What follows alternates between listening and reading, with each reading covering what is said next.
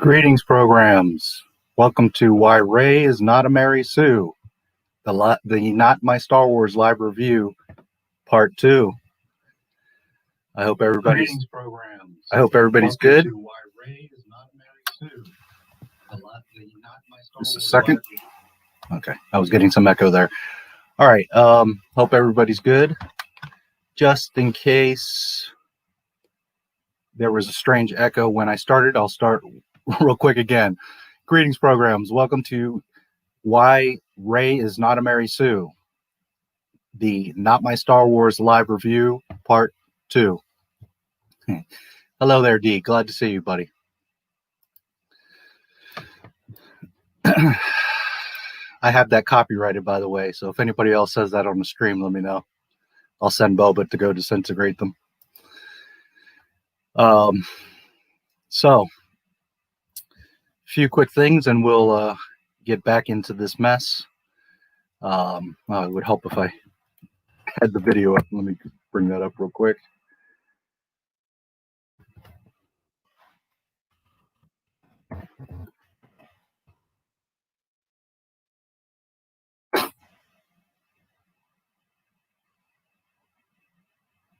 $4,400 views. Good for him.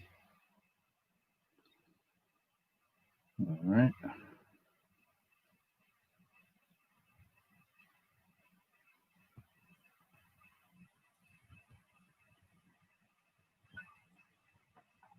Right about there should be good. Got a few more subscribers too. Okay, so while hopefully a few people come in and I get warmed up here for this agonizingly long review.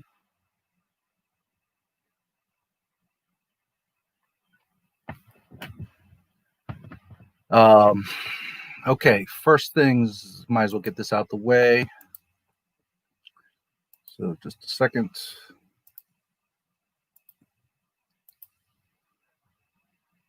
Okay, should come up. So for anybody that's not aware, there is a Not My Star Wars merch store. There's lots of goodies on here. Just wanted to mention that there's a few new designs. The Disney Star Wars is not canon designs. Also, what just came in is there's Samsung cases and iPhone cases. So there's the classic Not My Star Wars logo and the Menace mouse, both for iPhone and Galaxy. There's different colors. You can click into it and see it closer in different colors, etc. Mugs, t-shirts, sweaters, stickers, mouse pads. So there it is. If anyone's interested, and if anyone does purchase this stuff, please send me a picture or a video or something. I would love to see you guys wearing my logo or whatever. That would be awesome. So there it is. It helps if you buy any of that stuff. I appreciate it. Okay.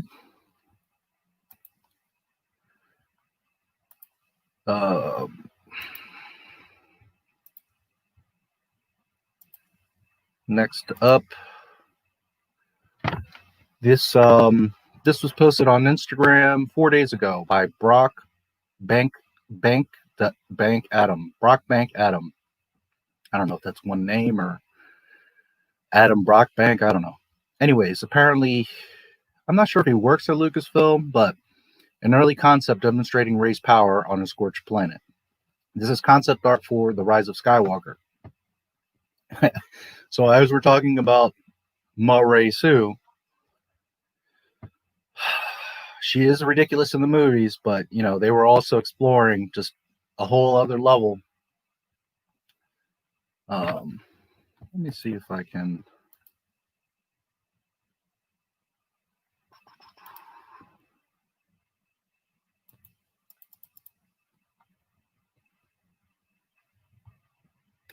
Right now I'm forgetting the damn.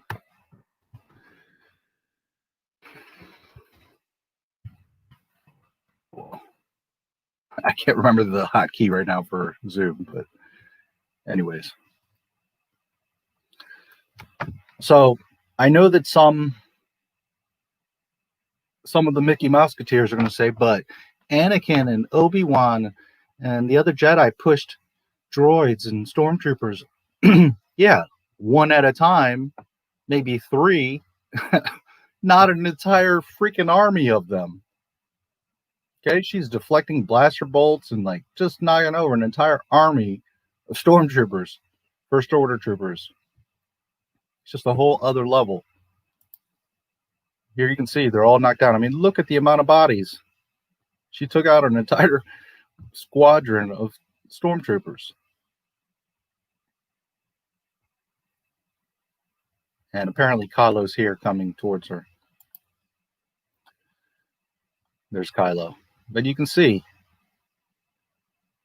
I mean, she just wipes out a whole thing of stormtroopers. It's just insane.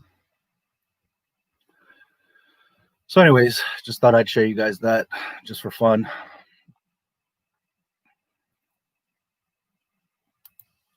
All right.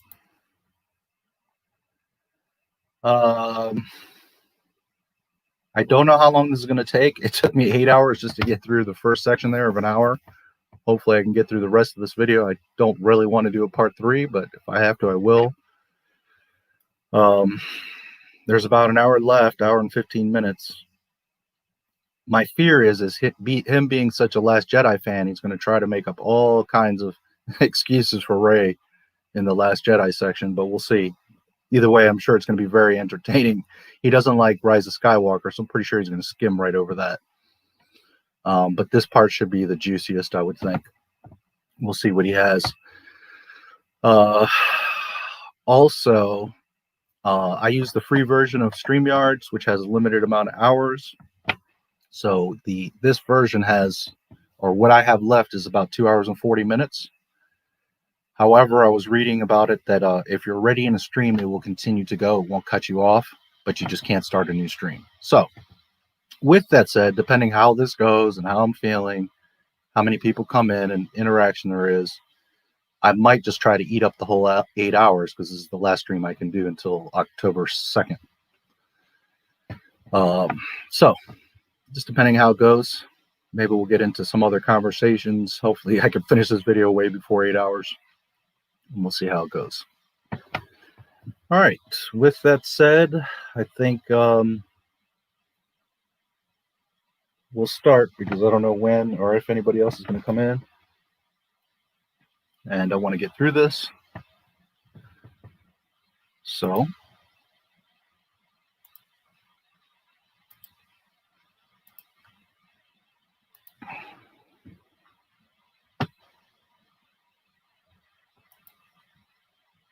halfway. However, regardless. Hold on.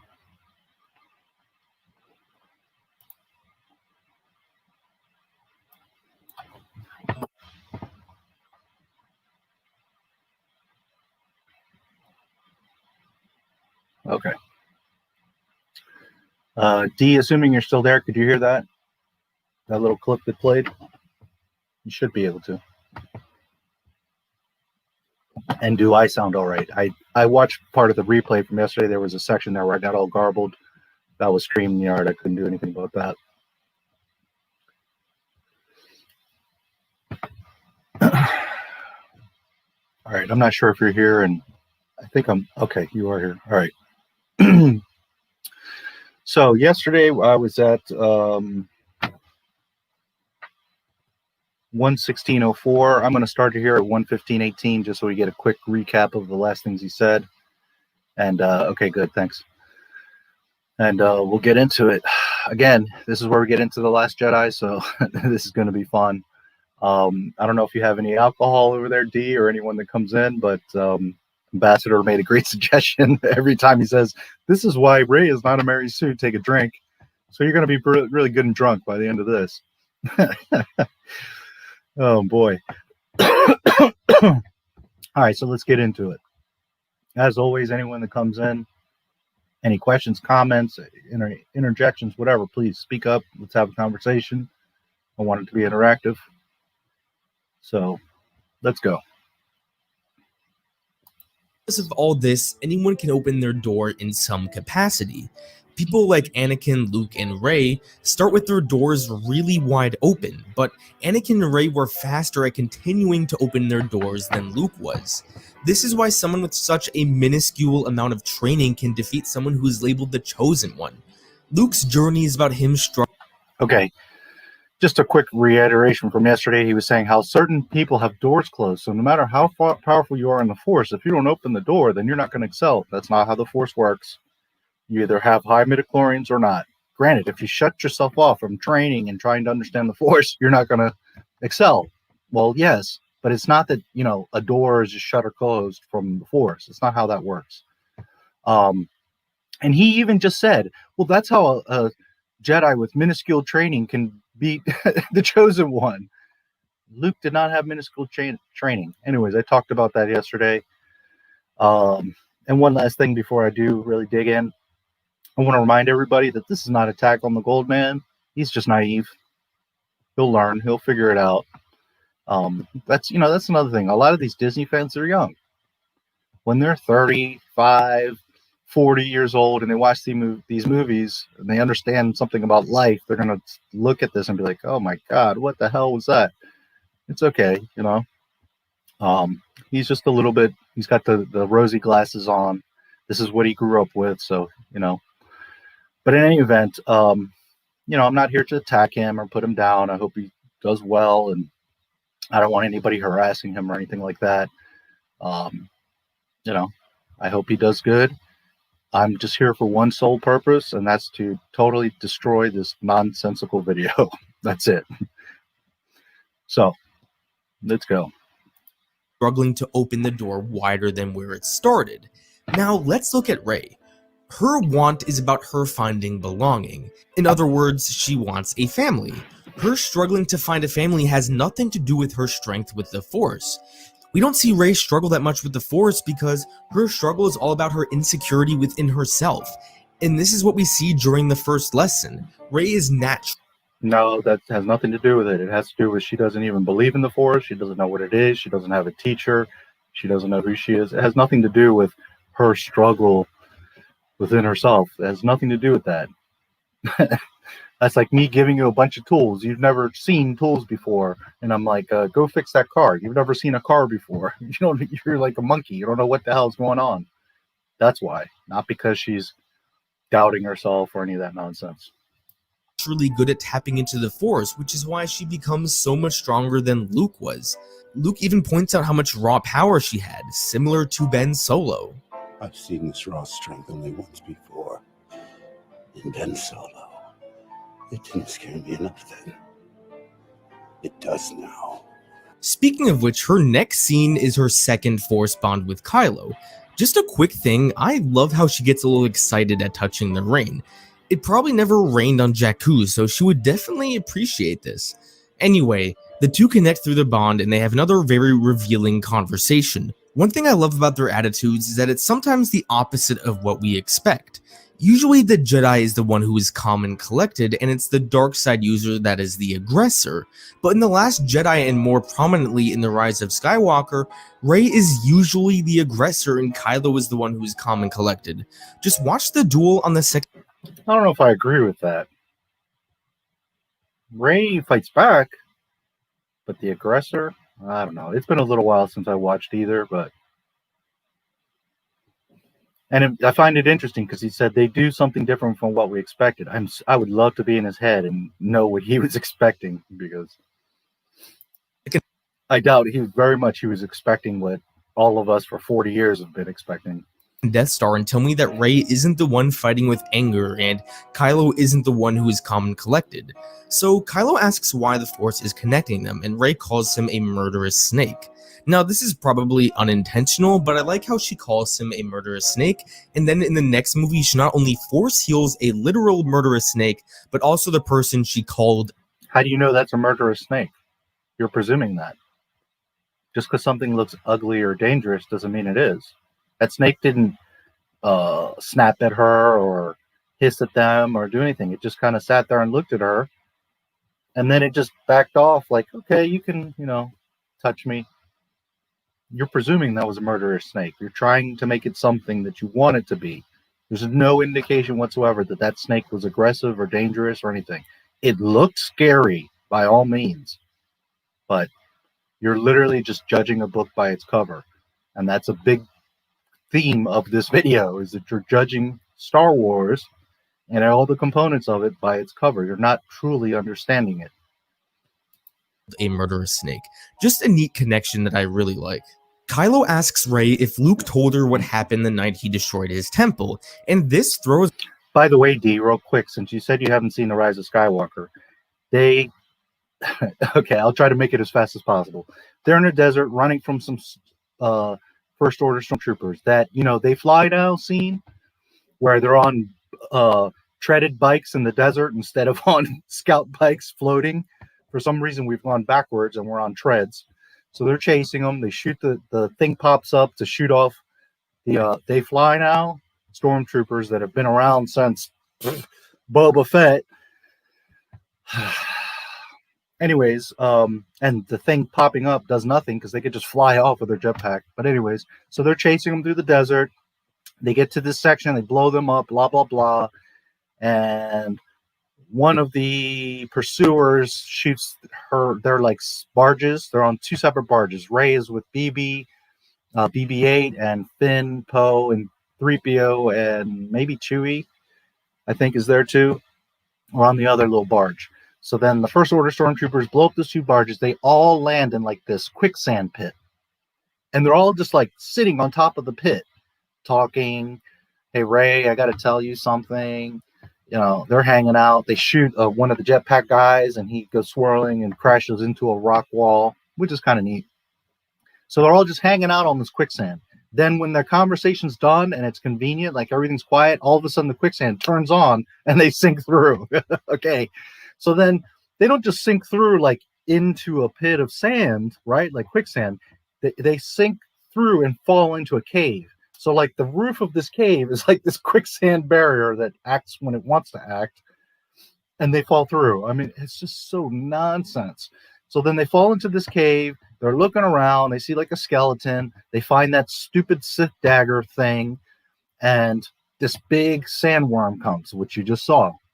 Okay, so that thing, you know, it hisses a little bit and, you know, looks scary, but it doesn't like approach them or snap at them or anything. It's just there. So then, you know, Rey, all of a sudden now she can tame animals, I guess, like walks up to it, I forget, or maybe it wraps himself around her, whatever. So then he like rears back and she sees that it has a big gash, like a wound in its body, right? And like the lower part of its tail, which we get no explanation why, how. It's just there injured in this cave. So she then, out of nowhere, puts her hand on him and force heals this damn thing. No mention of force heal, no training, no reading, no. She just out of nowhere force heals this worm. And like you've probably seen where Kylo gets healed, it's the same thing. It's not like it makes it better or it just closes the wound. I mean, it like you can see it internally, inward out, healing, and it fixes the wound. And it's not like, okay, there's a scar. I mean, it totally like baby skin, brand new, fresh, like as if God had touched the worm, and the wound is totally gone, like completely healed, no scar, no nothing.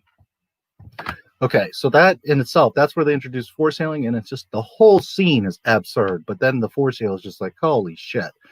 Okay, now the funny part is that Poe, I don't remember if it was before that, during that scene in the desert, or just after. I can't remember specifically, but it's right around that time.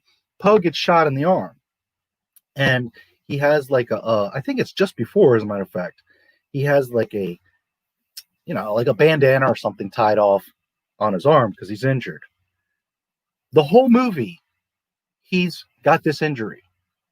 So Rey heals a fucking sandworm, but not Poe, who's her buddy, right there with her, or any time throughout the whole movie. The whole movie, Poe is going around with an injured arm, and she heals this freaking worm. And she heals Ben freaking Swallow. It's ridiculous. She heals Kylo Ren and a worm, but not Poe Dameron. So there you go. That's how stupid that movie is. was Ray off. Kylo asking Ray if Luke told her something implies that Luke is hiding something from Ray, something he doesn't want her to know, which makes sense considering he lies to her the first time he tells Ray what happened. Ray tells Kylo she knows everything she needs to know about him, and this shows a lot about her naivety. Ray wants to believe Kylo is just this evil person, but it's not that simple. There is so much more to Kylo's backstory that Ray doesn't know yet. So what this Force Bond scene really establishes is another example of how naive Ray really is. She's always willing to believe things that she wishes to be true rather than what's actually true. Actually, you're talking about yourself. That's literally his defense right now, is what he's doing in this video. That's how he's justifying Ray, is his naivety and his trying to find a way to explain what is happening. That's literally what this video is. He's vicariously using Ray to explain and justify his video. That's literally what's happening here. And again, like I said yesterday, intelligence, heroism, morals, fear, emotions have nothing to do with a Mary Sue. A Mary Sue is someone that is perfect and that everything works out for them. It doesn't matter if she gets scared or cries or sad or whatever, because at the end of the day, everything works for this girl. She doesn't have to learn anything. She doesn't have to train. She doesn't have to consult or team up or anything. She just does everything on her own and everything works for her. That argument is null. She wants to believe that her parents are coming back, but they aren't. She wants to believe that Finn is with the Resistance, but he isn't. She wants to believe that Luke is this perfect person, but he isn't. She wants to believe that Kylo is just this simply evil man, but he isn't. Rey choosing to believe things she wants to be true is a huge flaw, one flaw that a Mary Sue would not possess. At the end of their bond, Rey calls Kylo.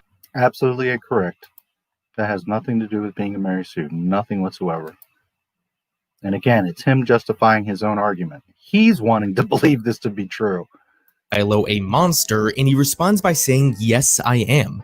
This response makes Rey genuinely uncomfortable because this is a very unusual response. And to me, this hinted towards Rey that there is something going on with him, and there is. Kylo was told his whole life that he is a monster. His parents shipped him off to Luke, and Luke almost killed him. If people keep calling you a monster, especially your family, odds are that you are going to think you're a monster. And this is why Kylo thinks that, and this is also why Rey later on wants to help him. Because she doesn't think Kylo is a monster, but someone who is deeply troubled and could be saved. Her next scene is her second lesson with Luke, which doesn't focus on Rey that much. Its main focus is on Luke. The only thing that affects Rey really in this scene is that she is told a lie about what happened the night Kylo destroyed Luke's temple, which ties directly into the third Force Bond scene. First of all, a Mary Sue would not be overwhelmed by seeing Adam Driver shirtless, so when Rey flusters, That's absolutely nothing to do. What does that have to do with anything? She's a woman. He's a man. That's the first time she's seen a man with his shirt off. Has nothing to do with her liking, disliking, whatever emotion, reaction she has to a person of the opposite sex. Has nothing to do with her being a Mary Sue or not, dude. What are you talking about? here, it is the ultimate example of her not being a Mary Sue. This is the ultimate example. What? Again, he needs to look up the definition of Mary Sue because he's very confused. But in all seriousness, this scene does actually show us a lot of Rey's flaws. Rey asks Kylo why. It is not a flaw for a woman to be shy or to like seeing a man with his shirt off. What are you talking about? Why he killed his father, and that she doesn't understand. These next few exchanges are so important. I think people are too focused on a shirtless Adam Driver to understand what's going on. When she I don't think any of us were focused on that. Everybody was like, ugh. I think you're focused on it because this is like the third time you're mentioning Kylo with his shirt off. I think you, the old man, are a little bit obsessed with Kylo with his shirt off. She says, "I don't understand," he says, No, your parents threw you away like garbage. They didn't. They did, but you can't stop needing them. "No, your parents threw you away like garbage," basically saying that she should understand. They were both abandoned by their parents. What? Wrong. Rey was literally sold off to a junk trader. Kylo was not abandoned by his parents. He was entrusted by Han and Leia with Uncle Luke Skywalker to be trained. He wasn't abandoned. Then he got seduced by Snoke, and he turned and went off and destroys the temple, kills the students, and goes off to join Snoke. See what I'm talking about? Like, not only do you not know Star Wars, kid, but you don't even know the old movie that you claim to love. He at no point was abandoned, nor is Han Solo a deadbeat dad, or Leia didn't care, or any of that. What the fuck are you talking about? She responds by saying they didn't, because at this point in the story, Rey is still in denial about what happened with her parents. What Kylo says next... No, she's not in denial. She's literally playing what JJ or Rian Johnson told her to do, because as we all know, she was a Kenobi, she was a nobody, she was a Palpatine. She's not in denial. She's literally playing what she's being told, and that is that her parents left her. That's what the script, that's what the film just said. You're inferring, you're trying to make something that it is not. It is literally telling you that your parents abandoned you and sold you for drinking money. It's not a speculation. Is literally spelling out her biggest flaw. He says, They did, but you can't stop needing them. It's your greatest weakness. That's not a flaw. Needing your parents is not a flaw. You would be flawed if you didn't need your parents, especially at 9 years old. For them everywhere. In Han Solo, now in Skywalker. they did, but you can't stop needing them. It's your greatest weakness, looking for them everywhere in Han Solo now. Listen, I'm not trying to be mean, but Goldman, you're a college kid that's broke. And I know this because you said it on your own stream. And yes, I watched. You probably called your mom yesterday asking for some money. So shut up. In Skywalker, Kylo literally spells out that Rey's greatest weakness is her need for her parents, and people have the audacity to watch this movie and say Rey has no flaws. He proceeds to tell her his point of view on the night he destroyed Luke's temple. I love Rey's response here. She calls him a liar, but the way she says it shows that she knows he is somewhat telling the truth. This is great acting on the part of Daisy Ridley, in my opinion. Then Kylo gives her the famous "let the past die" speech before the scene ends. And one more thing, if you are someone who says "let the past die" is the theme of this movie, then you are something else. The philosophy of the villain is almost never the theme of the movie. The theme of Infinity War. What? That is literally the point of the movie, to kill off all the past. What are you smoking, young man? What is Star Wars about? Obviously, you are clueless. Star Wars is about Darth Vader wanting to control the freaking galaxy so that he can make decisions for everyone, so that he can keep Padme from dying. What are you talking about? You are so damn clueless about Star Wars. Star Wars literally is all about Anakin Skywalker and his turn to the dark side and his motives for doing so. What planet are you on? And again, this is not Marvel. This is not a comic book. You cannot compare Thanos to Kylo Ren, of all people. What the hell? Unfucking believable. Just a moment. I don't know that anybody else is here anyways. I think I'm by myself. But I forgot to share this, so give me just 1 second to share this out. Wow. I don't. Wow.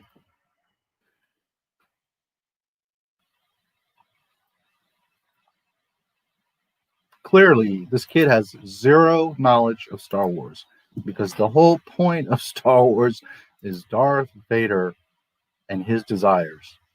So what it all comes down to, his selfishness, his needs, his wants. Wow.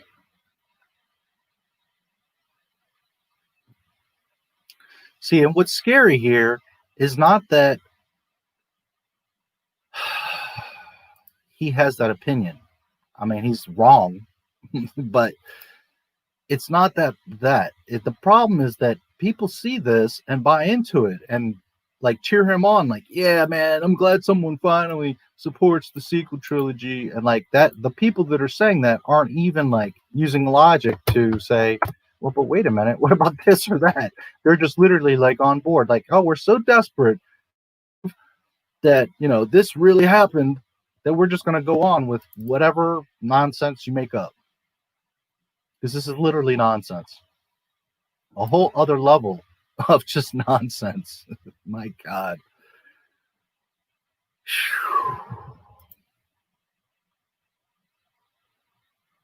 All right. Well, if anybody else is watching, just a moment. I'm just sharing it out real quick. Wow. I mean, it's getting worse. This video is getting worse. I didn't think it could, but my Lord, you're making claims that are just asinine.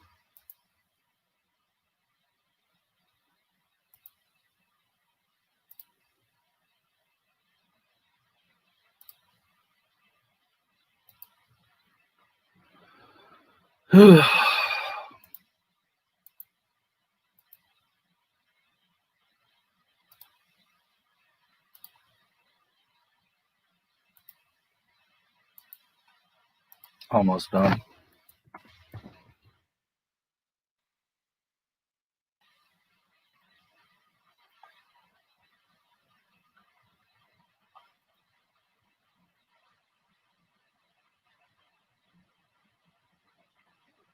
Do, do, do.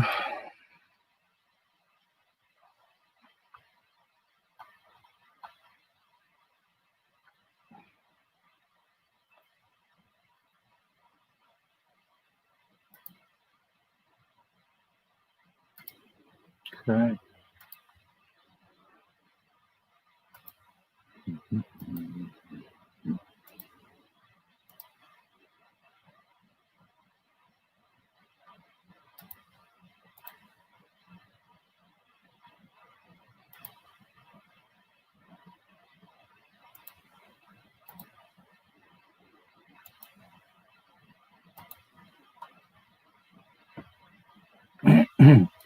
So you did have to do a part two. Yeah, I only got about halfway through the damn video. So hopefully I can finish because I don't really want to do a part three, but it's just so bad. Oh boy.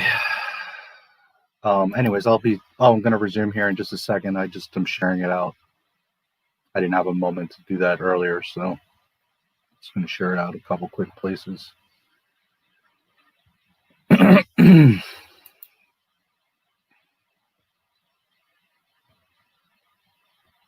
And that was just The Force Awakens, Ambassador. Now we're getting into The Last Jedi, which is his favorite movie. So now it's going to get really crazy.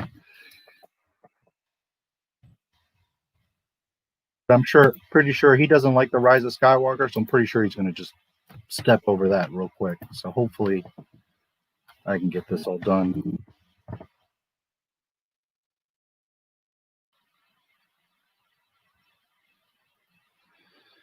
It's probably going to take a few hours because at the rate of his analysis, but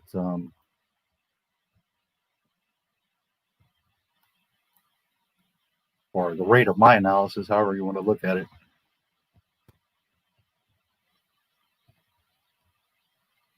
Come on.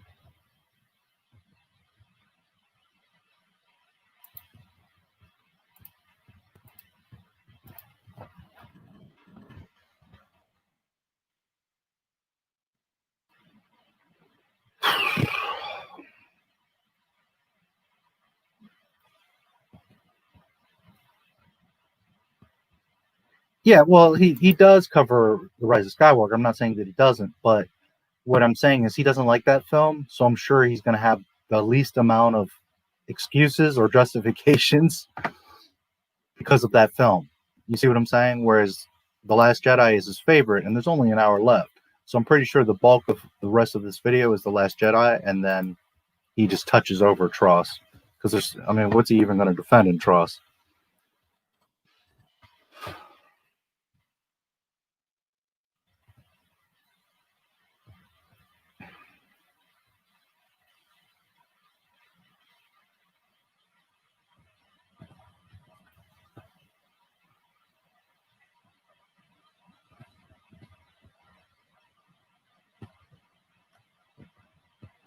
I think that this whole thing weighs heavily on The Last Jedi to him. You know, like here he's like, oh, this is the part where I'm going to convince everyone.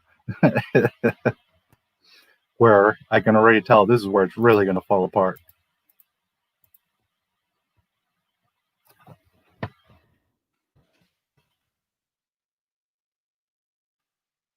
All right, almost done.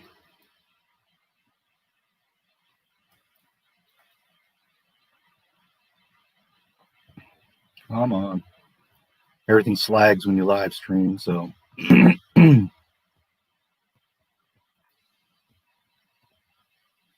Come on, damn it.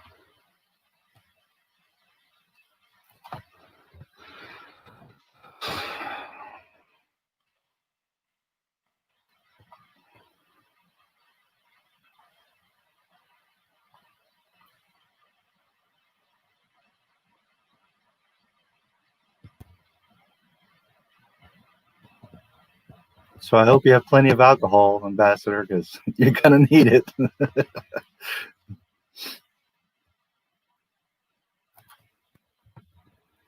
Oh, boy. We're all going to need it.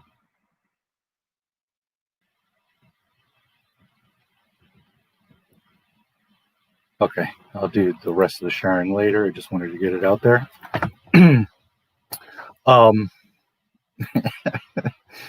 Oh, Lord. I'm going to go back a couple seconds because you just came in. Listen to what he says here. It's absurd. Is the theme of this movie.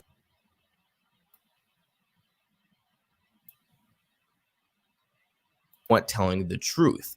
This is great acting on the part of Daisy Ridley, in my opinion. Then Kylo gives her the famous "let the past die" speech before the scene ends. And one more thing, if you are someone who says "let the past die" is the theme of this movie, then you are something else. The philosophy of the villain is almost never the theme of the movie. The theme of Infinity War is not sacrificing half of humanity for the greater good of the other half. So I hope people realize that the theme of a movie like Star Wars is usually the exact opposite of the villain's philosophy or something similar to that. Not. Immediately afterwards, she goes straight. Star Wars is literally about Darth Vader wanting to conquest the freaking galaxy, control everyone, save Padme. What are you talking about, kid? It's literally all about Anakin and Darth Vader. Wow. To the Force cave she saw earlier. She goes here because Luke mentioned how the cave had something she needed, and that something is the identity of her parents. One criticism that is often laid on Rey here is that she shouldn't be able. Again, you're presuming. Luke never said anything about finding your parents down here. You are interpreting this however you want. Furthermore, if we ask Ryan Johnson, he probably will say it was some artistic thing about metaphor about life, and who knows. Yes, you're inferring that she's seeking her. I mean, she does say, "Show me my parents," but Luke never told her that that's why you need to go down there. Not at all. Just like Yoda never told him why he needs to go in the cave, just that he has to go there. And furthermore, he tells Rey to stay out of the cave. To swim. Now, this is like one of the smallest nitpicks because Rey is swimming for less than 10 seconds, and it's not even that important to. Okay. Yes, it is important. When you grow up in the desert. And that is often laid on Rey here is that she shouldn't be able to swim. Now, this is like one of the smallest nitpicks because Rey is swimming for. Okay. Take an animal, take a child, take a grown adult that has never learned to swim and throw them into a puddle. Never mind underwater like this. They are going to drown. Most people, like when you fall in water, you're still kind of on the surface and you're like this. She's underwater. She's dead. She's done. If you've never swam before, your chances of figuring it out and getting out of that are 1 in 10 trillion. It's not even you're dead. You're dead.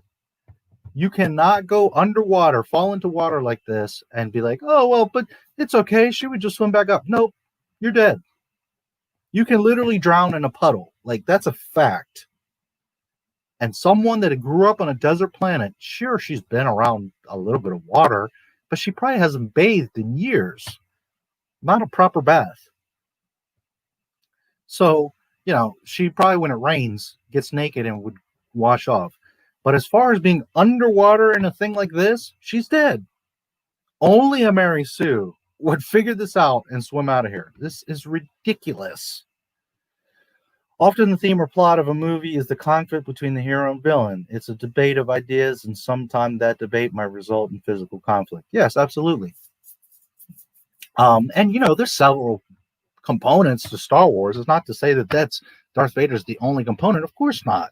It's about the Jedi falling. It's about politics. It's about Luke finding himself. I mean, it's a lot of things. But at the end of the day, the main theme of Star Wars, as we all know, is Anakin turning to Darth Vader and wanting to control the galaxy because he thinks he knows better for everyone, because he wants to save Padme. It's literally the story of Darth Vader, of Anakin Skywalker. And he's sitting here arguing that it's not about the antagonist. Well, no, that's literally what Star Wars was. It's all about the antagonist. Because Anakin was never the protagonist of Star Wars. Luke was in the OT, but in the PT and the overarching 6 movies, Anakin was not the protagonist. You know, you could say, I mean, at least not the direct, standout, obvious protagonist. Because Obi-Wan was very much the protagonist. Yoda was very much the protagonist. You know, and you could even say, like, Emperor Palpatine, for the most part, was the antagonist. Okay. But deep down, Anakin, it was Anakin's story, and it revolves around him, but it wasn't like he was the only character. There was all this stuff going on. Padme is very much the protagonist. You know, and although Anakin doesn't till later, when he turns to Vader, really become the true antagonist, at the end of the day, that's, you know, the whole theme of all of this is Anakin. Anyways, Rey is dead right now. I don't want to hear any freaking excuses. She's dead.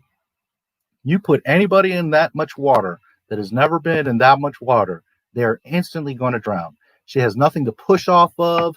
She doesn't know how to paddle or swim. She's not even close to the surface. She is deep in water. She wouldn't have held her breath. She got surprised and fell in. Ben or Kylo is rejecting his past, but runs contrary to his goal in TFA. Worship of his grandfather, Anakin Vader, and this idea of letting the past go runs contrary to the established motivation. Exactly. But as he's arguing The Last Jedi, and that's not his motivation, well, that's not true, because literally Rian Johnson's motivation here and the theme of this film is exactly that. Kill the past. Let the past go. Let it, kill it if you have to.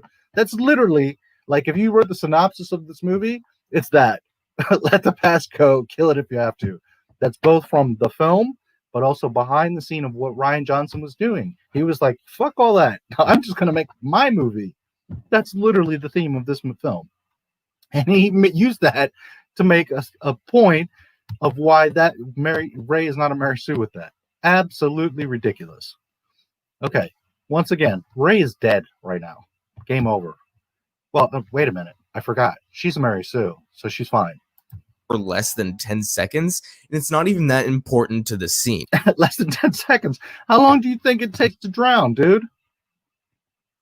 The second you're underwater, you don't understand breathing, paddling, kicking your legs. You suck in some water, you're choking underwater. Within seconds, you're dead. You're done. But sure, it's likely that Rey hadn't done any swimming. But it's not like Rey is swimming out in the ocean here. She falls like a few feet away from an... She's underwater with nothing to grab or kick off of anywhere near her. Yeah, there's stuff around her. But, you know, again, I'm going to look one more time just to make the point. It's ridiculous. Also, most people who can't swim and... Look, there's nothing for her to grab, push off of, do anything. And you know what I just noticed? It looks like there's an alligator skull here. I never saw that before. See, I mean, it might just be a rock giving an illusion, but it looks like there's teeth. There's the long nose. There's the eye socket. It's like shaped like not an alligator, you know, some Star Wars creature, but I just noticed that. I never noticed that before. Anyways, no one can argue this. You see her in the middle of water, deep water. It doesn't matter if it's the fucking ocean. There's nothing for her to grab or do. Anybody off guard, falling into water, could choke on water, or if nothing else, didn't inhale a big breath to hold your breath underwater. So she went in with no oxygen, doesn't know the environment, doesn't know how to swim, is totally in shock and surprised, maybe even saw this skeleton, and she's just like, oh yeah, okay, I'll swim out. Bullshit. She doesn't have to be in the ocean. She's fucking submerged in water, dude. End up drowning do so because of panicking. Just because Rey may have never swam before, that doesn't mean she is necessarily afraid of large bodies of water. I've never been...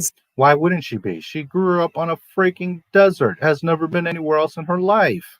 She would be terrified of a large body of water. A cat is terrified of large bodies of water. skydiving before, but I'm not afraid to do it.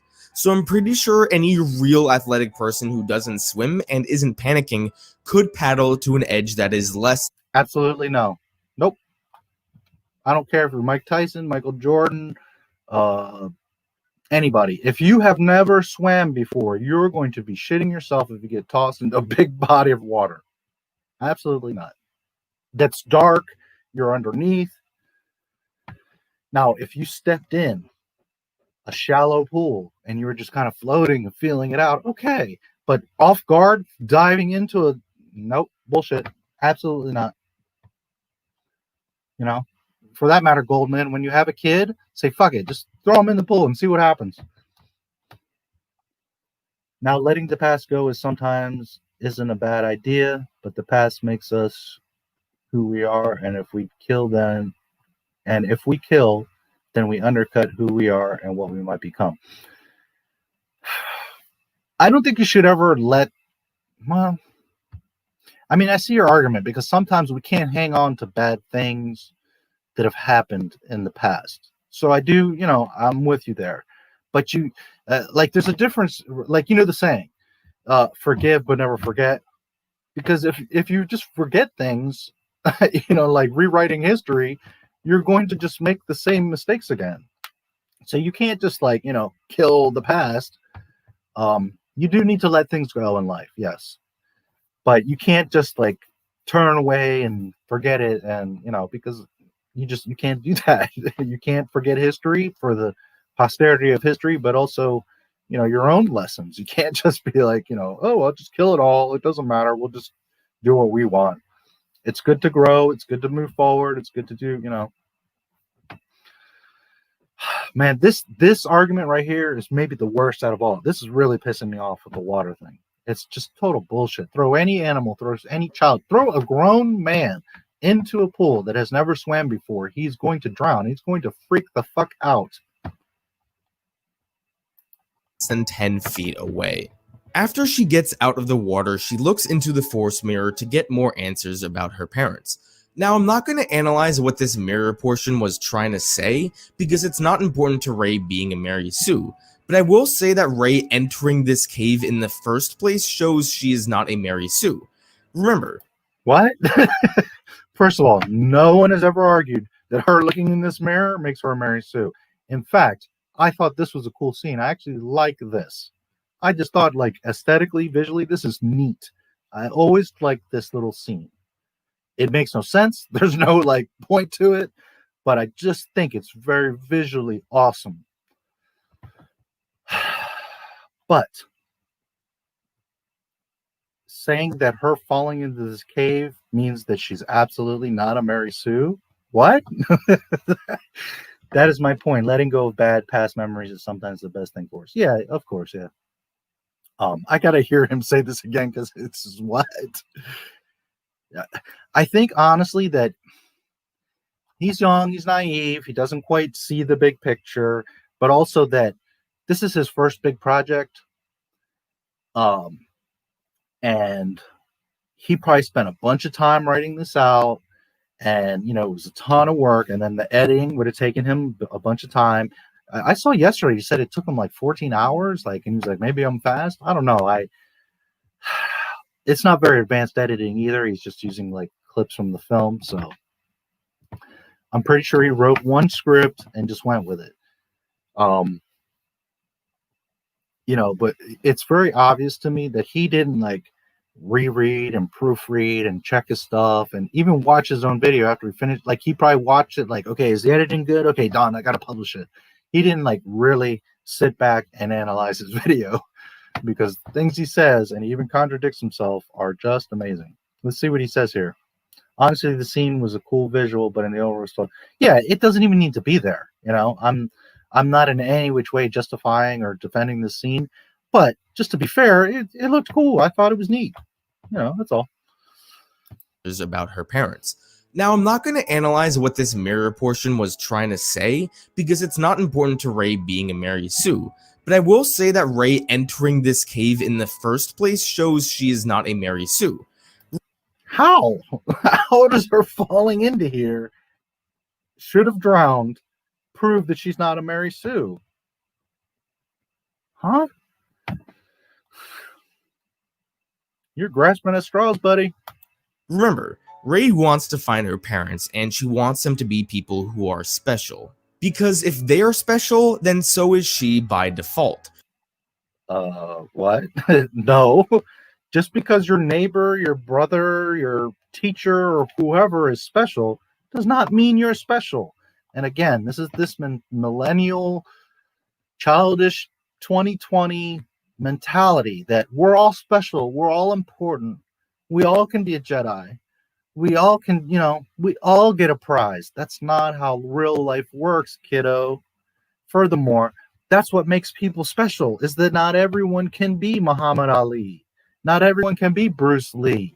Not everyone can be Harrison Ford or, you know, whatever, Mario Andretti. That's not how it works. Just because you believe and you work hard doesn't mean you're going to become great. Sorry to break the news to you, young man. It's not how the world works. By all means, if you try, if you put conviction, you're good energy, you work hard, then most likely you're going to be successful in something and in some way. But just thinking that because you're, you know, I can do it, is going to make it happen is completely stupid. You may not get the reference, but this scene does remind me of a scene from the first Harry Potter film when he looks into a mirror and sees, yes, I was never like a huge Harry Potter guy. I lived in San Diego for a year and I was dating a girl that loved the books and the movies.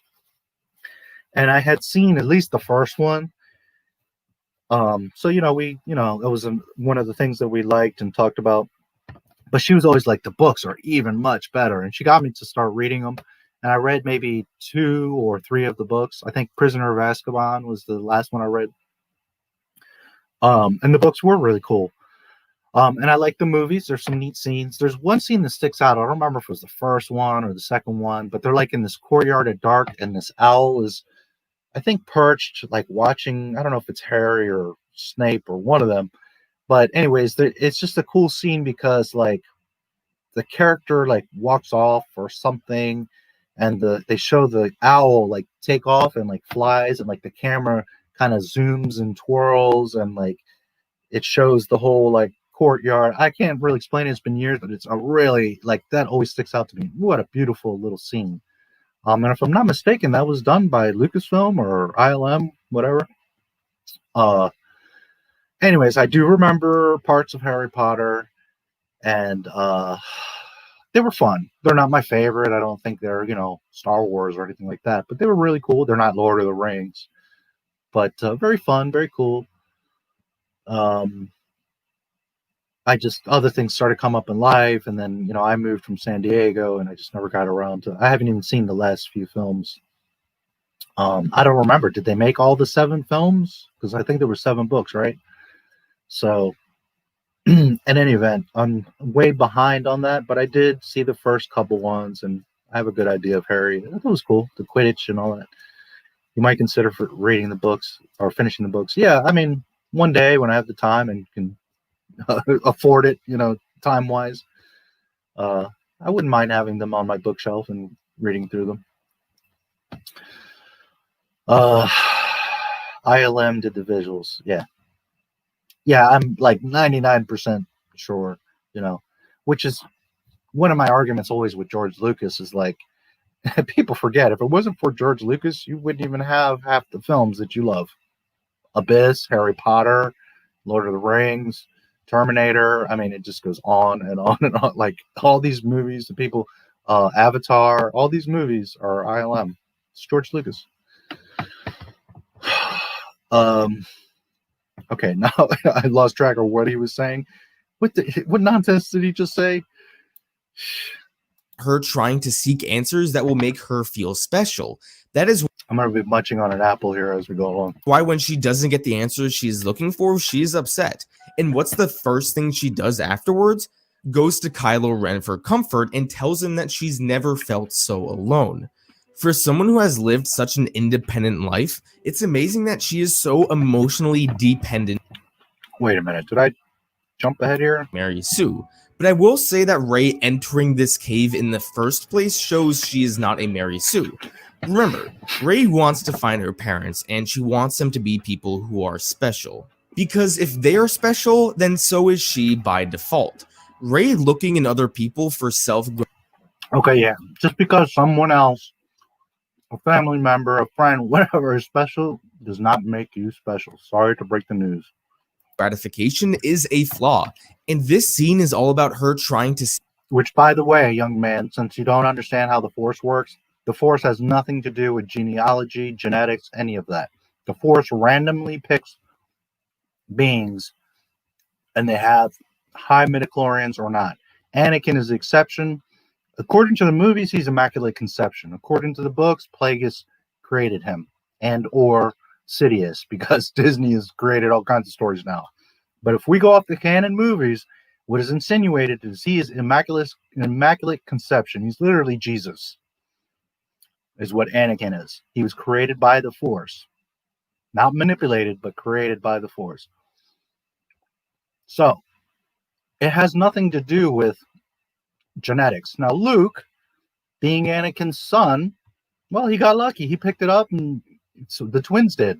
But as you can see, Leia is not as much affinity as Luke, and it doesn't work that way. It's not like just because you're a Jedi, you're going to have Jedi kids. Now, there is Ben Skywalker, there is Jaina and Jason Solo, but that's EU. But just to further this argument, the whole explanation of Palpatine coming back was a clone, and that Rey is born because he clones himself and has a son, which is really not a son. He's just a clone who looks nothing like him and was a failure. That's why he has his own son or clone killed, because he was a total failure. But yet somehow it jumped a generation, or because Rey is technically his daughter. Oh boy. And Rey has the Force, and she's part of the Dyad, and she's the true Palpatine Empress. Oh Lord, what a mess. Yes, they did all the books into movies. They did split the final book into 2 movies. Okay. But they are a lot of fun. If you enjoyed the first 3, I think I would. Again, you know, when I have the time, and just other things were going on in life and I didn't get around to it. So there's 8 movies, because if I remember correctly, there was 7 books.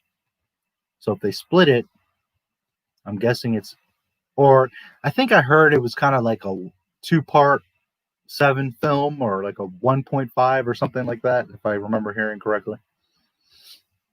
But I guess technically 8 films. So being a Skywalker or being a whoever doesn't matter. This is why Baby Yoda doesn't work either. Just because he's a little Yoda doesn't mean he has the Force. Unless, of course, you're Dave Filoni and you just make shit up. Seek answers that will make her feel special. That is why when she doesn't get the answers she's looking for, she's upset. And what's the first thing she does afterwards? Goes to Kylo Ren for comfort and tells him that she's never felt so alone. For someone who has lived... She goes to him for comfort. I don't know about that. Because at this point, I don't think 7 books but 8 movies, the final book was split into 2 movies. Okay, got you. At this point, and really technically at no point in the movie can they just like start the Skype. It just kind of happens in certain moments. It's not like Bring, calling Kylo. Will you connect now? It's not how it works. It's randomly happening. And according to Snoke, he's the one that was making it happen. So he was opening that bridge. So as far as her calling out to him, no. She was sad. She was sitting there. If they're following their own canon, Snoke was watching. So then what did Snoke do? He took advantage of her vulnerability, opened the channel to Kylo, and there you go. They started communicating because it wasn't that she called out to Kylo. I think he's a Raylo. I think this kid is a Raylo. Lived such an independent life, it's amazing that she is so emotionally dependent on others. And it makes perfect sense that she goes to Kylo. I don't believe that. They never show us that in the film. On the contrary, they show us the opposite. Yes, her, or even me, if I was in a desert by myself all these years, didn't have my family, I would want to make friends, find my family. Absolutely. I would want some connection. But never is she dependent on anyone in these movies. She's freaking Mary Sue. She doesn't need anybody. She does everything on her own. She insists that they stay alone or stay away, that it's too dangerous for everyone. She tells Finn is like flirting with her, and she's like, you don't know me, nobody knows me. She doesn't get close to anybody. She's not dependent on anybody because she doesn't get close to anyone. The only person they hint at her kind of having a relationship is Leia. Outside of that, she's not dependent on anybody. She's Miss Independent. Exact literal opposite. Kylo here. He just told her how he felt abandoned by his parents. Rey strongly relates to this. She may not want to kill her parents the next time she sees them, but she understands that pain of feeling abandoned but still needing them. This is what causes Rey to begin to somewhat trust Ben. She knows what he is. So he's justifying Ben killing his father. That's what he just did there. Wow. Which we have to look at the bigger picture. What he's doing is justifying why she would fall in love with Ben. Why? Because this kid's a Raylo. Going through, so she thinks she can help him turn back to the light side. This is why she's open to touching his hand, because she understands him now. No, because she's curious and she's seeing someone through the force in front of her, and she's like, what the hell is this? And they're both curious. Well, can we actually make physical contact? They're experimenting. Goldman, you're the one who's putting emotion and all this nonsense into it. It's not that. It's literally what we see. They're two young people experimenting. And let me tell you something. If I was having the same experience of some ghost appearing, not ghost, but, I'm seeing someone through the ether, well, then what are we both going to logically do? Hey, dude, can we shake hands? Hey, dude, can we touch each other? Can I throw something? Can you catch this baseball? It's just human curiosity. However, before they can continue talking any further, Luke interrupts and breaks their bond. Rey is annoyed that Luke didn't tell her the truth, and they get into a small fight. Now, the criticism of this fight is probably one of the worst criticisms of this movie. If you say that Rey beat Luke in this fight, then you are so disingenuous, it's crazy. Wow, the only one disingenuous is you. Luke is on his back.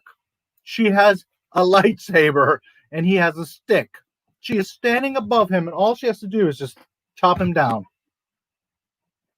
Wow. He is desperately trying to defend this girl. Luke is literally toying with her. Let's just look how he fights her. He dodges her 3 times and then hits her. He's blocking all of her attacks, and then he straight up takes her staff and tosses it away.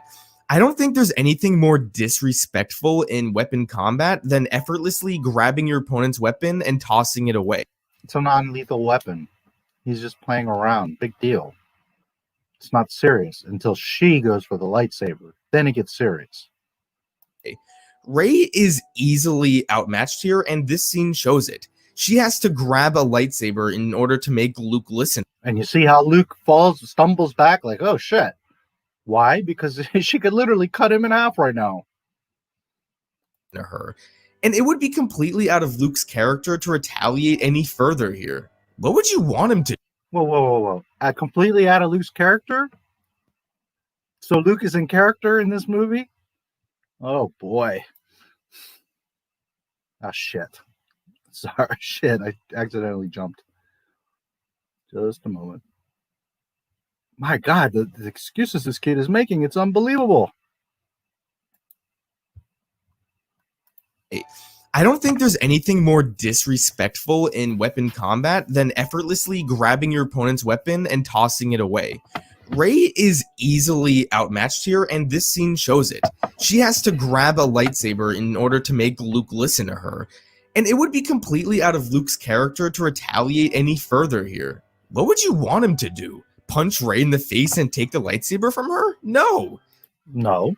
But he could have easily used the Force to knock the lightsaber away, or if Kylo can just, freeze her in place, well, then why can't Luke? Oh, I forgot. Kylo and Mary Sue are much more powerful than the greatest, most powerful Jedi in the history of Star Wars. My bad. So this fight is another example of why Rey is not a Mary Sue. Mary Sue would easily outclass Luke in the fight and wouldn't need a lightsaber to end the confrontation. She just did. It doesn't matter the means. What matters is the result. And the result is that she has Luke Skywalker on his back with a lightsaber and that she could kill him right now with the flick of her wrist. It does not matter how that happened. What matters is that it did just happen. If Rey were Mary Sue, she would be the one dodging all of his attacks, and she would be the one grabbing his weapon and tossing it away. So if you use this scene as an example of Rey being a Mary Sue, then you are easily just manipulating the movie to support your agenda. And literally, what you just said is what you're doing. You're manipulating the movie to your agenda. Literally, that is what you're doing right now. Instead of taking what happened at face value. So after Luke tells Rey what really happens, she leaves to go confront Ben Solo. She believes that if she goes to him, then she can turn him back to the light side. So after changing her outfit, giving strange looks at the lightsaber, and putting on some mascara, she goes to see Kylo. I gotta give Rey credit, she's really making sure she looks her best when she's going to Kylo. He puts her in handcuffs and they go in the elevator, which is probably one of the sexiest scenes in Star Wars. Rey basically tells Kylo she knows this is sexy. He will turn good, and then Kylo is like, oh yeah, well I know your parents. And Rey's like, oh crap, and then he takes her to Snoke. Now this scene is a perfect example of... Man, I know how to pick up girls now. I trap them in an elevator and take them to the Supreme Lord that's going to have me kill her. So that's the secret. All these years I didn't know. Damn. Of people picking and choosing what they want to support their argument. Snoke tells Rey that she has fallen for a trap and that he formed the bond between Rey and Kylo. So there is your first evidence of Rey not being a Mary Sue. She fell for a trap. Remember, Mary Sues are flawless. That's your first evidence? Well, I thought you've made evidence for the past hour and 26 minutes. But again, falling for a trap doesn't mean you're not a Mary Sue. The fact that she gets out of the trap with no effort, no training, no education against Supreme Leader Snoke and Kylo Ren and Praetorian guards on a base full of enemies, that's what makes her a Mary Sue. All by herself she does this. And perfect and are overly competent.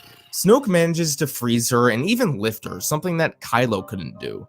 It's implied that Snoke does the same mind probe that Kylo did in The Force Awakens, only this time it works and Rey gives up the location of Luke. This is definitely not something that would happen to a Mary Sue. For one, a Mary Sue would be powerful enough to prevent getting force frozen, and secondly, a Mary Sue would not give up the location of Luke. How could people call Rey a Mary Sue in The Force Awakens for resisting Kylo, but not mention anything here when she doesn't resist Snoke? Whatever. Because she downloads all of Kylo's skills. She's actually using Kylo. And she escapes by herself. That's why she's a Mary Sue. Not because she got caught, but because she escapes, dude. For the next few minutes, Snoke is literally just toying with Rey. He knocks her on the head with the lightsaber, forces her to watch the resistance getting blown up, and then simply swipes her to the floor when she tries to rush him. Now, how can anyone watch this scene and still say Rey is a Mary Sue? She's completely outmatched here and is honestly just embarrassing herself. This would never happen to the Mary Sue from the Star Trek story. Anyway, Snoke freezes Rey one more time and tells Kylo to kill her. However, Kylo subverted our expectations and killed his master. Ryan Johnson subverted our expectations. Oh boy. Saving Rey. That's right, Rey needed saving from Kylo. A woman. Not necessarily. Not necessarily. That's what happened, but not necessarily. She might have figured out something. You're presuming that. Up until now, she would have definitely gotten out of it. So you're just presuming that. And by the way, she's never fought anybody, but then the first time she fights, she beats Kylo Ren. And now the second time she fights, she's going to take out a bunch of Praetorian guards. Right. Woman needed to be saved by a man. Rey was completely helpless until a man was able to save her. And people say Rian Johnson in this movie has an agenda. I don't think it needs to be elaborated on that a Mary Sue would not be in a helpless situation where a man would have to save her. Incorrect. Literally, you would put Mary Sue's into awkward situations because of the result that she's going to resolve that situation. That's the point, is to put her into awkward situations so that she can prove she's a Mary Sue by getting out of those situations. My Lord. After Snoke is dead, the Dyad fights the Praetorian guards. Now, of course, people use this scene to... Pay attention. This guy right here is going to swing at this level, and then when he gets close to her, he swings way above her head. After he swings, then she ducks. Assuming he shows it. Criticize Rey for being a Mary Sue. Right here. For some reason, he gets knocked back. Now watch. See right here where the axe is? It's right at her head level. All he has to do is just swing straight and chops off her head. Instead, when he starts to swing at her, he raises the blade and swings way above her head. Sue. Now, it's fast there, but that's what happens. It's ridiculous. a lot of the same things I said for the Starkiller base fight, I think apply here too. Rey is still decent at staff combat, but unlike The Force Awakens, this is not the first time she is wielding a lightsaber. I don't know if they're going to show it, but he swings, she hits. This blade in his other hand goes across her stomach, but he doesn't cut her. He just swings it. He should have just gutted her wide open. And then as soon as his arm comes over from the swing, this blade disappears. I don't know if he's going to show it. Considering she is getting No, but if you go back and watch it, that blade just totally vanishes. much stronger with the Force, and she has had some time to practice, she is definitely better with the lightsaber here than where she was in The Force Awakens. But there are two important aspects of this fight I think help explain why Rey was able to do well in this fight. One aspect of this fight is that Rey is fighting people who do not have the Force. A Force user fighting someone who doesn't have... How do you know they don't have the Force? You're presuming that. Do you know the history of Praetorian Guards? Now, I'm not saying that they do. In fact, I haven't studied them, but you're presuming they don't have the Force. Now, Force or not, they are Snoke's personal bodyguards, you knucklehead. Regardless of the Force, they're elite fighters. The Emperor's Royal Guard were the best of the Senate guards. They were the elite of the elite. Why? Because they're his personal bodyguards. So Force or not, nor is Rey using the Force. All she does is sword fight here. She's not using the Force to defeat these guys. Have the Force has an extremely large advantage. Just like with flying, sword fighting is all about reflexes and predicting where your opponent's next move will be. Jedi have insane reflexes and can see things before they happen. Again, how do you think Jedi are able to block blaster shots? And considering that Rey has this... With a whole lot of training and practice. I'm not saying that the Force doesn't come into it, but that's how. Is by training for 30 fucking years. That's how. huge advantage, it still takes her like a whole minute to take out this one dude at the end, while Kylo is fighting 3 guards at once. So yeah, a force wielder fighting a non-force wielder will always have a huge advantage. The other point that needs to be mentioned is the dyad. It is explained in The Rise of Skywalker that when these two are together, their power increases greatly. There is no dyad in The Last Jedi. Not only do you not know that, we, the audience, don't know that, they don't know that. And furthermore, JJ, KK, Ryan, Lucasfilm, nobody knew that. They invented that at the last minute during The Rise of Skywalker. So your argument is no. And in this scene, Rey and Kylo are together, so their strength in the Force is going to be stronger than it would be if they were apart. So that's really all I have to say about this fight. I'm not going to comment on the absolutely ridiculous criticism of the choreography or the... After all the guards are dead, Rey and Kylo have their talk and join sides and talk about who Rey's parents are. Rey finds out that her parents are not only dead, but were nobody. It's good criticism. If I were... He even shows it. Or the disappearing blade. Okay? Remember what I said. This guy in the right hand, in his left hand, he had a blade, and he swings across here. He should have cut her stomach wide open, but he doesn't. And then you can't see his left arm right now, but watch this. You see there? The blade is gone. It just vanishes. So instead of him just stabbing her in the back, what they did is they just made the blade disappear. And he shows it, but then has the nerve to say, well, I'm not going to listen to the absurd analysis of terrible choreography of this battle. This is literally the worst choreography of any fucking fight. Never mind Star Wars. It's just disgusting, this battle. He shows it, and he mentions it, but then he says, well, but that's invalid. Because I'm not here... See, the blade is not there. Right now, he should just be stabbing her right through the back. The blade is gone. Listen to what he says. To defend every aspect of this movie, nor refute every nitpick that people think is good criticism. If I were to do this, then maybe I would have to make a video that is closer to 10 hours. So after all the guards are dead, Rey and Kylo... Okay, this is your favorite film. You're defending Rey, but then you just said if I had to cover all the criticism of this film, it would take 10 hours. Do you hear your own argument here?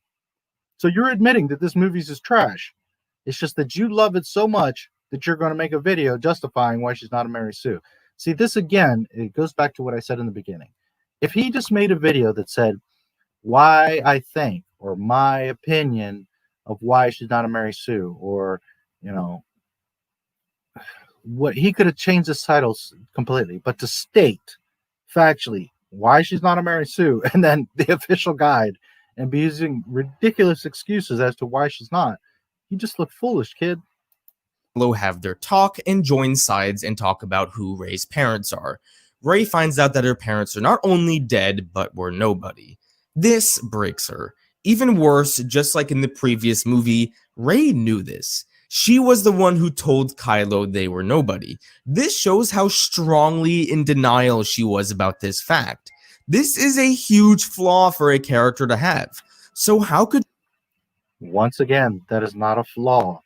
To be emotional, to be missing your parents, to be confused. And this has nothing to do with Rey. This has to do with the people that wrote this trilogy, had no plan, kept changing her heritage, and therefore the character didn't know what to do. She was just acting in the moment as that day, the page of the script they gave her that day, that's what she had to go by. And you've even admitted that she said there was no plan, and you're sitting here arguing it. Could she be in denial about this? Imagine Luke in Return of the Jedi so strongly refusing to accept that Vader was his father that he doesn't even remotely acknowledge it.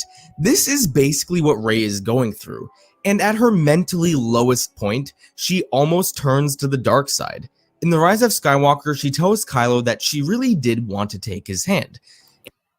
When? Where did she almost turn to the dark side? Never. She hasn't hurt anybody. She hasn't lied to anybody. Well, yeah, she doesn't technically lie to anybody. She doesn't attack anybody. She doesn't steal or do anything. I mean, the rudest thing that she does is in Maz Kanata's castle, where I pointed out she's just like wandering around and digging around in Maz's stuff. But outside of that, Rey's pretty wholesome. At no point does she almost turn to the dark side. Not at all. She's a confused girl interacting with a man for the first time. There's all this stuff going on in the galaxy. She's dealing with the Force. She maybe just started menstruating. She's all out of whack and confused. And she's not... It has nothing to do with... Oh, my God. And hot take, but had Rey actually gone to the dark side here, I think this would have been 100 times more effective. She never considered going to the dark side. She looks at his hand and is like, nope. She even says, please, don't go this way. That's what she says to Kylo, is please, don't go this way. She never considers going to the dark side, dude. Never. Than Anakin's fall to the dark side. At this moment, Rey has every reason to join Kylo. What? Why? What? She doesn't have not one reason. He murdered millions of people, blew up planets, is the leader of the bad guys, killed his father, murdered his father right in front of her, has been chasing her, harassing her, bullying her, torturing her. There's not one reason why she should want to or need to join him. What are you smoking? Rey is searching for a place in the galaxy, and Kylo is the first person to really offer her a place. Not only that, but Kylo is the only one who understands what Rey is going through. But I thought Leia and all the others, didn't Finn want to be with her? Didn't Han offer her a job? Didn't Leia embrace her and take her in from the moment her and Rey meet? Remember, they hug. Remember that on The Force Awakens? They meet for the first time and they hug. And then moments later, she's getting in the Falcon and flies off to find Luke. Do you remember? You remember. Through on a deep level. And it doesn't hurt that Rey saw him shirtless like an hour ago. But even with all that, Rey Man, are you obsessed with Kylo with his shirt off? I mean, I guess maybe that's you think how women work. Like they see a guy with his shirt off, and that's it. Like, oh, she's done. She's hooked. resists him and they fight over You must be very lonely in your little college dorm room. That's all I can say. Because you're very confused of how things work. the lightsaber. Now, for those who say that Kylo should be able to pull the lightsaber to him because he's stronger than Rey, don't understand the dyad. In The Rise of Skywalker, it is said that they are two people who are... So you understand the dyad, but we're all confused about it. This thing that they made up at the last minute. Please enlighten us. one in the Force. That means that when they are together, they are essentially one being in the Force. So it would make sense that they are both the same when it comes to the strength level in the Force. This is why the lightsaber never moves closer. So then why does she always beat Kylo every battle? How come it's not always a stalemate? How come she beats Luke Skywalker? How come she beats Palpatine? Because they're the same exact force power? To one of them until it literally breaks. Kylo gets yeeted off a freaking cliff like he's a ragdoll, but yet you die, you fall and die, and then just get back up and kill Palpatine. But you're both equal power. You kick Kylo's ass like how many times? 3 times? And you're equally powered. When they are together, they share the same power, no matter how strong they are. Yeah, you're definitely a Reylo. Definitely. This is the second time you're showing this scene. Why? There's no context here. There's no reason to be showing this other than you like this. So this explains a lot. The Last Jedi is your favorite movie. Daisy is your favorite actress and or character. And you are totally a Reylo. And this is where all this justification is coming from. Is you're trying desperately to justify the nonsense of these films. Instead of just saying, hey, this shit is a mess, but I think it's cool. I like it. So I'm just going to do a review of why I like it. Instead, you're literally trying to use this nonsense to convince people that, see, she's not a Mary Sue. No one is going to win this tug of war. So after the lightsaber breaks, Rey leaves and proceeds to help out with the Battle of Crate. Now before I continue, something needs to be emphasized.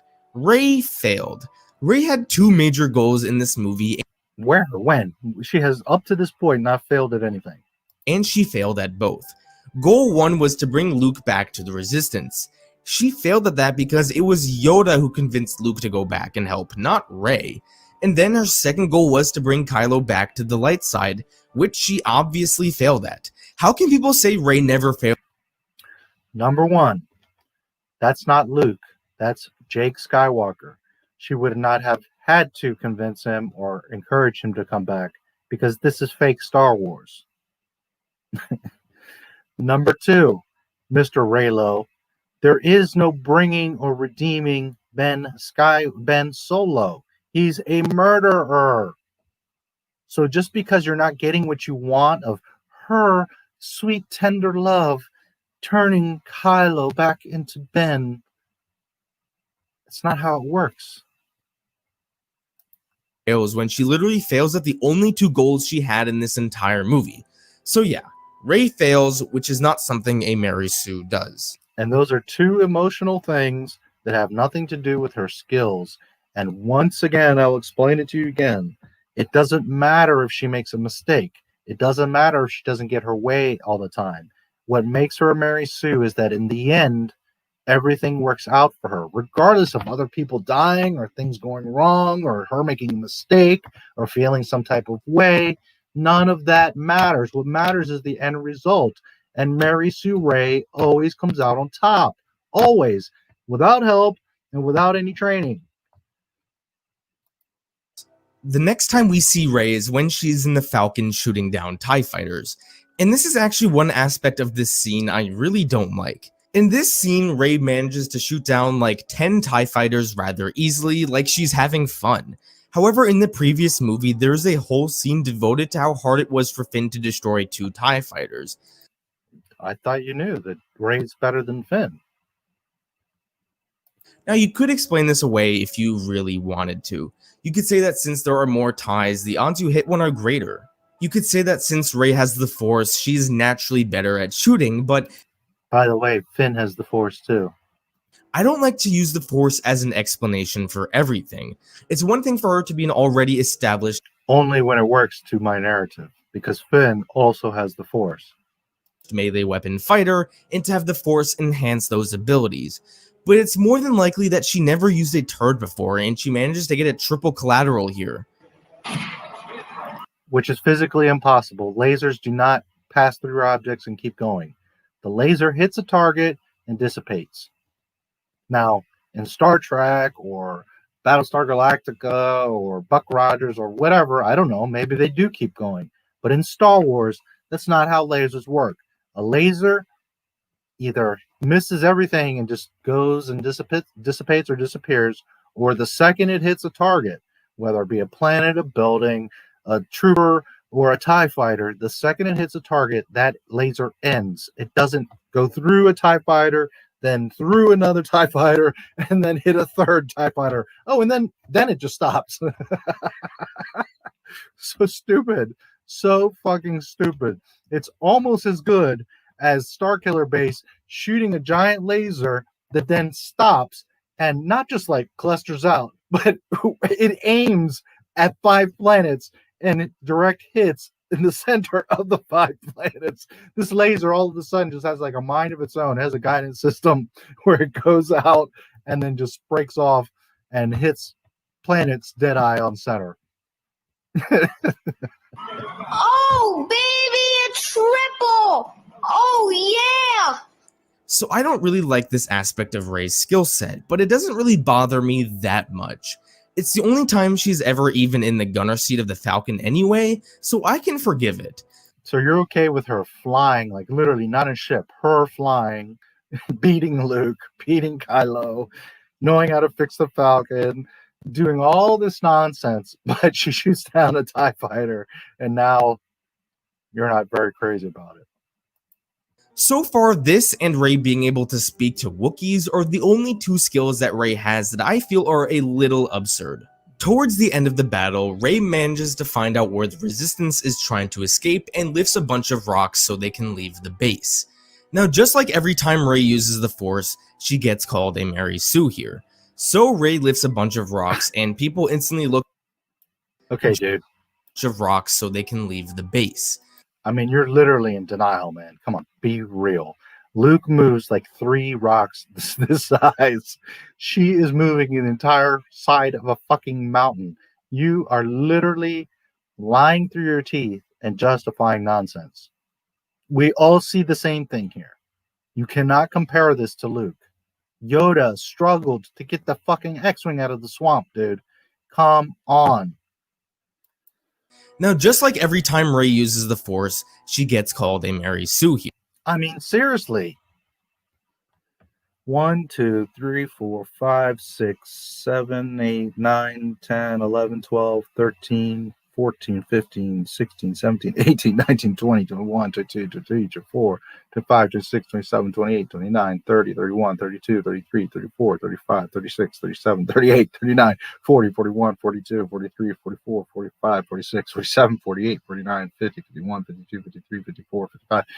Plus whatever others are off screen, plus whatever others I'm missing, plus whatever ones I maybe double counted.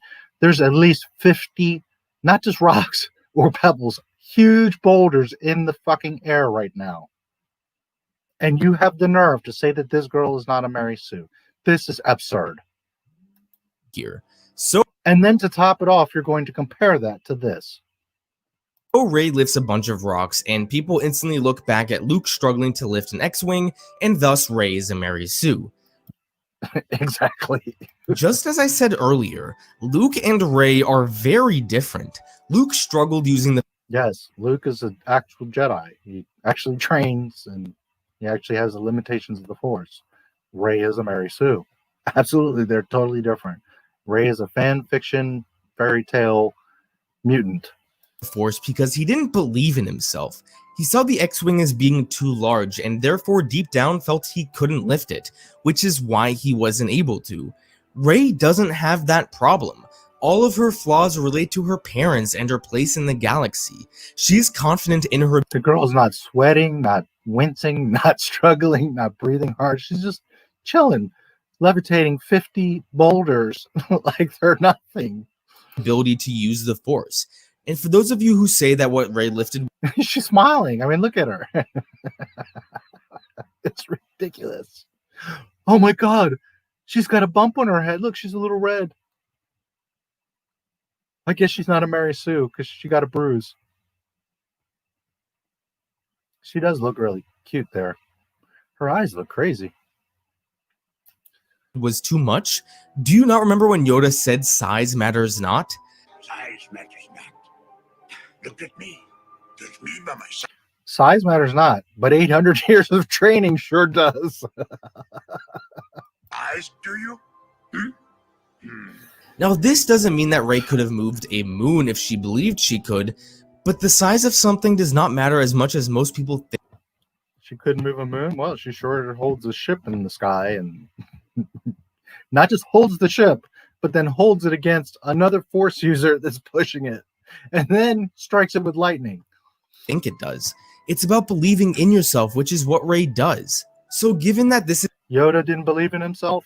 Yoda wasn't the most powerful Jedi before Luke, yet Yoda could barely pull the X-Wing out of the swamp. One object. is my interpretation of the Force, Your interpretation of the Force. Okay. There you go. Because that's not what the Force is or how it works. Your interpretation, how you would like it so that it fits into the story and it makes Rey not a Mary Sue, but that's not how the Force works. I don't see it as being ridiculous. And for the rest of the movie, Rey doesn't do anything else that warrants her being called a Mary Sue. She has one more Force bond with Kylo, has a brief conversation with Leia, and the movie ends, and we are done with The Last Jedi. Well, yeah, the movie's over, so what else is she going to do? Now, as I said before, The Last Jedi is the film where Rey appears the least. However, it is the last movie where Rey has her most screen time by far, which is actually the most amount of screen time a character has had in any Star Wars movie, even beating Han Solo in the movie. How does that make sense? That's where she has the least screen time, but yet she appears the most. That doesn't correlate, dude. There's not a difference. If she was there for 33 minutes, she was there for 33 minutes. My lord, are you confused? Be titled after him. So there is no point in wasting your time any further. Let's start looking at the rise of Skywalker.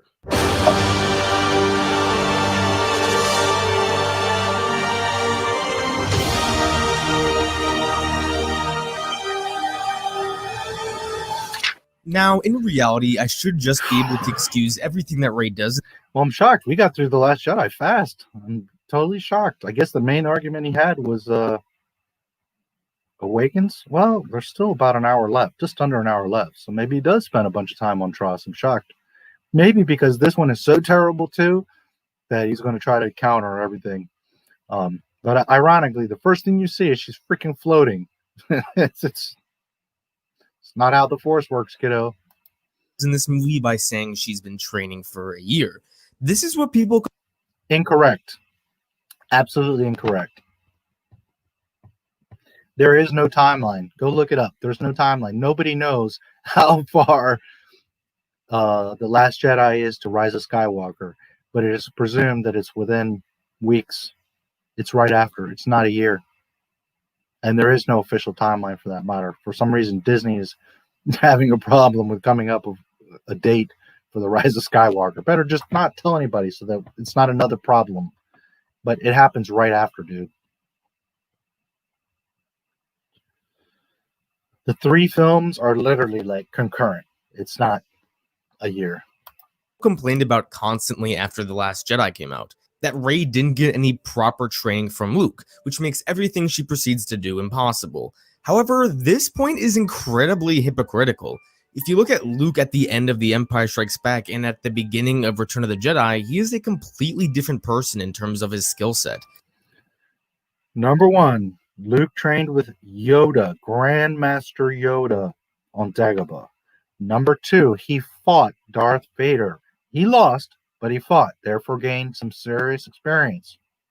Number 3, Jedi is, in fact, a year after Empire. And because you don't see it and you're self-implying again, self-inferring that he did not train, you are incorrect.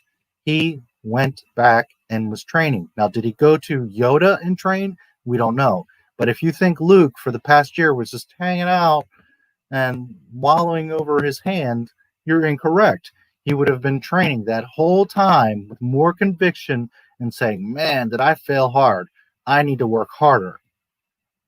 Okay? So your nonsense right now is bullshit because Luke was indeed training for a whole year to come back and be ready for his next battle with Vader. And he goes back to see Yoda. He's a far more accomplished Jedi in Return of the Jedi, but how did... Green lightsaber, black suit. He is a master Jedi, which you probably didn't know. He's a master Jedi at this point. So obviously he was training.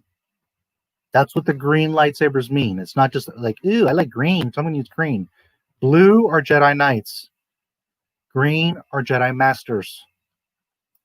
How did he get so much stronger? Did you notice Yoda's green lightsaber? Mace Windu is the only one purple, but it's still a distinguishing color. It's not blue. Blue is Knights. Green is Masters. Learn your lore. Definitely trained, but how? He has no master that could have trained him because... What do you mean, how? It's heavily implied that between the 2 movies, he didn't go back to Yoda. Here we go again. It's heavily implied. No, he is training, dude. What? To the best of our knowledge, he didn't have any Jedi texts or anyone of any Force knowledge to teach him, so... What? Ben is a ghost and has been talking to him this whole time. Did you not see the beginning of Empire Strikes Back? Seriously, you have not watched these movies. You have not watched them. Or you saw them once, like 8 years ago. Seriously. You're making shit up. How did he get so much stronger? Well, people don't hold Luke to the same standard as Rey, so it doesn't matter. But Rey has the Jedi texts and someone who may not be a Jedi Master, but who had significant Force training to help her out. Why is... Force training when? By who?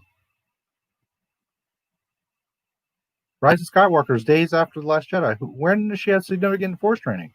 And how can she read the text? Oh, that's right. She's a Mary Sue because she can read alien ancient text now, which Luke can't read. No one else can read, but she could read it. Is Rey a Mary Sue in this movie when Luke is not one in his movie? Well, because of the double standard. Yeah, Luke is the chosen one's son, fought Vader, trained for months with Yoda, has been Obi-Wan Force Ghost mentoring him, learns a lesson with Vader, spends a year training, goes back and trains with Yoda again. What are you talking about? there are 3 years between episodes 4 and 5, but it's not like Luke's training increased during this time, really. And even if the time difference did matter, there is no indication of exact 4 and 5 are irrelevant. We're talking about from 5 to 6. You're literally showing Jedi here. The argument is between 5 and 6, which is a year, where he goes from Jedi Knight to Jedi Master. You're defeating your own argument. exactly how much time passed in any of the Star Wars films besides Attack of the Clones. So if they decided to make The Rise of Skywalker take place 3 years after The Last Jedi, It is not 3 years after The Last Jedi. If you're going to make a video, you need to do research and know what you're talking about. they could easily do that because there is no way we would know based off the movie. Now, as I said earlier, Actually, you would know, because it is totally, it picks up right where it was at, number one. And number two, if you actually take the time to do some research and look if there's a timeline, it's literally right after Jedi, The Last Jedi. I could just use Rey training for a year to explain everything, but I will cover this movie the same way I covered the previous two. So let's begin. Rey's first scene in this movie is of her training, and the first thing she does in this scene is try to contact the voices of the Jedi before her, which she fails at. That's right, the first thing Rey does in this She can't talk to the Jedi, but she sure can fly. movie is fail at something. Rey fails a lot in this movie, but this is So all of the Jedi didn't succumb to her will and acknowledge her, so she failed. But yet she's flying, and that's perfectly fine. just the first thing. So after failing to contact the Jedi, she goes to Leia and tells her she will run the training course. She does some acrobatics that are nearly impossible Blindfolded on a tree. for any regular person, but one thing that's really interesting here is that we get a hint towards Rey's darker side. She gets very frustrated and angry when trying to destroy the That's not dark side. That's normal human reaction. You're getting stunned by a freaking remote. You're going to get pissed off. It has nothing to do with the dark side, dude. Just because you get a little frustrated or angry doesn't mean you're turning to the dark side. It's called human emotion. training ball. This is not how a Jedi should properly train. You know the Jedi code, the one that reads, "There is no emotion, there is peace. There is no ignorance, there is knowledge. There is no passion, there is serenity. There is no chaos, there is harmony. There is no death, there is the Force." Yeah, Rey represents none of this. She gets really angry really quick in this movie, which is another big flaw that she has, but it doesn't come close to her biggest flaw, which will be addressed shortly. So because Rey Getting angry is not a flaw, nor is crying. They're both two emotions that any normal person goes through, and in fact are important because you let off stress and steam and bad energy. It's like something happens and you go to the gym and you're beating the shit out of the bag. That doesn't make you evil, that you're turning to the dark side. You're blowing off steam, which is actually very healthy because you come out of the gym, you're tired, you've blown off all that steam, and you feel much better and refocused and recentered. You have much to learn, young Padawan. You must unlearn what you have learned. got too angry and emotional during the training, she ended up accidentally hurting BB-8. Again, this is something a Mary Sue would never do. Rey is literally putting her friends in harm's way, and that is not what a competent Jedi would do. And remember, competence is a big aspect of what a Mary Sue is. Rey's Absolutely not. That has nothing whatsoever to do with Mary Sue. It has to do with adversity and the end always winning, regardless of how hard it is, how much you stumble, how much you feel, none of that matters. What matters is that you win every time. Rey wins every time. Rey's job is to protect the resistance, and here she fails at that. Moving on, she fails at completing the training course until She's pulling a ship, not holding, pulling a ship back down, and he's saying that she's failing. Oh my god. tells Leia that she is not feeling like herself and that she's tired. And Mary Sue would not fail at completing a training course and most certainly wouldn't get distracted or tired from training. And then comes the first. What? Everyone gets tired from training, dude. Luke was exhausted on Dagobah. What are you talking about? Of course she would get tired. And by the way, she didn't fail. On the contrary, do you remember she threw her lightsaber and it was spinning in the air, and she tricks the remote with a stick or her staff? I don't remember if it was her staff, but with a stick, and she smashes the remote. So how's that failing? Because she got shocked a couple times? That's not failing. Again, you don't understand what a Mary Sue is. A Mary Sue can get stunned, but at the end of the day, she won again. She beats the remote. So what? How did she fail? It's not how you get there. It's the point that you got there. Because a normal Jedi would have been like, well, shit, I couldn't beat the remote today. Tomorrow I'll have to come back and train harder and practice again until I can. Rey doesn't fail. She just gets shocked a couple times. First thing that Rey does, which represents her biggest flaw in this film. Rey hands Leia the lightsaber and tells her that she is not worthy of wielding the Skywalker lightsaber. Which is the absolute truth. She is absolutely not worthy of being anywhere near that lightsaber. This is Rey's flaw in this movie. She has no faith in herself that she can be the hope the galaxy needs. This ties directly into Rey being someone who's very insecure. In the first two films, she was insecure about her. Is it insecurity, or is it her looking within herself and realizing maybe I'm not that great? Her parents, and now she's insecure about herself. Some people who love the first two sequel films and hate The Rise of Skywalker look at this moment as a regression for her character, which I completely disagree with. Let's look at everything from Rey's perspective. At the end of The Force Awakens, she was tasked with bringing Luke Skywalker back so he can be the savior of the galaxy. However, Rey fails at this, so she goes to Plan B, which is to try and bring Ben back to the light side. This also fails, so now she's thrusted into this role by default. She failed at bringing back that hope for the Resistance. Okay, you just said it yourself. She failed at getting Luke to come back to help. So what is her next option? Try to make Ben come back to the light side. So you just disproved yourself again, because earlier you were saying her motivation was because she saw him with his shirt off and she got all hot in the panties. It's not why. You just literally confirmed and contradicted yourself as to why she's doing this. Her motivation is to seek help, and she thought, well, maybe I can turn Ben. Since she sees herself as nothing but a nobody scavenger, she can't contact the ghosts of the Jedi. She is struggling to complete her training course. She has. By the way, no other Jedi could.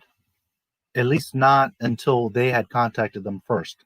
So as far as we know, because we have to go by movie canon, you can't just reach out like, hey, random Jedi, will you talk to me? That's not how the Force works. That random Jedi is the one that's in control of crossing over, of being able to materialize or appear as a ghost to you, not you calling up random Jedi. It's not how it works. So it's not even an issue. Someone she would have had to know to have connection with would have had to cross over. Furthermore, it was always our understanding that Luke could talk to Ben because they had interaction. They knew each other. It wasn't just some random ghost that showed up. Because if not, you could have had Qui-Gon and all kinds of other ghosts talking to Luke. And that's not what happens. The person he interacts with is Force Ghost Ben and Force Ghost Yoda, not random Force ghosts, whoever he wants. It's not how it works. Nor do you call out to them. Yes, he calls out after that connection had been made. But Luke didn't just call out to Ben like, where are you? Why aren't you helping me? It was Ben that showed up. And he's like, Ben? Trouble controlling her negative emotions. Hey CJ, good to see you. Oh boy, is this second half fun? Let me tell you. Glad to see you. I think it's worse than yesterday. So and she's injuring her friends because of her emotions. Why on earth would she feel worthy of taking on the Skywalker lightsaber? So I don't see this as a regret. it's not about being worthy. It's about that's the only lightsaber she has access to. What else is she supposed to do? She's supposed to train and learn to be a Jedi. Well, that's the only lightsaber that's available, dude. Progression of her character at all. And to those who say Rey has no flaws, clearly don't see how troubled and insecure Rey is at the beginning of this movie. The next thing we see her do is being insecure has nothing to do with being a Mary Sue. Has nothing to do with your skills. Reading the Jedi texts from the end of The Last Jedi. This is important because it helps which mysteriously somehow she can read ancient Jedi texts. Leia wouldn't be able to read. Leia would be totally clueless.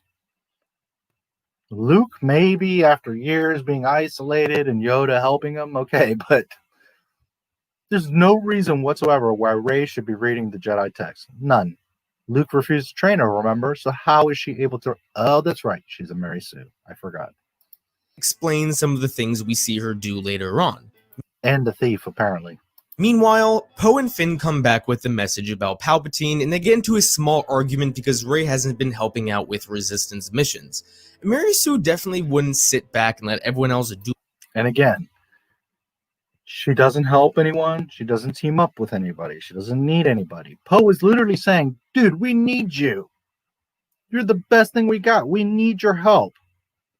He literally gets pissed about it. Why? Because she's selfish and on her own all the time. Do the work, just saying. So there was a Resistance-wide meeting about the return of Palpatine, and when Rey...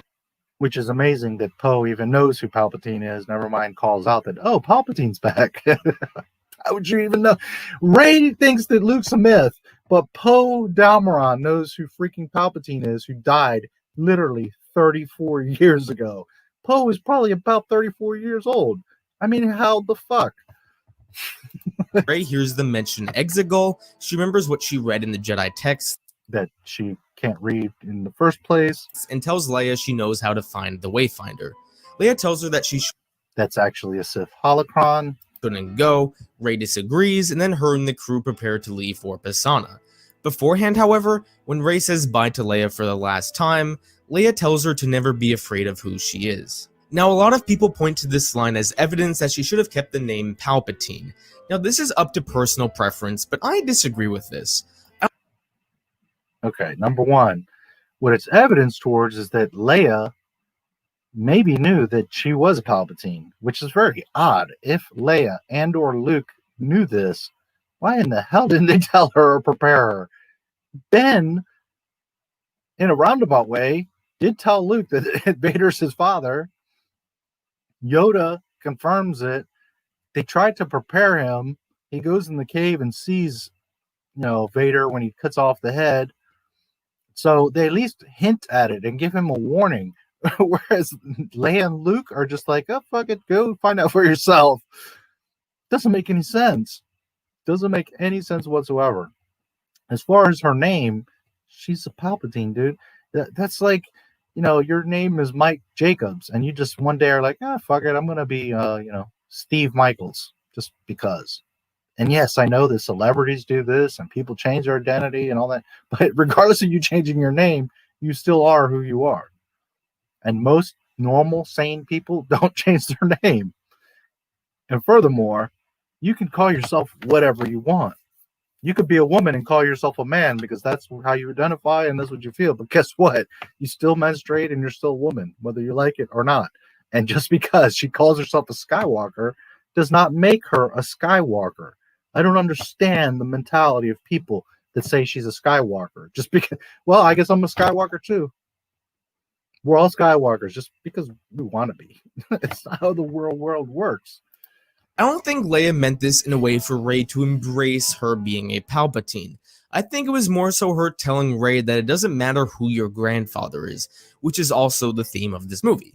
This really doesn't have to do with her being a Mary Sue, but it is a point I wanted to address. It was also strange because Rey, like 1 minute is like, I'm not worthy, here's a lightsaber. And then like 2 minutes later, Leia's like, oh, well, here's the lightsaber right back.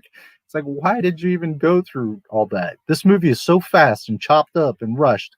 And they added that whole thing of like, here, take the lightsaber. No, you take it back.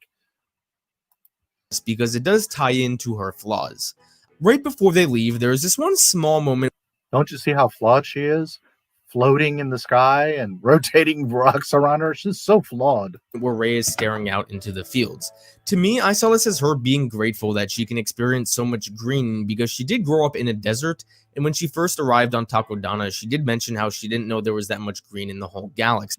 I'll give Daisy this because I think her acting is absolutely horrible in this movie, and she's cardboard. And for what it's worth, I don't hate Daisy Ridley. And for, maybe in another movie, she's an Academy Award-winning actress. I'm just saying, as Rey Skywalker, she was trash. Anyways, this scene right here, I will give her credit because she very much conveys, like, holy shit, I've never seen green, fresh air, mist. I mean, she really does convey that very well. Like, you can see her cherry being popped here, so to speak, of seeing a different environment. I will give her that. She very well played this. She could not have called herself Rey Skywalker. Leia went by the name Organa, and she was a lot closer to her. If she was going to change her name, that's what it should be. Yeah, well, I mean, she shouldn't change her name at all, but yeah, you do have a point there. I mean, she's... Okay. Just using logic, she would be... Your Organa argument is valid because that's who she does get the closest to. But what is Leia's true name at this point? Technically, Leia is General Solo. Okay? Or General Organa Solo.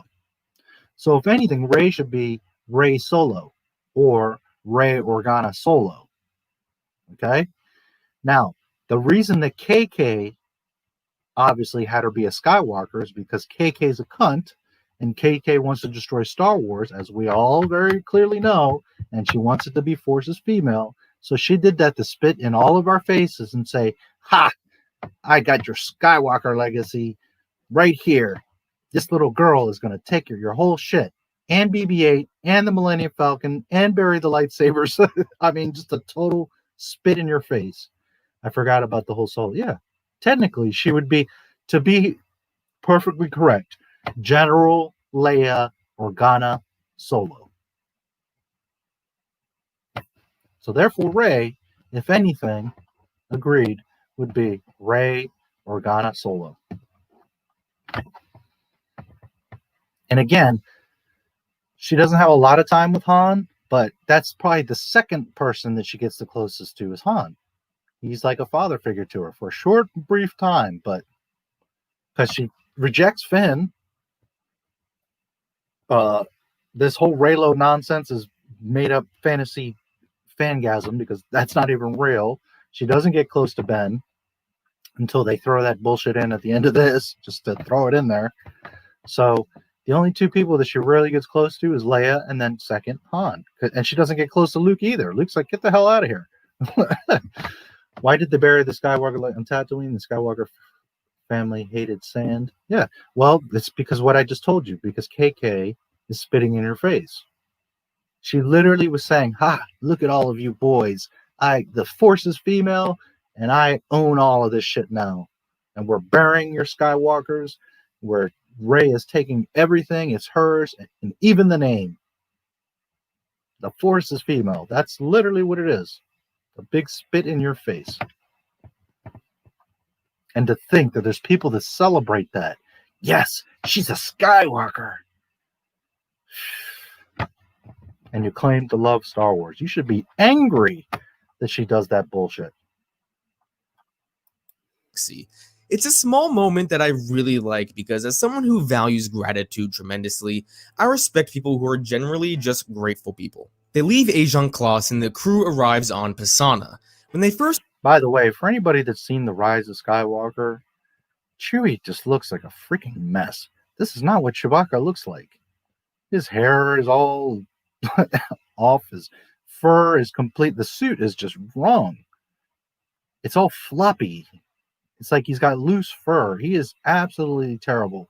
And the worst part is when they're inside of I can't remember his name, but the guy that kills Ray's parents, Uche, whatever the hell his name is, Uchi, and his ship is there, stranded in the desert. So then they have the knife and they're in the ship. And then Ray, of course, again, Mary Sue, going off on her own, which maybe he'll show it, but she goes off on her own. And then Chewie goes walking out of the ship to find her. When he walks out, I remember the, who are those chumps? The Knights of Ren. Why even bother with the crap? The idiots of Ren are there spying. And Chewie comes walking out and like walks down a hill. Look at Chewie, and you're going to see he looks completely wrong. His suit is just flopping around. Look at his legs and his midsection. He looks terrible. I don't know if he's going to show it here, but it's just disgusting. Chewie does not look like Chewie at all. First enter the large festival, Ray seems to be amazed by this. This festival, by the way, if you didn't catch it, happens every 43 years, very conveniently. Because this movie is the 43rd year. Some bullshit. 42, 43 years. It's so stupid. JJ thought he was clever. C3PO literally says that. I think he says 42 years. There are two specific moments that give us a look into Ray's character here. The first is when she sees a bunch of kids sitting around laughing at some sort of show that is going on. I think Ray envies these kids. Ray didn't have a child. I think Ray has never seen children. Well, maybe one or two on Jakku, but she probably hasn't been around a group of children. I don't think she admires them. More kids living in the desert? I don't think she is admiring them. She's just see some kids. Childhood of happiness and joy. So seeing these kids so happy reminds her of her life on Jakku and how miserable she was. It just shows to me how even though she may have come to terms with her parents being no one, it still haunts her even a year after The Last Jedi. Next, some local comes up and gives Ray a necklace and proceeds to ask Ray what her family name is. Which is very odd. Some stranger out of nowhere approaches you for what reason, nobody knows. But okay, she's attractive. She's the only woman. She's dressed in white. Okay. And then some stranger like asks your name. Why? Why? Because they're setting up the plot point of that later, that when she takes over everything, the lady at Tatooine is going to ask her the same question again. And they're going to show you through story writing that she was nobody, but now she's identified herself and she's found herself, and now she's a Skywalker. That's what that whole setup is right there. That's why they did that. And by the way, we were talking earlier about she gets BB-8 and the Falcon and the swords and all that. She also takes Luke's home, not just his name, but his freaking house. It's disgusting. This is a and his twin sons. Very important moment for Rey because it ties into her decision at the end to take the name Skywalker. I'm going to talk about this more when I'm done discussing the Rise of Skywalker because I feel it's more appropriate to discuss it at the end of the movie. But what I do want to say here is why this upsets Rey. The thing Rey wants the most in these movies is belonging. In The Force Awakens and The Last Jedi, she felt that belonging. No, she doesn't. She never at any point wants belonging. She wants to know who she is. She never wants belonging, because belonging would mean bonding closely with your friends and comrades, but making sure they're with you and they're safe, working together. She has no desire of bonding. The whole time she's on her own and wants to be on her own and says that nobody understands her. She rejects and pushes away everyone. Belonging was with her parents, so not having a family name reminds her that she never had that relationship with her parents that she wishes she had. This was at least my take on this scene. Again, this is just the story expanding on Rey's flaws, which, as I stated numerous times throughout this video, are fairly big flaws. Afterwards, we get the first Force Bond scene between Rey and Kylo. Nothing much is really... What? It's not the first Bond scene. She has like 2 or 3 other scenes where they have a Force Bond. What are you talking about, dude? This is just another Skype. The only difference is, and furthermore, they touched. Their hands touched. So this is not the first force bond. What are you talking about? Accomplished during the scene, but what the characters say says a lot about their bond. Remember how earlier when I first started talking about their bond, I mentioned how it allows them to deeply know each other? This Okay. I don't know how many times through this video he literally says something and then the next sentence contradicts what he said. Earlier, he shows us this first bond where they touch. Now he just says, this is the first time they bond. In the next sentence, he says, earlier when they bonded. I'm going to give him some benefit of the doubt. It's not that he's literally this airheaded. It's that he just wrote it out one time, didn't proofread, didn't look over his recording and say, oh, wait a minute, I already said that. Or I said this and then said this. It's that he didn't properly look over his work. But just the same, it makes you look like a dumbass, dude. 2 seconds ago. Here, I'm just going to replay it. Listen to what he says. that she never had that relationship with her parents that she wishes she had. This was at least my take on this scene. Again, this is just the story expanding on Rey's flaws, which, as I stated numerous times throughout this video, are fairly big flaws. Afterwards, we get the first force bond scene between Rey and Kylo. Nothing much is really accomplished during the scene, but what the characters say says a lot about their bond. Remember how earlier when I first started talking about their bond, I mentioned how it allows them to deeply know each other? Okay, you see what he just did? He just said, this is the first, right after they have their first bond. The next sentence he says, earlier when they had their bond. This scene is an example of that. Both Rey and Kylo are just taking jabs at each other's biggest weaknesses. Rey mentioned how Kylo is haunted by killing his father, and Kylo asks Rey if she still counts the days since her parents left, and how there is so much pain and anger within her. Now, even though Rey does nothing here, It's been a minute, but I don't recall him. I just did a video recently with specifically that. Daisy Ridley admits that Disney Lucasfilm had no plan for Star Wars. I just made that video like 2 weeks ago. I edited a bunch of stuff from that scene. I could be wrong, but I'm pretty sure I don't remember him ever saying, do you still count the days of your parents being gone? I think you're just making up dialogue, buddy. Rey in this scene does not represent what a proper Mary Sue would do. Kylo is trying to get under her skin and distract her so we can find a clue to her whereabouts. By talking about her parents, this distracts Rey and she allows Kylo to get close enough to where he can steal the necklace from her. Which, by the way, that is not how the Force works.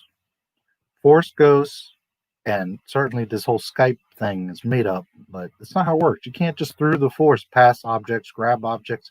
If you could have done that, the entire OT and PT would have been completely different.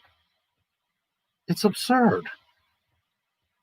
So many things would have happened differently if you could just, through the Force, pass weapons and items and... I mean, it's insane. No one else had bonds. Anakin with Padme, or Obi-Wan with Qui-Gon, or Dooku with Yoda. I mean, it's ridiculous. This shit is all made up because this is not how the Force works. You cannot force Skype, and you certainly cannot pass things or grab things through time and space. If you could, everything would be different. That's not how the Force works. Rey allowed herself to be manipulated, and now the location of her and her friends is revealed and their mission is at stake. And Mary Sue would not be so clumsy when talking to an enemy. Once again, making mistakes, being tricked, manipulated, captured, none of that has to do with being a Mary Sue. It is the end result of her always winning. And would definitely make sure no clues of her whereabouts were revealed. So this is just another example of Rey making mistakes and putting her friends in danger in this movie. Afterwards, she notifies her friends that Kylo knows where they are and the First Order arrives. Then there's the Pisana spear chase where Rey doesn't really do. They fly now. I mean, they flew back in 1980. do much. I mean, all she does is shoot a blaster at some stormtroopers, and considering she's been with the Resistance for like a year now, I would hope she has had some target practice with that thing. When the fight ends, she notices that she has seen Ochi's ship before, and they manage to Ochi. Okay, I just got to she point something notifies out. her friends that Kylo knows where they are, and the First Order arrives. Then there's the Pisana spear chase, where Rey doesn't really do much. I mean, all she does is shoot a blaster at some stormtroopers, and considering she's This scene right here, I just have to point this out because this is the ignorance of this kid and Star Wars. The whole beginning of this video, he was arguing that Rey is an engineer. He was literally arguing that Rey is an engineer. And did he say the Finn was also? I think he also said that Finn was an engineer as well. Okay? But he definitely said like 18 times, Rey is an engineer, which no, she's not. She's not even an assistant mechanic. She couldn't even change oil at Jiffy Lube. But he insisted that she's an engineer. No training, no reason, no motive, no proof to back it up. She's an engineer. Of course, he's biased because his girl Daisy, and he's trying to prove she's not a Mary Sue. And this entire video is about spinning the narrative to your advantage. But his argument was that Rey is an engineer. 2 seconds after this, or right here at this scene, they come up to the two barges that they are running from they fly now, guys. Poe starts hot wiring one of the ships. Finn is all up in Poe's face, like, what are you doing? How'd you learn to do that? Finn, the best pilot in the Resistance, who has been trained, I just did this video as well, who has Lucasfilm Publishing, continues to prove they know nothing about Star Wars. I just made this video as well. Finn has been training since a small child. Since 6 years old, he's been piloting and learning how to fucking fly and fight. By Wedge and by his parents are pilots and commandos. I mean, this kid was purposely trained from childhood to be a badass. He is the best pilot in the Resistance. All the Resistance. He has the one black X-Wing, Black One. He is the leader of the pilots of the Resistance. Okay? He's the one that stands up to Hux and is there by himself in front of the fucking Star Destroyer. All these things. But it is unreasonable that Poe is hot wiring a little desert skiff. A guy that would indeed know the makeup of a ship and that could probably fix it on the fly if he has to. He's not a full-blown engineer, but if he got crash landed somewhere, he could probably fix his X-Wing if he had to. At least minor stuff. And it's unreasonable for him to be hot wiring a little desert skiff. But it's perfectly normal that Rey, the engineer, is fixing and flying the Millennium Falcon by herself the first time she flies anything. Wow. she's been with the Resistance for like a year now, I would hope she has had some target practice with that thing. When the fight ends, she notices that she has seen Ochi's ship before, and they manage to sink into some cave. Inside the cave, Rey finds the Sith dagger, and Rey notes how horrible things have happened with this. You'd think that if she could sense horrible things that happened with the dagger, that she would have sensed all the younglings that the Skywalker saber killed, but that's just a funny nitpick.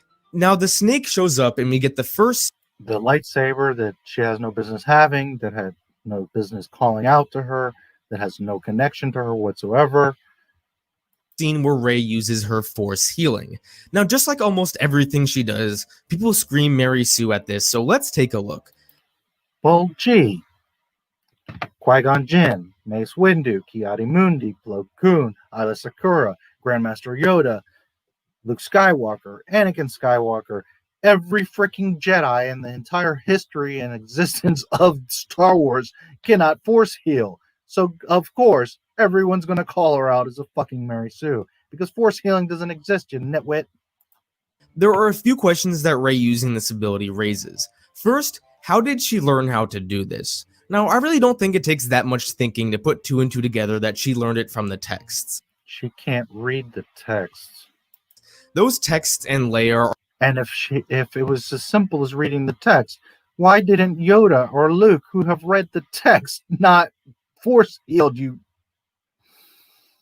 Are the only thing she has to learn Luke literally about the Force. So it makes perfect sense that she had learned that from the text. And the other big question is that if Rey can use Force healing, then why didn't the Jedi of the past use it? And I can think of so many different answers for this. One possible answer could be that not every Jedi can use every ability. Okay, so now it's selective. All of these Jedi were assholes, but Rey, the millennial, your girl, is special, and she can do what none of the Grandmaster Yoda. Pfft, who the hell is he? He's nobody. Your arguments, dude, are ridiculous. I know this is true when you're just looking at the canon, but even if we were to just look at the films, you would ask yourself, why couldn't some of the other Jedi use the same skills that Yoda had? Another possible... He's Grand Master Yoda, the lead of the council. He's almost 900 years old. Even in the prequels, he's over 700 years old. How are you comparing Yoda to Rey, a child who has no training? Use your damn brain. Answer could be that maybe the other Jedi just didn't know this ability existed. The Jedi of the prequels were very strict in what they were taught. Oh no, Qui-Gon just got stabbed by Maul. Just force heal him. Okay. Listen. Not only is force healing total bullshit, but you're talking about Obi-Wan Kenobi. He's not just some scrubby everyday Jedi. He's one of the greatest Jedi ever. He chops down Darth Maul, so obviously he's prepared for the trials. Qui-Gon literally says out of his mouth, he's ready for the trials. He takes down Darth Maul, which automatically makes him a Jedi, makes him pass the trials by killing a Sith. Qui-Gon also says out of his mouth, he's much wiser than I will ever be. So a Jedi that's ready for the trials kills a Sith and is wiser than Qui-Gon, who is known to be wise as fuck, doesn't save his master with force heal. I mean, the fucking argument is ridiculous. None of it makes sense. No, it doesn't. And you know what? I'm going to be a little bit fair to this kid because, again, he's young and naive, but also his arguments are based off of nonsense. Not his nonsense, but the movies are literally such nonsense that he's confused by his own arguments. If you're going to make arguments based off these films, well, then all of your arguments are just going to be nonsense anyways, because the films are freaking nonsense. Luke is with Yoda. Yoda's fading away and dying. Now, granted, he's old, so you could say, okay, he's just going into the Force anyways. We'll give you that one. But why didn't he say freaking Vader? He just let Vader die in his arms. How many other times would Jedi been in the field, in the Clone Wars alone, would have been seeing their homeboy get knocked down, shot down, lightsabered, a rock fell on him, whatever, or even clones? Why didn't Yoda save, Cody or Rex or whoever? I mean, I guess they survived, but you understand what I'm saying? It's like there's plenty of clones that would have gotten wiped out. How come none of these Jedi bothered to save any of these guys? How come when Mace Windu, a Grand Master on the fucking council, who's in Coruscant, close to the temple, peak connection to the Force, just got done fighting Sidious, technically Sidious, gets knocked out of the window. None of the other Jedi sensed that and said, oh shit, Mace just went out of a window. We need to go pick him up and save his ass. It's unfucking believable that anyone, Lucasfilm, KK, JJ, or even just a fan like this kid is trying to make an argument that Rey can do what no other Jedi, great, legendary, Grand Masters could not do. Get the fuck out of here. So maybe they never learned this ability, and only Luke discovered it after Return of the Jedi when he found some of the Jedi texts. The sequels do have a lot of new Force powers that we haven't seen before, so maybe the same could be said about those powers as well. And my last possible answer would be that maybe the Jedi didn't want to teach this power to other Jedi. How does that make any sense? Why would you not teach arguably the most important force power to other Jedi? How does that make any sense? For you to be able to save lives, they're not. I'm a doctor. I discovered how to save your life, but I'm not going to ever teach anyone else how to do it. Jedi are many things. Jedi are not perfect. Jedi get a bit blinded and make some mistakes, but they're not unselfish. On the contrary, they sacrifice themselves and get killed left and right for the fucking Republic to help people. But they're not going to teach each other how to force heal? Jedi never saw death as something that should be avoided, that it was... I mean, there's a little truth to that. They're not like the Sith that want to live eternal, but like, for example, when Qui-Gon gets stabbed by Darth Maul, absolutely Yoda would have been like, yeah, okay, you have my approval, Obi-Wan, save Qui-Gon. What the hell, dude? was a natural part of life and should be embraced. I could see them not liking this power because in a sense you are cheating death when you use it. Ah, okay. So then we're going to use your own argument against you. Rey is just an asshole because all the Jedi were righteous enough not to use it, this invisible fake, you're making it up power.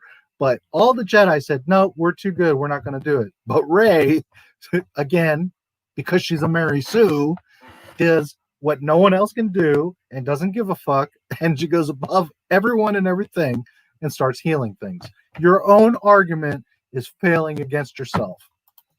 So that is another valid explanation that makes sense to me. See what happens when you put an ounce of thought and imagination into a fantasy story? When something isn't explained that involves the magic system, ask yourself, is there a reasonable explanation that I can infer?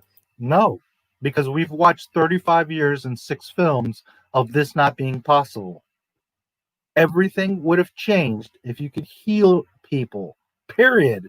It's not a thought, argument, opinion, wish. It's fact. But then, you can just use your imagination. And Rey, it's okay. It's acceptable because Rey did it. Because you're on Rey's nuts, dude. That's why. No matter how wrong she is, you're going to make an excuse. They were in a war. Would it help to teach people that? Yeah, probably. In war, there's usually medics. An ounce of thought. It's ironic. Exactly. This kid literally did not think not 1 second of this through. None of it. I mean, I wonder if he actually heard. He needs to go back. You know what he needs to do is take like a year off. And what's funny is I saw his live stream and he's like, oh, I'm never going to watch that video again. I worked on it so hard. First of all, you didn't work hard. Let me tell you something. My Skywalker Legacy video was 20 days of editing alone. Never mind like 2 months of gathering clips, sorting through them, picking out the shit, getting in proper order. Like, if you understand editing and you watch the Skywalker Legacy documentary I made, you will understand that is a massive project. To get all those clips from all different places, put them in order, have the right lengths, get them to flow into each other. That is a massive, amazing project. So for you to say, I think he said it took him 14 hours to make this video. And for you to say, I'm never going to watch this video again because I worked so hard on it. No, you didn't. You just one-taked it, wrote out some bullshit, and one-taked it. So my advice to you, Goldman, is if you're listening to this, in the future, take a year if you got to, come back and watch this nonsense and smack yourself in the face because it's ridiculous. Now, this isn't and shouldn't be the case for everything, but I think it applies here. Also, those who don't criticize Baby Yoda for also being able to use... Who on this earth does not criticize Baby Yoda? Oh, that's right. You Raylos and Mary Sewers. Because everybody calls bullshit. Especially when Mandalorian comes out every Friday. This episode came out early. I think it was a Wednesday on purpose. Why? Because it was right before The Rise of Skywalker premiered in the film. Why? Because they wanted to prepare you and say, well, Baby Yoda could force heal, so of course Rey can. Literally, that's what Lucasfilm did. It's literally what they did. And neither one of them can heal. It's bullshit. Now, if you want to argue, and I'm going to play along, Rey is special. Rey read the text. The Jedi didn't want to teach each other. Blah, blah, blah. I'm going to go along with all your justification right now and say, hey, dude, you're right. Okay, you're right. Rey can force heal. A baby that can't talk, barely can walk, doesn't know anything, can force heal. Your own argument falls upon itself. It's all bullshit. Baby Yoda and Rey cannot force heal. That is not how the Force works. And at least Baby Yoda had the decency to heal a stranger. You, Rey, don't even have the decency to heal Poe Dameron, but you sure did heal fucking Kylo Ren and a sandworm, asshole. Use it are just showing how much of a double standard they have for Rey.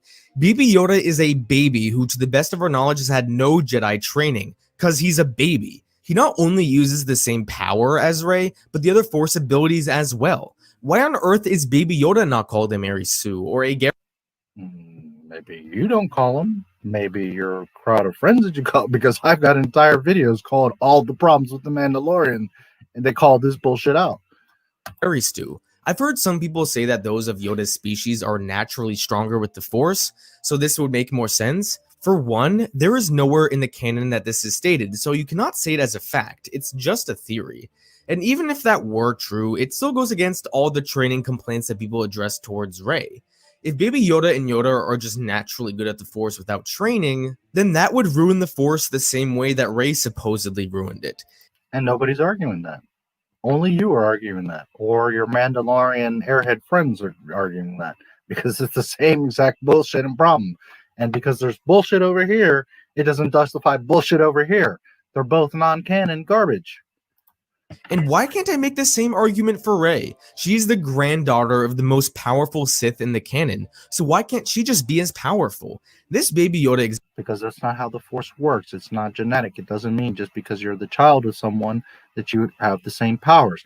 Furthermore, she's not the child. She is a child of a clone who isn't even a correct clone because he doesn't even look like Palpatine. Have you put an ounce of thought into this movie, young man? example just shows how much of a double standard there is for Rey, and it is so frustrating. But anyway, that is my take on Rey using the Force healing. Afterwards, they escape the cave and head towards Ochi's ship, and again, Rey decides to make decisions that put everyone else. Rey, again, goes off on her own, and you even admit it. You say right now, she makes decisions that put everyone in danger. That's what Mary Sues do, dude. In harm's way. She senses that Kylo Ren is coming, so she gives Finn her staff and goes off into the middle of the desert. I really don't understand why Rey would do this. It's actually a pretty stupid thing to do. She does that so she can set up the shot of being Mary Sue and flipping and chopping a fucking TIE fighter in half. That's why she did that. It's literally the only reason she does this, is to set up this shot so that she can further prove she's a goddamn Mary Sue. You know you're getting followed by the First Order. The galaxy is depending on you to find Exegol. You know your friends are not going to leave without you, so you're just putting everyone at risk. And she knows nothing of Exegol at this point. She doesn't know about Exegol. And she certainly doesn't know how to get there.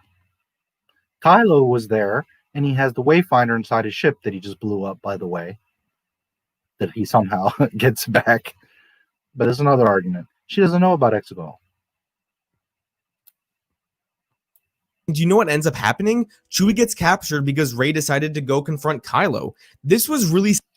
Look at this dude. That looks nothing like Chewbacca. And that's not even the scene I was talking about. It's when, if anybody sees this and watches it, when he walks down the hill out of Uche's ship after Rey goes out and he goes looking for her, look at Chewie. I mean, this right here looks disgusting, but look at Chewie when he walks out. By the way, he's 30-some years older. Shouldn't he look older?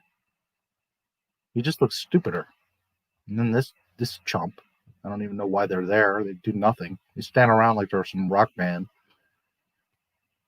And this guy like pulls out the blade and is holding it in the air and looking at it. It's like, it's such terrible exposition. This is JJ like, oh, make sure you show the knife so everybody sees that you have it. It's just such poor, weak storytelling.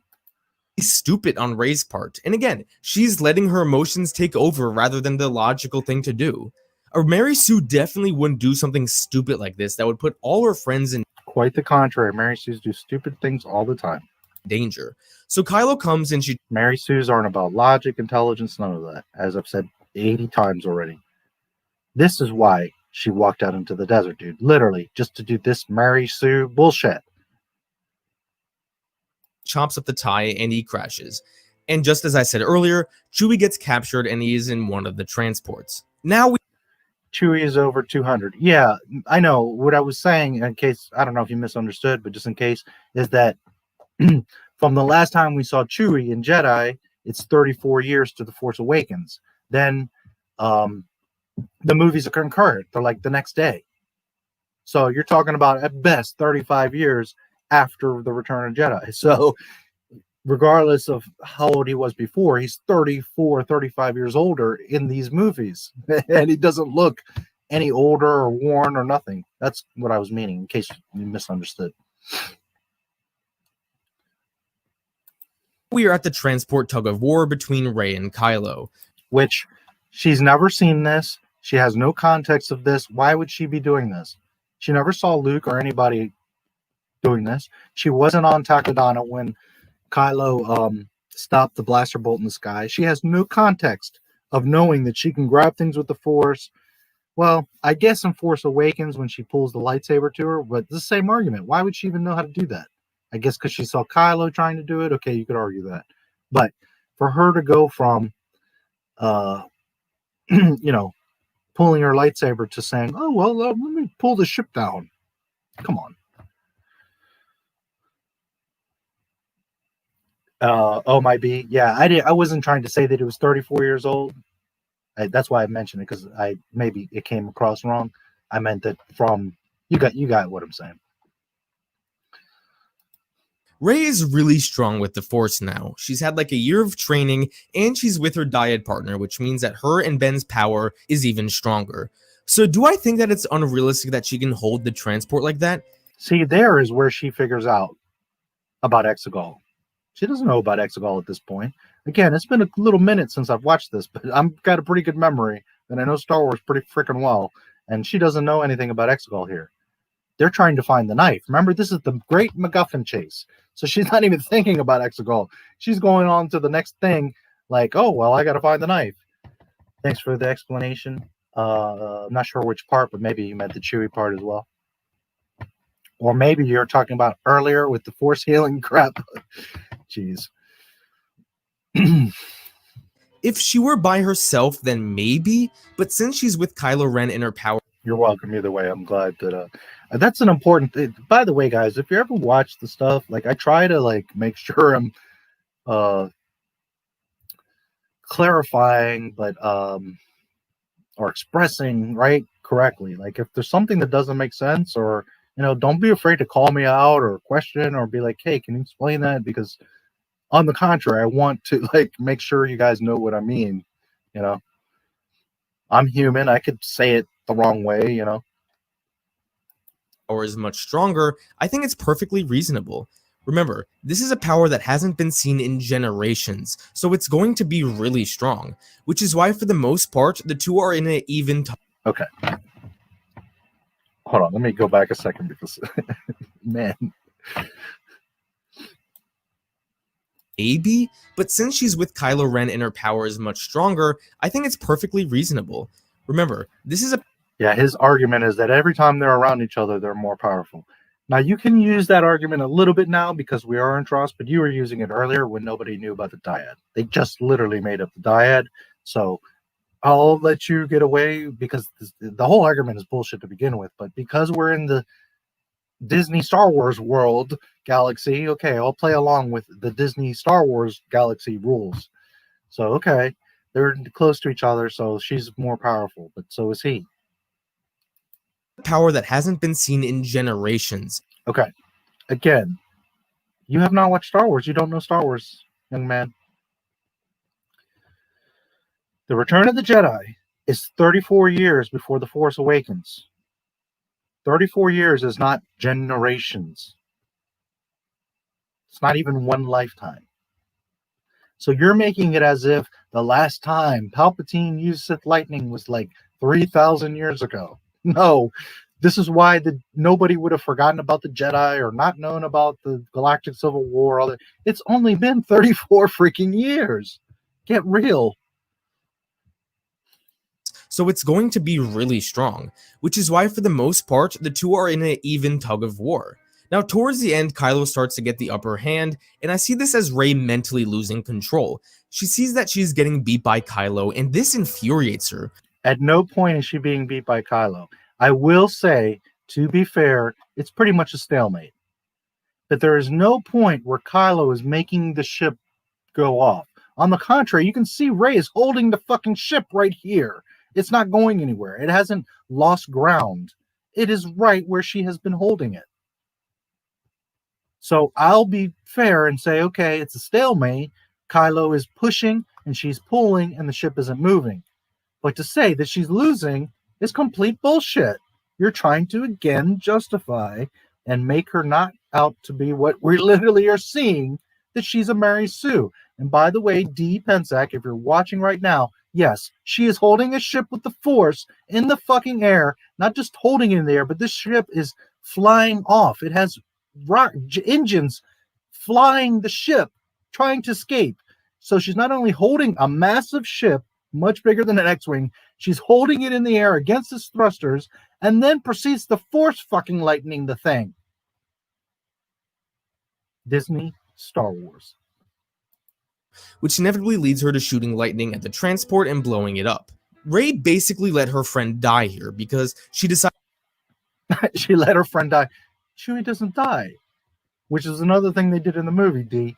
They made this whole thing that she yells out, Chewie! They made this whole thing like Chewie just died. And then literally like 3 minutes later, 5 minutes later, maybe, she's like, oh no, Chewie's alive. He's on the ship. It was like, what's the point? Why was the point of making that whole thing that she killed Chewie? She can hold a ship in space. She can force heal. She can shoot lightning, but she can't sense that Chewie is right fucking there next to her. decided to make decisions that put everyone at risk, and she let her emotions get the better of her. Again, this is 100% something a Mary Sue would not do, but I do need to address her using the lightning in the first place. Dude, are you watching the same thing we're watching? She's holding a ship in the air and shooting force light. Not even like, you know, lightning out of her fingertips. Look, she's shooting lightning up through the sky and blows the ship into half. And you're saying that this is not what a Mary Sue would do. What the fuck?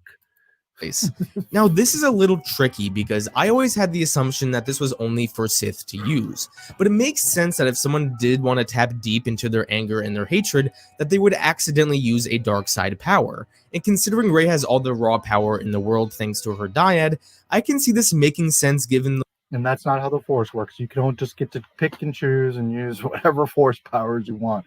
Because then Yoda and Mace and everybody else would be like, oh, let me pull out Force Lightning. Oh, let me pull this out. Furthermore, the Sith, okay, what is the whole point of the Sith? The Sith, they want many things, control and fear and all that. But ultimately, the greatest goal of Sith is what? To be immortal. They want to live forever. That is their entire drive and motive, is to find immortality so that they can obviously continue to rule forever. They don't want their apprentice or anyone else to take them out. They want to. That's part of the rule of two, is they want immortality. So if anyone's going to take the time to learn it and practice it and study force healing, it's going to be the goddamn Sith. Because that's their whole modus operandi, is fucking living forever.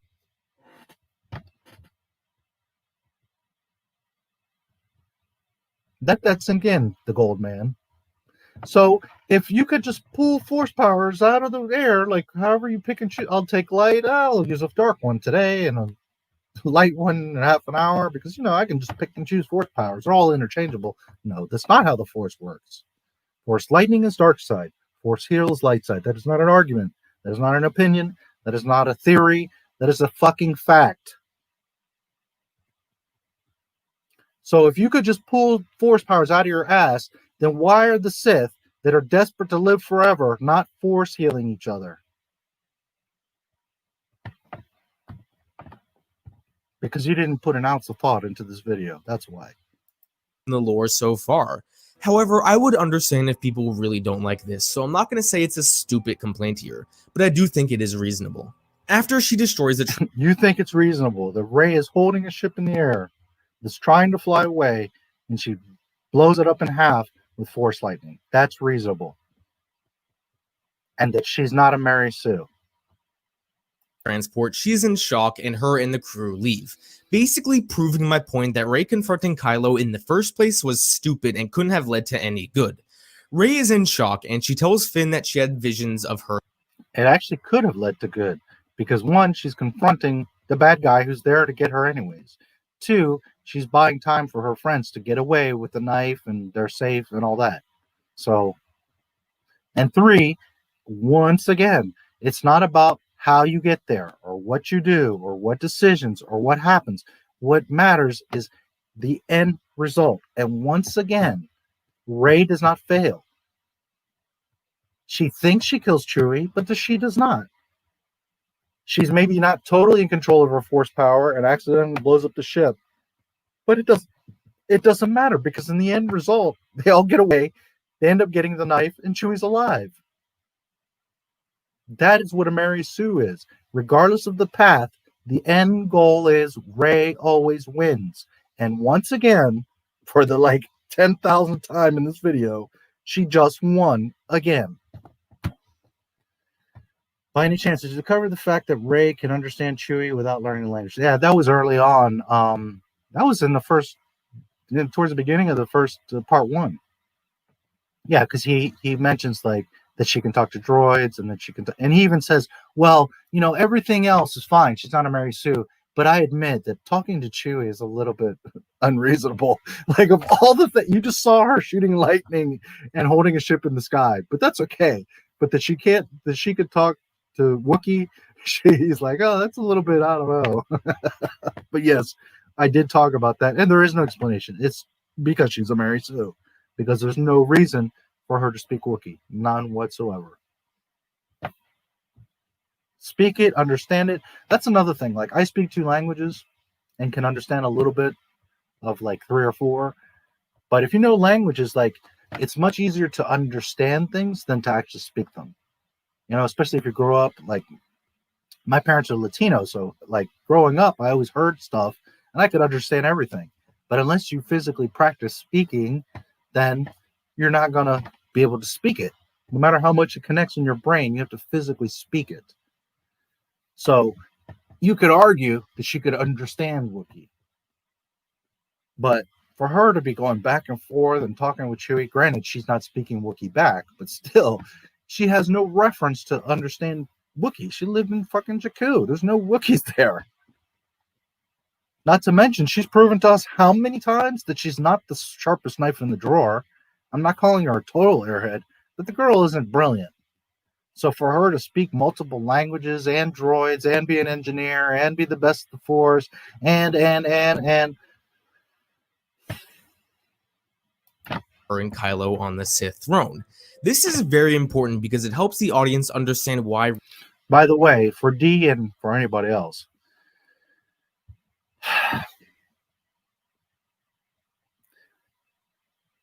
Kylo goes to Exegol to find Palpatine in the beginning of the film. He gets there with the Sith Wayfinder, which is really a Sith holocron. But okay, we'll play along with JJ's nonsense. It's called a Sith Wayfinder. It's literally a Sith holocron, a diamond shape. It's a Sith holocron. So the Sith holocron gets plugged into the ship so that he has the navigation settings to reach Exegol, to find Exegol. Fine. He goes through that whole thing. The whole movie goes through. This is getting towards the end of the movie. They fight on the Death Star wreckage. She pretty much kills Kylo, but then 2 seconds later, Force heals him, and he's back to perfectly normal, because Force healing not just saves you, but it literally fixes the wound completely from the inside out. No scar, no nothing. She then proceeds to steal his TIE fighter and go back to Octo where Luke is at. Well, Luke's ghost at this point, right? I don't know if she crash lands or just decides to destroy this thing, but you can see her throwing wood on it, and then she's burning this TIE fighter. Now you can see there's holes in it. I mean, it's just wrecked. There's no way you're going to get any parts off of this or fix this. This is done. So number one, they claim that she, after Luke pulls the X-Wing out of the water, uses parts from this to fix the X-Wing.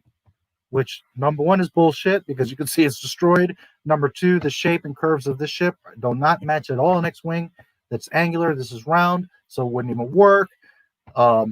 Also, the claim is in the book that she spends days fixing the X-Wing before she can go fly it to go to Exegol. That's not how the movie works. The whole point of the movie, it's moving like this, and they have like 14 hours, and she's like, I don't have time. So the whole point of the second she got the X-Wing out of the water, she would have flown to Exegol because there's no time to waste. So they're contradicting themselves by later explaining how the X-Wing is fixed. You see, they thought nobody was going to question why does the X-Wing still work. Although in The Last Jedi, we see in the book that it's been underwater for years, a wing is broken off of it, and another panel of it is Luke's door at the hut. But they thought we weren't going to question that. They were too stupid, or they were going to play along with their nonsense. So then in this movie, they pull out the X-Wing. It's all intact, fine, no problem. But then we question, well, but why does it work? It's been underwater for 30-some years. So then they explained, oh, well, she spent days repairing it, and she got parts from Kylo's TIE fighter. You're telling me you're getting parts from here? You're telling me she spent days when the second she got there, she had to fly off to Exegol because they're out of time? It gets better. Remember that holocron that was inside the ship? Well, there's another holocron in the Death Star that Kylo destroyed. So the only other one is the one that he finds on Mustafar in the beginning of the film and is in his ship. She proceeds to destroy this ship, and the holocron is right here inside of it. She doesn't even know it. Miss Force, I know everything. Doesn't even know that it's in there, but it's in there, and she destroys the ship. 5 minutes later, she's like, oh shit, well, I don't know how to get to Exegol. And Luke's like, oh, no worries, it's no problem. The Wayfinder's right here. She just got done destroying the ship and everything in it.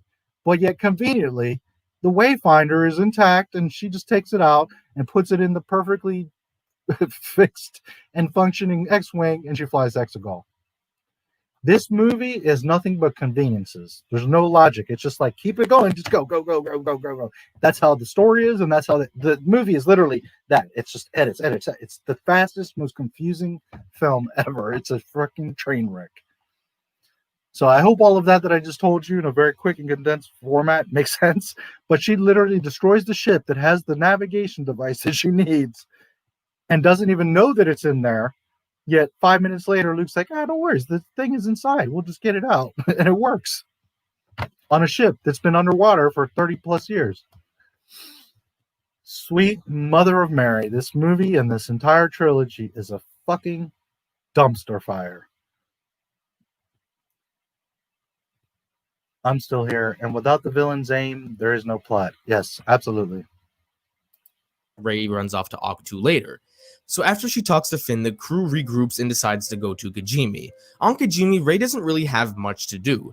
She just kicks some ass with her staff, but that's not much different than what she did in The Force Awakens, so I don't really have anything to say.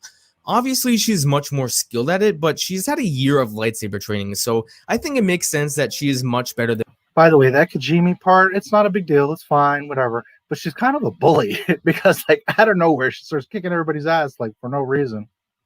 Just because what's-her-face was holding a gun at Poe doesn't mean you have to go all that far. She just starts bullying everybody.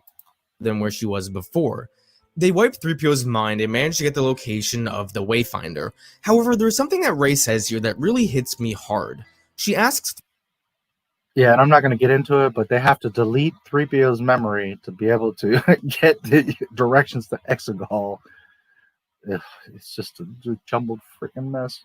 3PO, what are the odds of them succeeding if they don't wipe his mind? This is the first time I believe anyone has asked the odds from 3PO, and it just shows how compassionate... By the way, the whole time, the whole trilogy, but in this movie, Poe like hates 3PO. He's constantly like, "You're fucking annoying," and this and that. And then the second the 3PO is about to wipe his memory, he's like, "Oh my god, 3PO, are you okay? What are you doing? Are you?" It's ridiculous. Chewbacca does not look like that. He looks freaking terrible. Rey is. This is why I think her using force healing is a natural. Here's that worm. If you didn't catch it earlier, D, there's the worm that she heals. For whatever random reason, she just all of a sudden knows how to force heal, and she heals this thing, but not Poe. The rest of the movie, Poe has got a fucked up arm because she doesn't force heal her friend, her teammate, her partner. She heals a worm and Kylo Ren. Extension of Rey's personality, just a connection I wanted to emphasize. After they retrieved the info they needed on Kijimi, they head to the Star Destroyer to go rescue Chewbacca. Just a small thing, but I really wish when they were running around that Rey used her lightsaber. We never see Rey take out peasants with her lightsaber like we do with Luke and Anakin in their trilogies. Actually, the only people in the whole trilogy— those aren't peasants, those are Nitkos, and they're freaking mercenaries, and they're very dangerous. Know your Star Wars lore. And the Gamorrean Guard. that she manages to kill with the lightsaber are the Praetorian Guards. She deflects the blaster shots of Palpatine's guards at the end, but she doesn't actively stab any of them. That's another thing that Mary Sue Ray does. She grabs bolts, blaster bolts out of the sky and redirects them at these guys and kills them with it. Them with the lightsaber. Anyway, they continue moving into the hall and they run into two— Can you imagine, like, why would Jedi all these years be using their lightsaber to deflect bolts when they could just why was the point of even doing that? All they had to do was redirect blaster bolts. I mean, it's not a problem. stormtroopers. I don't know why they simply just didn't kill them, but Rey decides to spare their lives and use a Jedi mind trick on them, Which she has never seen. She has no reference of. She would have no clue that that even exists or how to even do it. And she just out of nowhere is like, "Oh, I'm going to use a Jedi mind trick on you." If you had I forgot. She knows everything because she's a Mary Sue. a problem with it in The Force Awakens, then you may forgive it here, considering she's had much more training since then, more so than Luke had before Return of the Jedi. So I don't see how you could argue that this is an example of her being a Mary Sue, especially when compared to Luke in Return of the Jedi. As I covered in the first part of this video, he looks at Obi-Wan doing a Jedi mind trick. He has years of training. He is a master Jedi, and it makes absolute sense that he does a mind trick on Bib Fortuna. Rey has no training, no context of even that this is a force power, and she's using it.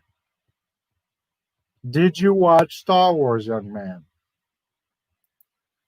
So the crew proceeds to split up. Rey goes and looks for the dagger, and Finn and Poe go look for Chewie. Now there is something here that actually quite annoys me. Rey says she needs to find the dagger, and when Poe asks her why do they need the dagger, she just says— Okay, I'm noticing something.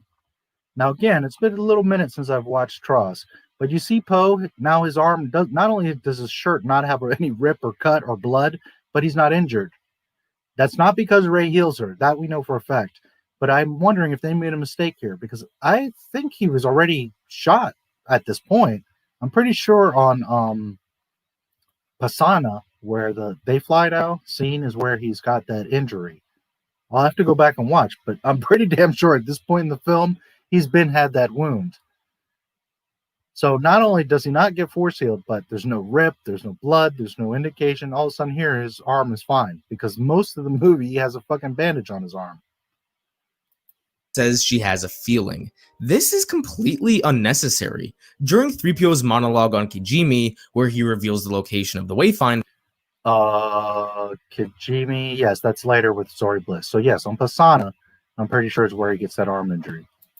he straight up says on the southern shore, only this blade tells. Why couldn't Rey just say 3PO mentioned how only this blade tells, so that means we need the blade to find the dagger? I bring this up because I'm not a fan of when they say a feeling when a character needs to know information. I think it's a bit of a cop-out to just use the Force to explain this. This change— JJ, Ryan, KK using a cop-out for writing in Star Wars? No way. That would never happen. Look at this ship. It's flying off. Look at the distance of it. And she's grabbing it with the force with no context, no practice, no training, no nothing, no knowledge. She just, let me grab this ship. Training how? Who trained her? Nobody. She trained herself. As Han said, remotes are one thing. Going against the living, that's something else. Absolutely. Have made much more sense and made Rey seem less overpowered, in my opinion. But regardless, she manages to find... You saw there how they showed up close. The ship has 4 engines, and she's like wobbling it back. Not even holding it. She was pulling it back. Her way into Kylo's bedroom, where she finds the dagger. And this scene is actually pretty important. When she picks up the dagger, she hears the voices of her younger self and her parents. It scares her temporarily. This whole thing is a huge waste of time. They didn't even have to do this. They were on Posana. They have the knife.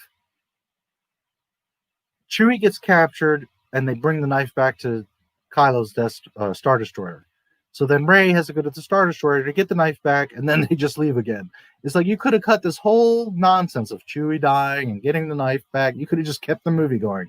Instead, they squeezed yet in another. Like, if you thought Canto Bite was a big waste of time and put in there for no reason, multiply that by 100 of like little things like that. Like, they're just throwing shit in there and just like piling on top of each other. Bunch of stuff that never even gets answered and is unnecessary. Temporarily, and then the bond forms and Kylo shows up. And I think the room looks kind of neat, but I just always thought it was weird that like the Star Destroyers were always like gray and dark. Like, this is all white and bright. Like, this feels like it would be Princess Leia's bedroom or something. It always felt weird to me that this is Kylo Ren's bedroom. Kylo tells her that he needed to push her in the desert so he can confirm to himself that she is a Palpatine. He tells her that he knows the rest of her story, and this really gets... By the way, right there, D, because you haven't seen it, they were fighting through the Force. They weren't both physically there. She's in his room on his Star Destroyer. He's on Pasana, where she just was. He's trying to find her. This is another part of the movie. He's chasing her around all these planets. So he's on the planet that she just left because she went to the Star Destroyer to get the knife back and save Chewie. So she's in space, and Kylo's on the planet, and you saw how they were fighting? Just like the Force Skyping, they're literally fighting each other now through the Force Skype bullshit. That's to Rey. Because it looks like they're both in the bedroom, but they're not. It's been about a year since the events of The Last Jedi, and Rey probably had some time to come to terms with the realization that her parents are no one and are dead. However, when Kylo tells her that he knows the rest of her story, it opens up a can of worms that Rey doesn't want opened. To keep you safe. You remember more than you say. This is like if you had a traumatic experience in your life and you had time to cope with what happened. You saw how shocked Finn was, and then look at her here. But yet we're supposed to believe, Raylos, that she falls in love with this dude. But then a few years later, new information is revealed that changes everything. It's not a pleasant experience because it would remind you of the pain of that traumatic experience. This is what Rey is... And this scene was god-awful. White room is nod to the inside of Vader's meditation chamber. Yeah, I guess you could say that. Yeah, maybe.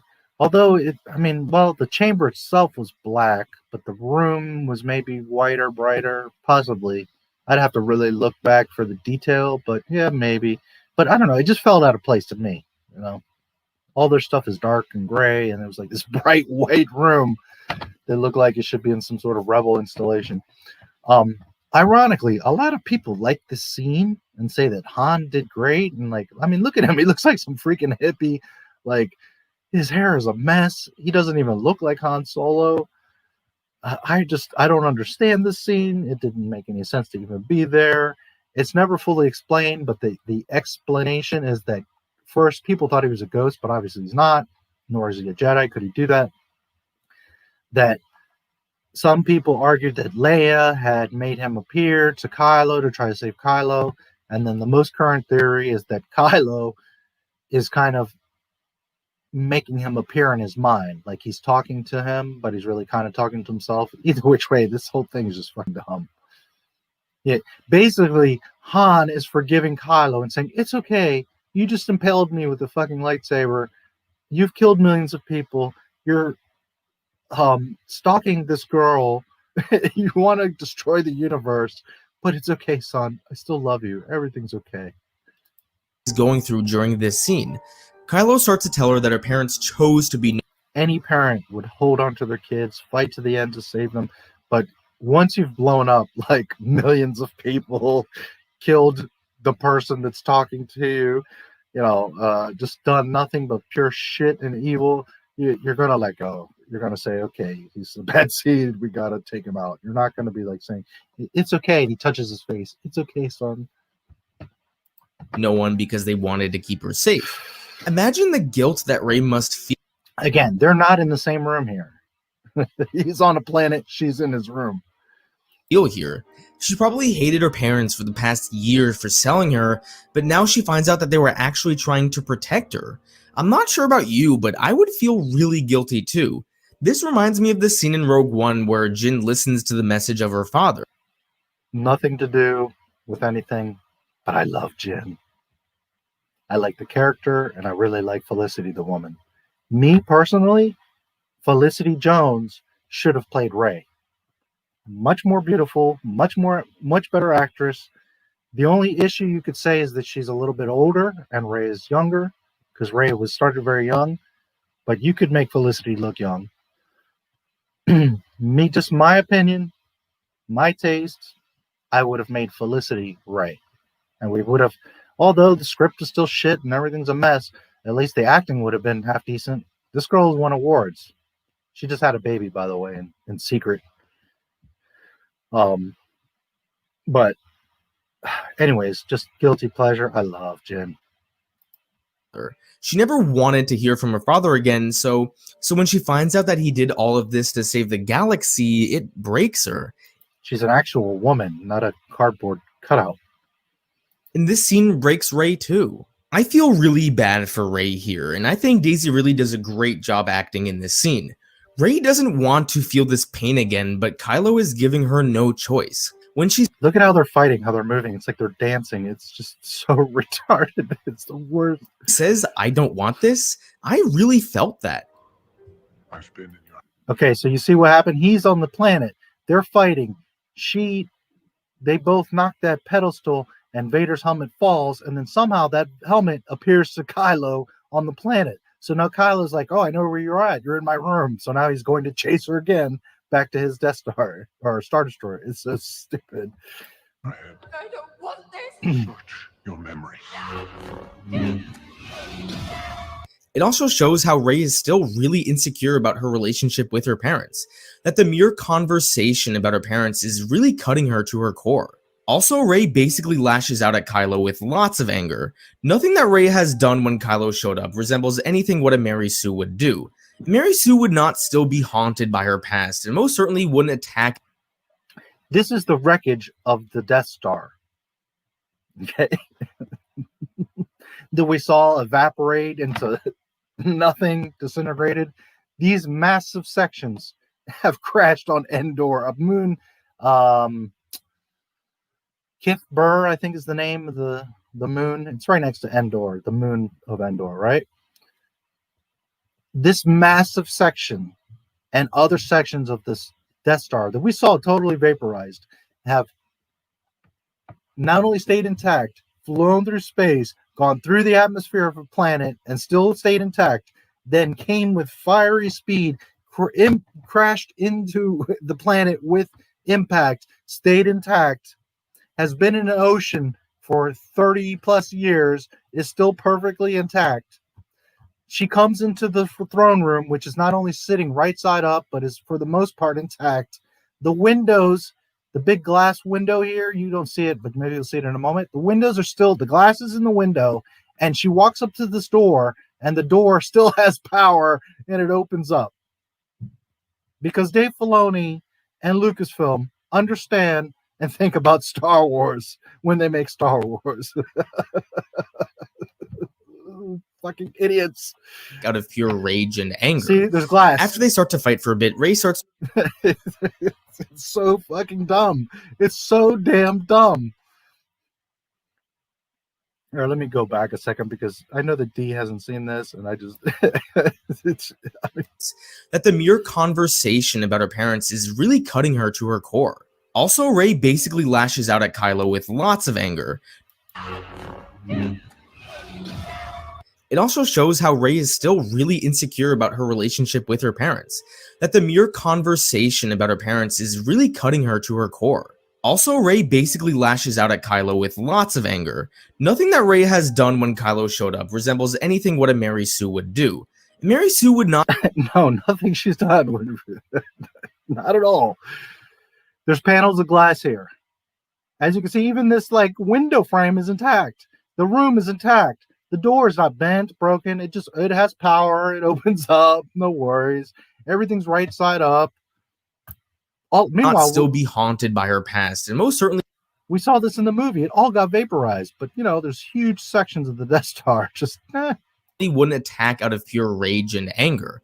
After they start to fight for a bit, Rey starts to remember her last moments with her parents and how they loved her. This is huge for Rey because this changes everything for her. I don't blame her for being so upset. Kylo continues to tell her how Palpatine gave the order to kill her parents. And yet again, Rey manages to give up her position to Kylo and put their whole mission at stake. Granted, Kylo should have probably already been notified considering they did just light up the hangar a few minutes ago, but anyway, after handing 3PO the dagger and Chewie's bandolier, she goes to confront Kylo about why Palpatine wanted to kill her. And this is where we and Rey learn that she is the granddaughter of Emperor Palpatine. Now there's two ways you can look at this. The first way is that this was an attempt by J.J. Abrams to simply retcon The Last Jedi because he hates it. Or you can see from a story perspective why J.J. would want to do this. Everything that happens to Rey up until the point where she talks to Luke on Ahch-To is trying to show why Rey shouldn't be worthy of continuing on the Jedi legacy. She's wildly insecure, she cannot control her emotions, she has a very strong dark side, she constantly makes decisions that put her friends in danger, and now she's related to the man who is responsible for the death of thousands of Jedi. Everything besides her relation to Palpatine is behavioral, so it's something that can change over time, but her relationship to Palpatine is permanent. No matter what she does, she will always be his granddaughter. This was the worst thing Rey could have possibly heard. Okay. First of all, not even 2 weeks ago, Daisley admitted there was no plan for any of this shit. So your reasoning of JJ and retconning, and we all know this movie is a total retcon of The Last Jedi. We get that, but she literally said there's no plan. That's why this is happening. Second, you just defeated your own argument because earlier you said, oh yeah, that she's a Skywalker and blah, blah, blah. And here you're just saying that no matter what she does, she's a Palpatine. So which one? Make up your fucking mind. You keep defeating your own freaking arguments. Her relation to Palpatine plays perfectly into her insecurity. This is, I mean, it's literally the same with all the Disney fans. This is what they do. They change the argument, the narrative to the point that fixed that narrative. 1 minute you'll say that she's a Palpatine because she is. That's what it is. And then 5 minutes later you'll say, oh, but she's a Skywalker because she's the greatest Jedi and she can choose to pick her name. And Luke nods at her, so she's a Skywalker. You can't have it both ways. And the problem is that you're not using logic. You're using emotion, and you like these movies and you want to defend them and justify them under any means necessary. Instead of just saying, I admit it, this shit is bullshit, but I liked it, it was fun, and I just like it. Then everybody would say, God bless. But when you want to argue that she's not a Mary Sue, that these are great movies, that blah, blah, blah, that I don't understand. Somebody that's watched Star Wars for over 40 freaking years doesn't understand The Last Jedi. You just look like a dumbass. And a liar. Insecurities about her being the heir to the Jedi. If Rey was a true Mary Sue, then this wouldn't bother her. Mary Sues are competent women. A competent woman in this case would brush this news off like it was nothing. For the 10,000th time, Mary Sue's not about an emotion. Mary Sue's not about being bothered. Mary Sue's not being about feeling some type of way. A Mary Sue is about, no matter what, she wins. No matter what adversity, problem, trick, trap, mistake, confusion, at the end of the day, she comes out the winner. And once again, she's winning. Rey has yet to lose anything. We're almost at the end of the Rise of Skywalker, and she has not lost anything. She never had a home. She never had a friend. She never had a pet. She never had parents. She never had any possessions. She never lost a battle. She never lost anything. She is nothing but, she's like 10,000 and 0. That's what makes her a Mary Sue. Because someone that's not a Mary Sue is going to lose at least once. She doesn't lose any limbs. She doesn't lose the lightsaber. She doesn't lose nothing. And know that she's already worthy of being a Jedi. Rey is insecure about like a dozen different things right now, so there is no possible way that she could be a Mary Sue. And by the way, being insecure doesn't have anything to do with her talking to... That's where she was taken off. She stole his TIE fighter and left him on the wreckage of the Death Star. It's kind of funny. Kylo here again is putting her friends in danger. She knows her friends... Check this out, D, if we're still here. She's on the edge. She's not. She's resisting what Kylo's saying. He says, "Come on, join me." So then he's like, "You know what you need to do." And then she's like, "Yeah, I know what I need to do." The Millennium Falcon. Notice this is like in space. Comes. There's no vacuum, lack of oxygen, anything. They're like in space. And in fact, I think the Finn does have a mask on, but she's all good. So, anyways, the Millennium Falcon comes up, and not only is hovering, but it like blast the engines. Okay, number one, if you blast the engines, well, the ship's going to go flying off. But somehow the ship is without an anchor, just sitting here, and they accelerate the engines. Okay, so the first problem is that the ship should have taken off, but the ship stays still. And then the blast, now she's under the blast, so you could argue, although she would be cooked because it's blast, the heat, I mean, it's just ridiculous. She would be done. But let's just say, okay, she's under it enough. We'll give them that. The blast is so strong that it blows all the stormtroopers away, and Kylo, using the Force, I don't know if he's going to show it, is like resisting. He's like just leaning forward, against the wind. Okay, so not only is she under the heat and blast of the Millennium Falcon, which should have blown away and is still hovering here, she's sitting there while everything's getting blown away. She's just fine. And then you're going to see her. Look at the distance here. She doesn't jump. She flies to the Millennium Falcon. I hope he shows it. Won't leave without her, so that means they have to pull off some crazy... Okay, like not even subtle, like I'm fucking Superman. Flies. Let's look at it again.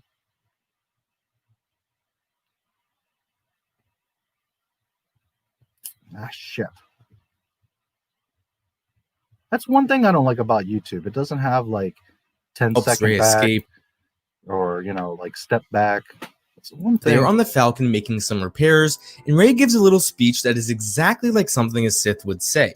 She mentions how she's going to find Palpatine and destroy. She mentions how she's going. So that means they have to pull out. Okay, let me see if I can catch it here. A competent woman in this case would brush this news off like it was nothing and know that she's already worthy of being a Jedi. This is so ridiculous, it's worth watching. Rey's insecure the way. So that the way her talking. All these guys get blown away. Hello here again is putting her friends in danger. Watch this. She knows her. See how it's blowing everything friends away? Won't And then she leave fucking without flies. her. So that Look, I'm means Superman. they have to pull And she has no mask on. She's in space and she has no mask on. crazy maneuver to See, Finn had a mask. save her. Finn had a mask because there's no environment. And she just, not only flies, but no mask, no worries. The thing is blasting. This, like, there's no logic in these films. Then you can argue, okay, this is a contained galaxy, so it has its own logic. Okay, within the own logic of Star Wars, there's no logic in these films. They literally break its own logic. Which is what ends up happening. Oh, and this is another example of a group of men having to save Rey, even though Star Wars fans would have you think Rey is fully capable of saving. A group of men having to save Rey. First of all, it's not a group of men. It's Finn and Chewie. Maybe Poe is in there too, possibly. They don't technically. I mean, they're there with the ship, but she flies out of the hangar and saves herself. They don't save her. If it wasn't for that, she would just knock everybody down, or just, fly down, or whatever. It wouldn't matter. Worthy of being a Jedi. Say what? Yeah, exactly. She does nothing to be worthy of anything. Herself. After Finn helps Rey escape, they are on the Falcon making some repairs, and Rey gives a little speech that is exactly like something. Wait. What did he just say?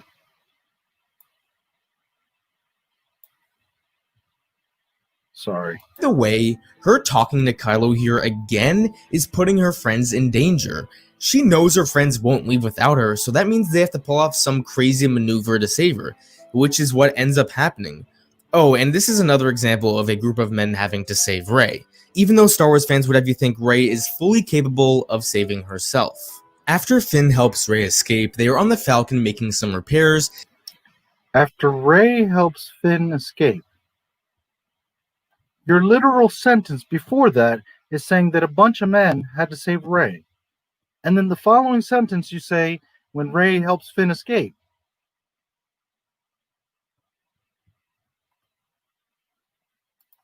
And Rey gives. Okay, I'm sorry, I gotta listen one more time. I want to make sure that I'm not totally fucking nuts. The way, her listen to what he says. Talking to Kylo here again is putting her friends in danger. She knows her friends won't leave without her, so that means they have to pull off some crazy maneuver to save her, which is what ends up happening. Oh, and this is another example of a group of men having to save Rey, even though Star Wars fans would have you think Rey is fully capable of saving herself. After Finn helps Rey escape, they are on the Falcon making some repairs. Okay, I misheard. After Finn helps Rey escape. Okay, well, at least you're consistent in your bullshit. And Rey gives a little speech that is exactly like something a Sith would say. She mentions how she's going to find Palpatine and destroy him. Finn's like, girl, this is not you. Okay, no, not quite. You're overplaying that. What happens is they're talking, she's a little bit distant. He can tell that she's upset, and he's like, girl, you okay? And she's like, I gotta find Palpatine. I have to kill him. Which she does say that, but Luke had to go find Vader too. Doesn't mean he's turning to the dark side. He just said, I gotta finish this shit. So then he's like, Rey, this isn't like you. I know you. And then she turns and she says, no, you don't. Nobody knows me. I'm afraid everybody thinks they know me, but they really don't. Because you don't tell your friends that you're a freaking Palpatine very conveniently. So the conversation's a bit different when you put the correct context in it. She's not dark side or turning to the dark side or any of that nonsense. Which triggers Rey because she feels that nobody really knows who she is. They arrive on one of the Endor moons and they find the Death Star. Now this next part gets a lot of crap, but I think it's complete. Yeah, no kidding, it gets crap. They land on this planet. This is Kefber, where the Death Star wreckage crashes by Endor. Okay, she's got this knife, and maybe he'll show it. And they walk up. She holds the knife up and can see where the throne room is. I hope he shows it because it's just ridiculous. Completely unwarranted. Rey takes out the dagger and pulls something out of the hilt that helps her find the location. Okay, so hopefully he shows it. Of the Wayfinder. People like to point out. Okay, so she pulls this like little ruler thing out of the knife and then aligns the knife to the wreckage of the Death Star, which this thing points to where the Sith Wayfinder is hiding at.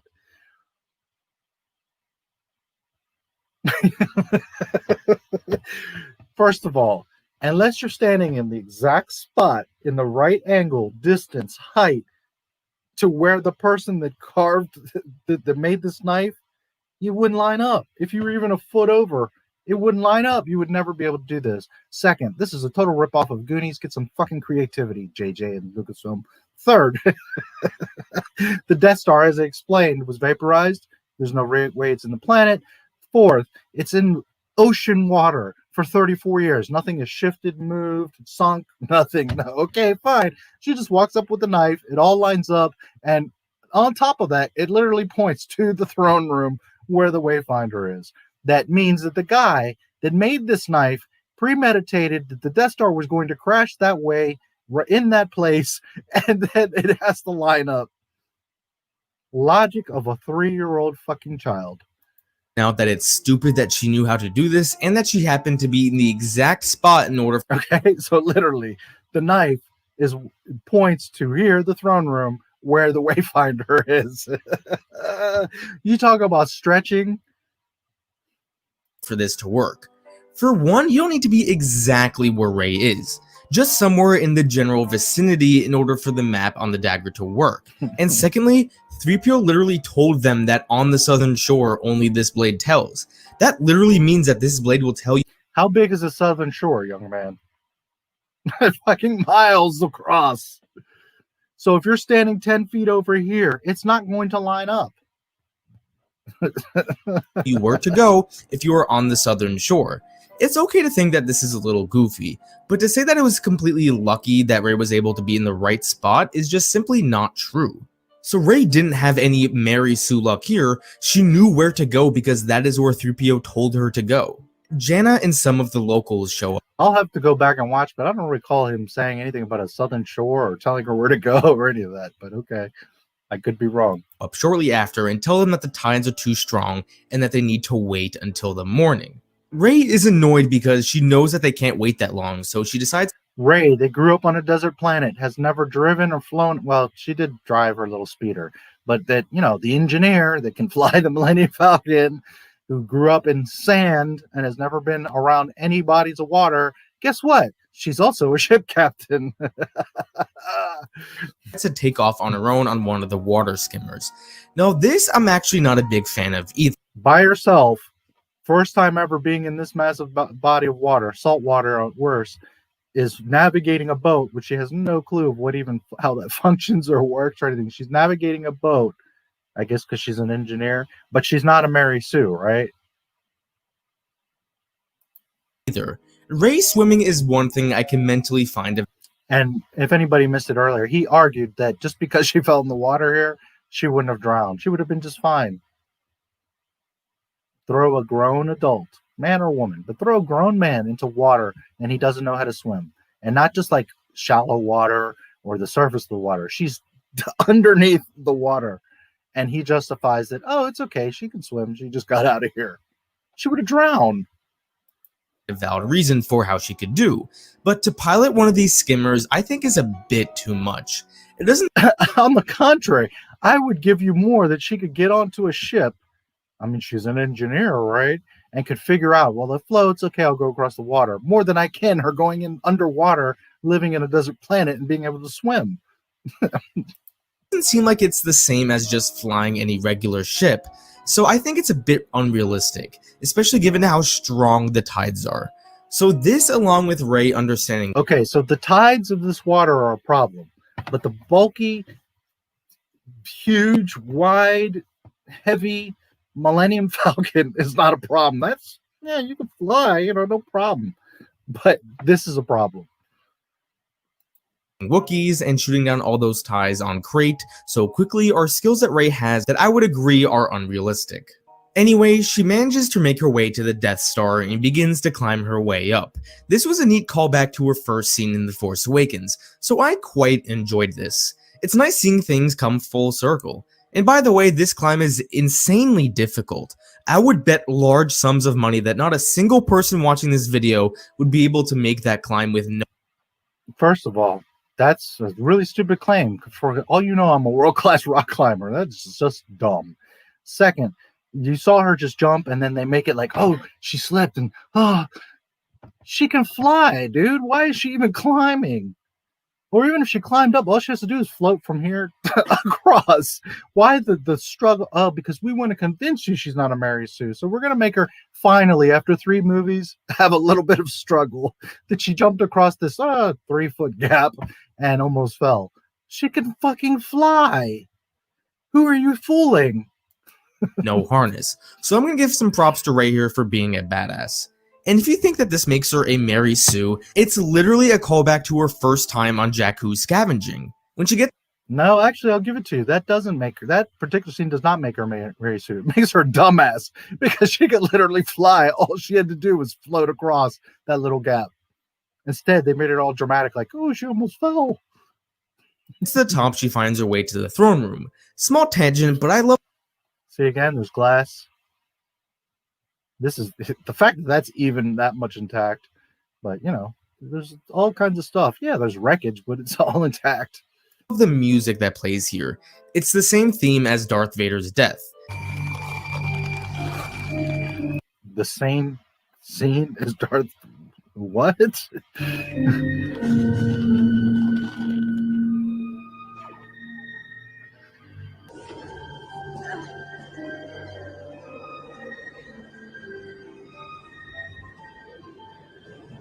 Again, it's a small thing, but I love the way this music was in.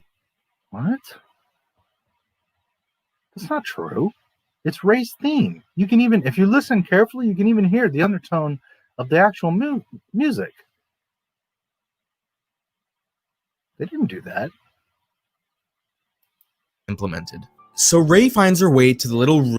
Unless that music's from his video, but I don't know. I'll have to go back and look at that. But just because they put the little music there, so that justifies all of this. It's okay that this is all here because they used the music to do a throwback. Yet, there's no logic that matters because there's glass in the window, and this is still intact, and there's power on the door, and this is all right side up, even though we saw it 40 years ago, vaporized. Room where the Wayfinder is, and she has an encounter with the dark version of herself. Dark Rey tells the real Rey, which lasts all of 10 seconds, and it's just lame. To never be afraid of who she is, which is a play on the line that Leia gave earlier in the movie. After a lightsaber exchange, Rey stumbles out of the room, drops the Wayfinder, and Kylo picks it up. And Kylo starts to straight up expose Hey look, it's a Sith holocron. Rey on the spot. Rey is completely unraveling Look, stuff is standing, there's glass. Emotionally. Kylo even points this out when he says, see the windows? You can see the that's all gone, but there's window panes here.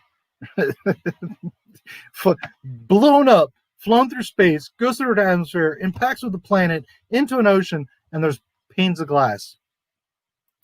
Says, look at yourself. Kylo, you know, these movies are insulting on so many levels, but probably the biggest insult is not just the spitting in your face and destroying the characters and the story and the legacy, is that they truly think we are stupid assholes. That we're not going to realize, wait a minute, dude, there's glass here. I mean, that's the most insulting part of all of this, is that Lucasfilm, I don't know if it's KK or Bob Iger or all of them, they literally think we are fucking monkeys. Oh, look, it's the Death Star. It's Star Wars.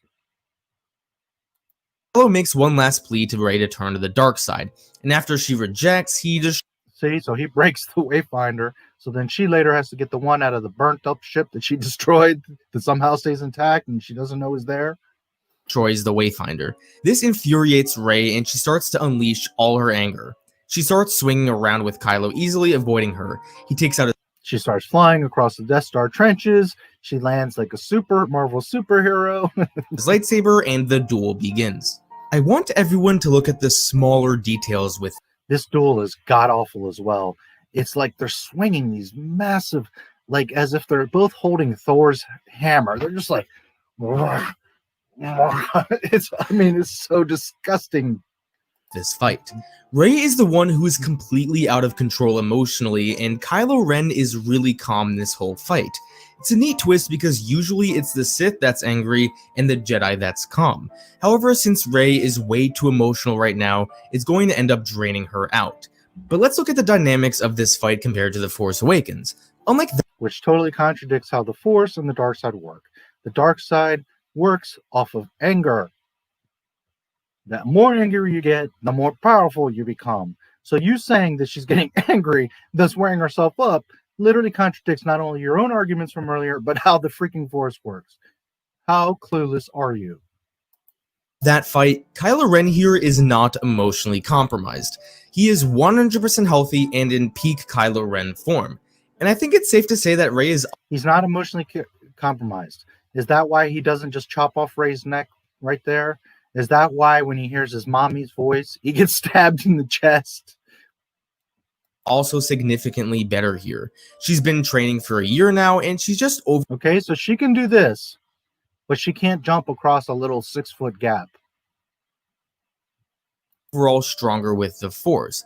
And with Rey being significantly stronger, she still manages to basically lose this fight. This shows that when Kylo Ren is not emotionally damaged, That I will give is that this is the first time she actually kind of almost loses. Finally, Kylo Ren grabs his fucking nuts and gets her to where he could kill her. He grows up and it grabs his nuts. It's about time, bitch boy. he can easily kick Rey's ass. I was so happy when I See right there, he could have cut her in half.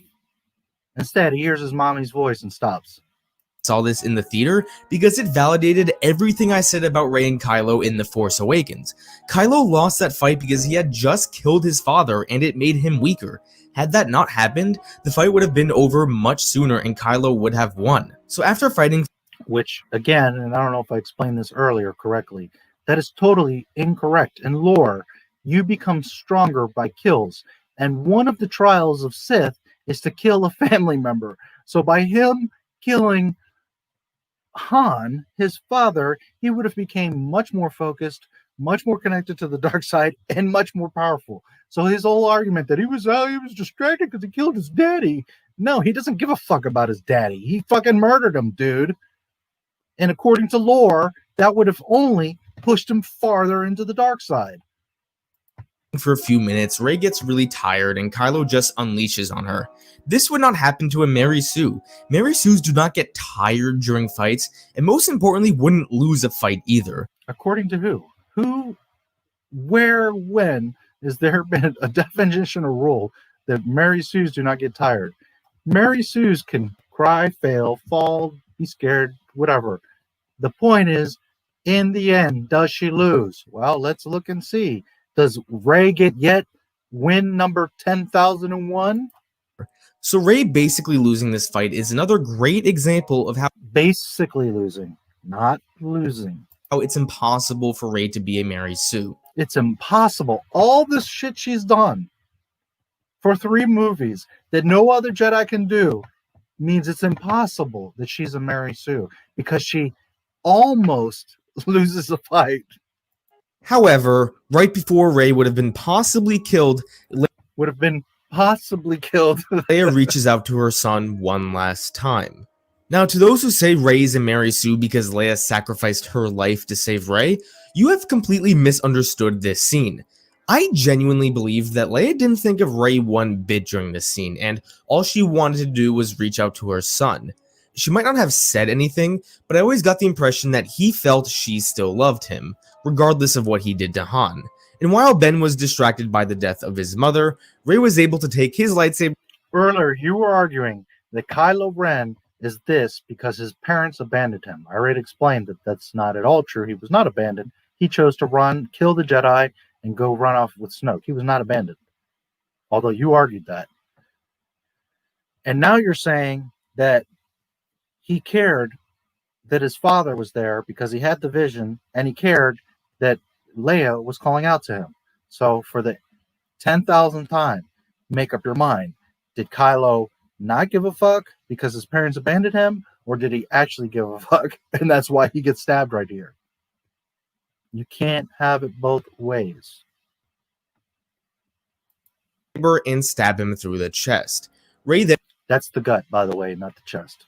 feels Leia's death as well. Filled with guilt, she decides to heal Or at least lower chest.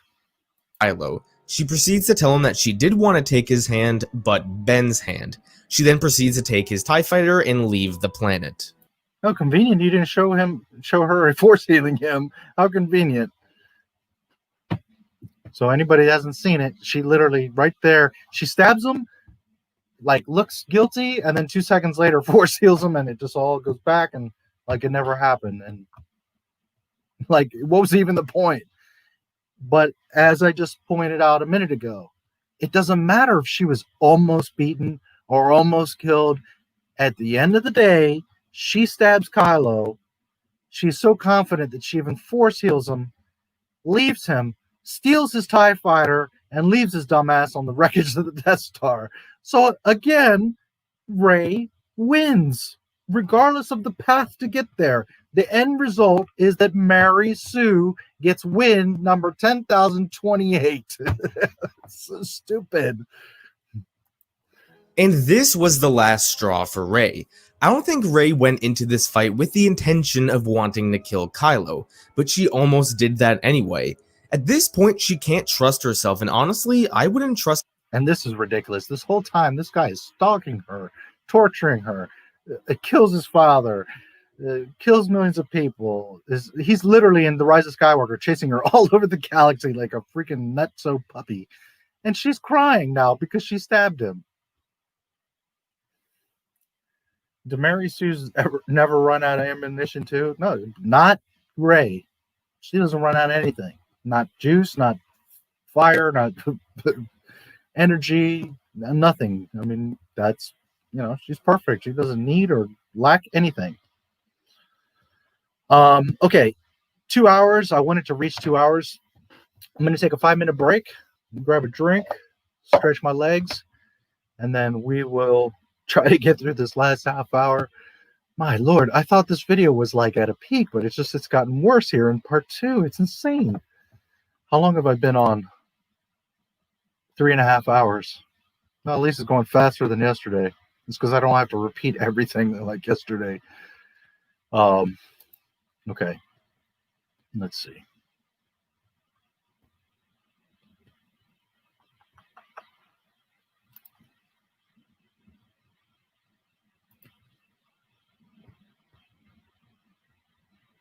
Shouldn't I be able to? Let me see something here. Okay, right.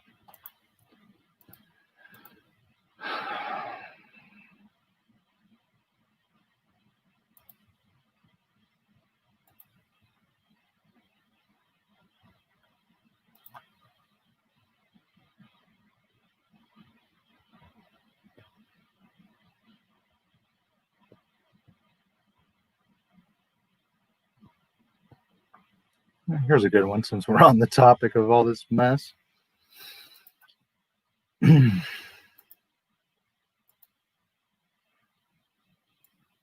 right, I'm going to put a little video on for you guys while I step away. I'll be back in like 5 minutes anyways. Just going to take a very quick break. Oh,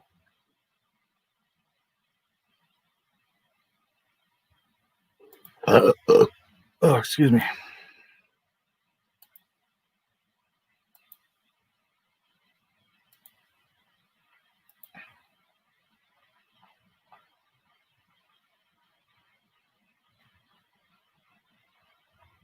Okay, I'll be right back in a few minutes. I'll leave you guys with this video for the moment, and I'll see you shortly.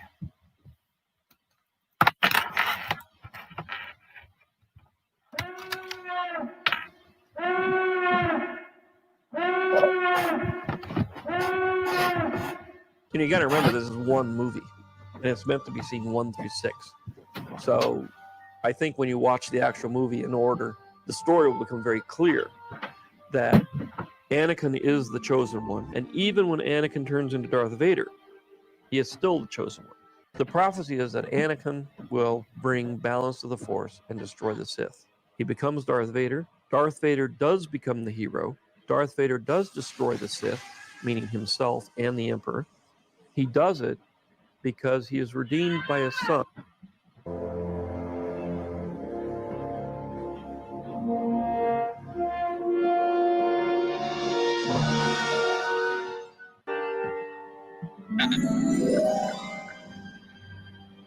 Hello there. I have story treatments of 7, 8, and 9 and a bunch of other movies, and obviously we have hundreds of books and comics and everything you could possibly imagine. So, I sort of moved that treasure trove of stories. I wanted to make sure that I wasn't going to be entirely on my own, because it's important that he at least continue to be the little guardian angel on my shoulder, helping They're me do finishing this. the hologram now. Don't worry. Yeah. My Yoda has to be there. The main thing is to protect these characters, make sure that they still continue to live in the way that you created them, and that the universe of Star Wars continues to grow.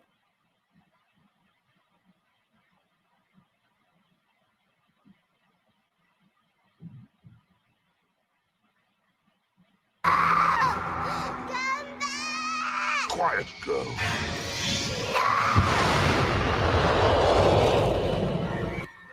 I have to get back to Jack. Han told me you already know the truth. Whomever you're waiting for on Jakku, they're never coming back. Your parents threw you away like garbage. They didn't. They did. But you can't stop needing them. It's your greatest weakness. Looking for them everywhere. In Han Solo, now in Skywalker, right? I just know who your parents are. Do you want to know the truth about your parents? Or have you always known? You just hidden it away. You know the truth. They were nobody. They were filthy junk traders who sold you off for drinking money. The dead in a pauper's grave in the Jakku desert. You have no place in this story. You come from nothing. You're nothing. I needed you to see it. Who you are. I know the rest of your story. I never lied to you. Your parents were no one. They chose to be.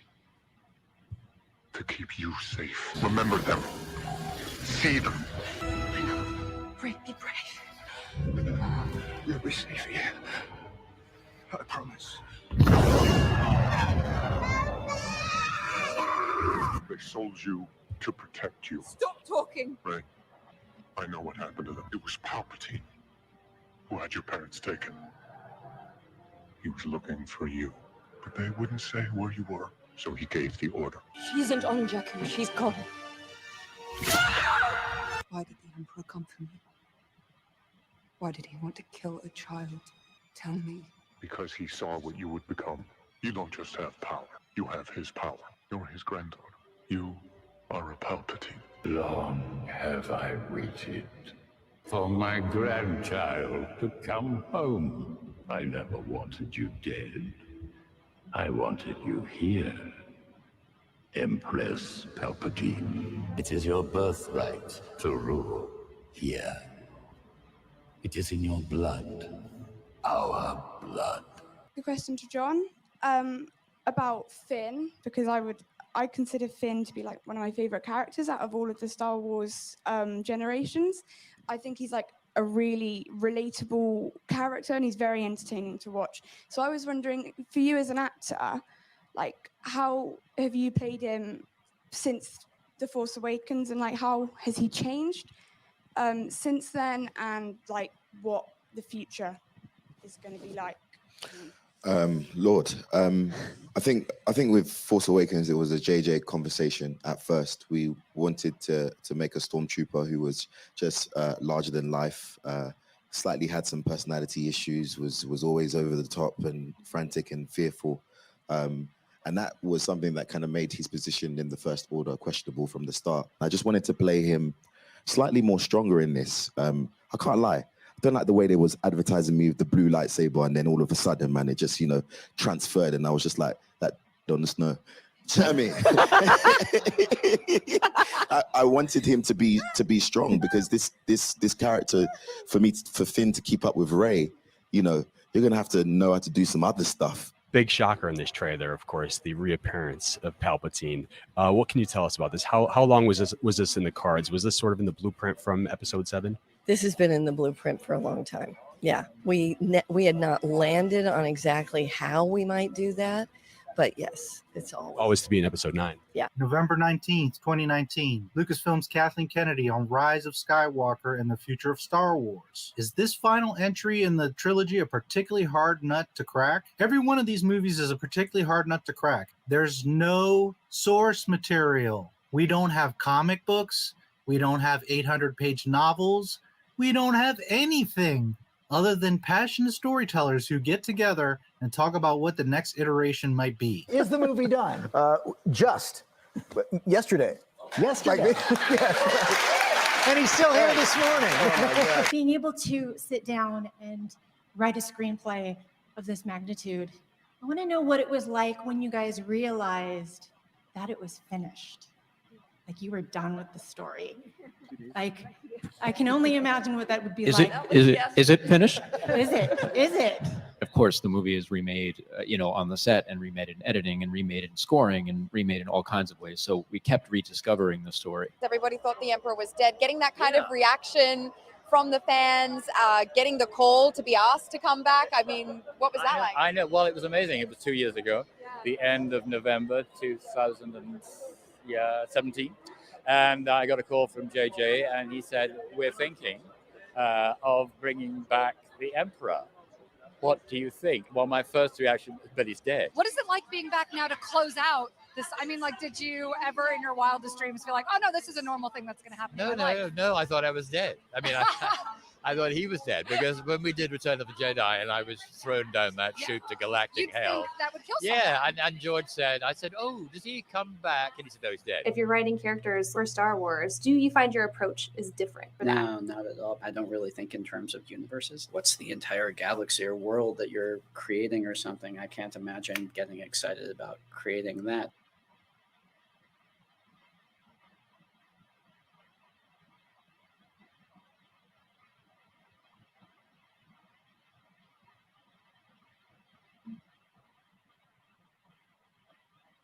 Please welcome Sith grandchild and self-proclaimed Skywalker, Miss Daisy Ridley. This is your first talk show since The Rise of Skywalker came out. That's kind of insane. I feel honored. Have you been keeping Rey's secret from the beginning? Did you know about the parentage? Like, tell me about that journey of when you found out. No.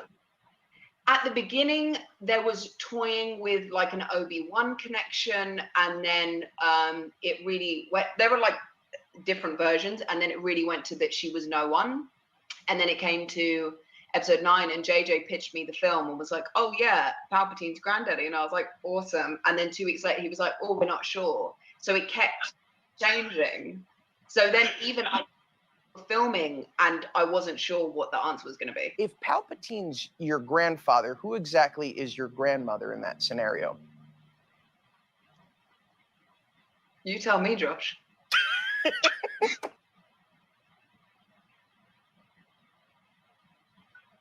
Days, what is next for you? I'm so excited to see what's coming out. I have done a video game that's coming out soon called 12 Minutes. I have done an Audible original called Islanders, which actually comes out next week.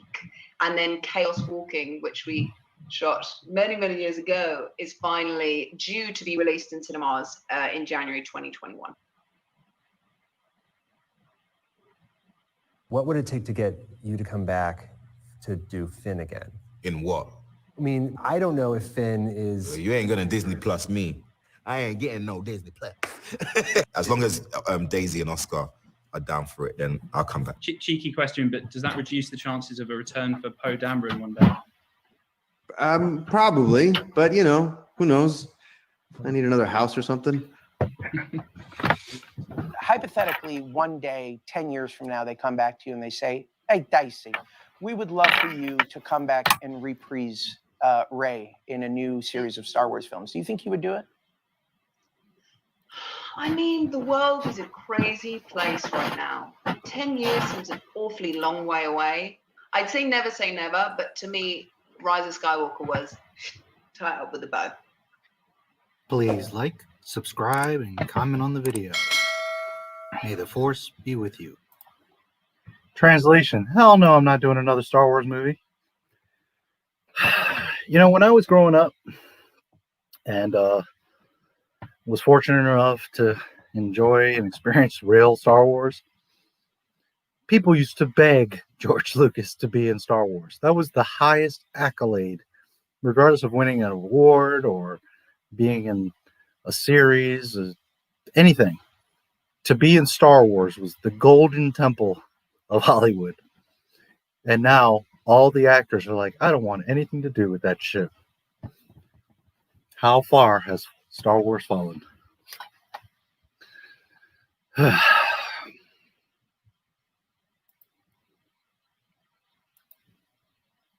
hope the audio was on. Maybe I forgot to put the audio on. Oh boy. Oh well. You guys can always watch it if you really want to watch it.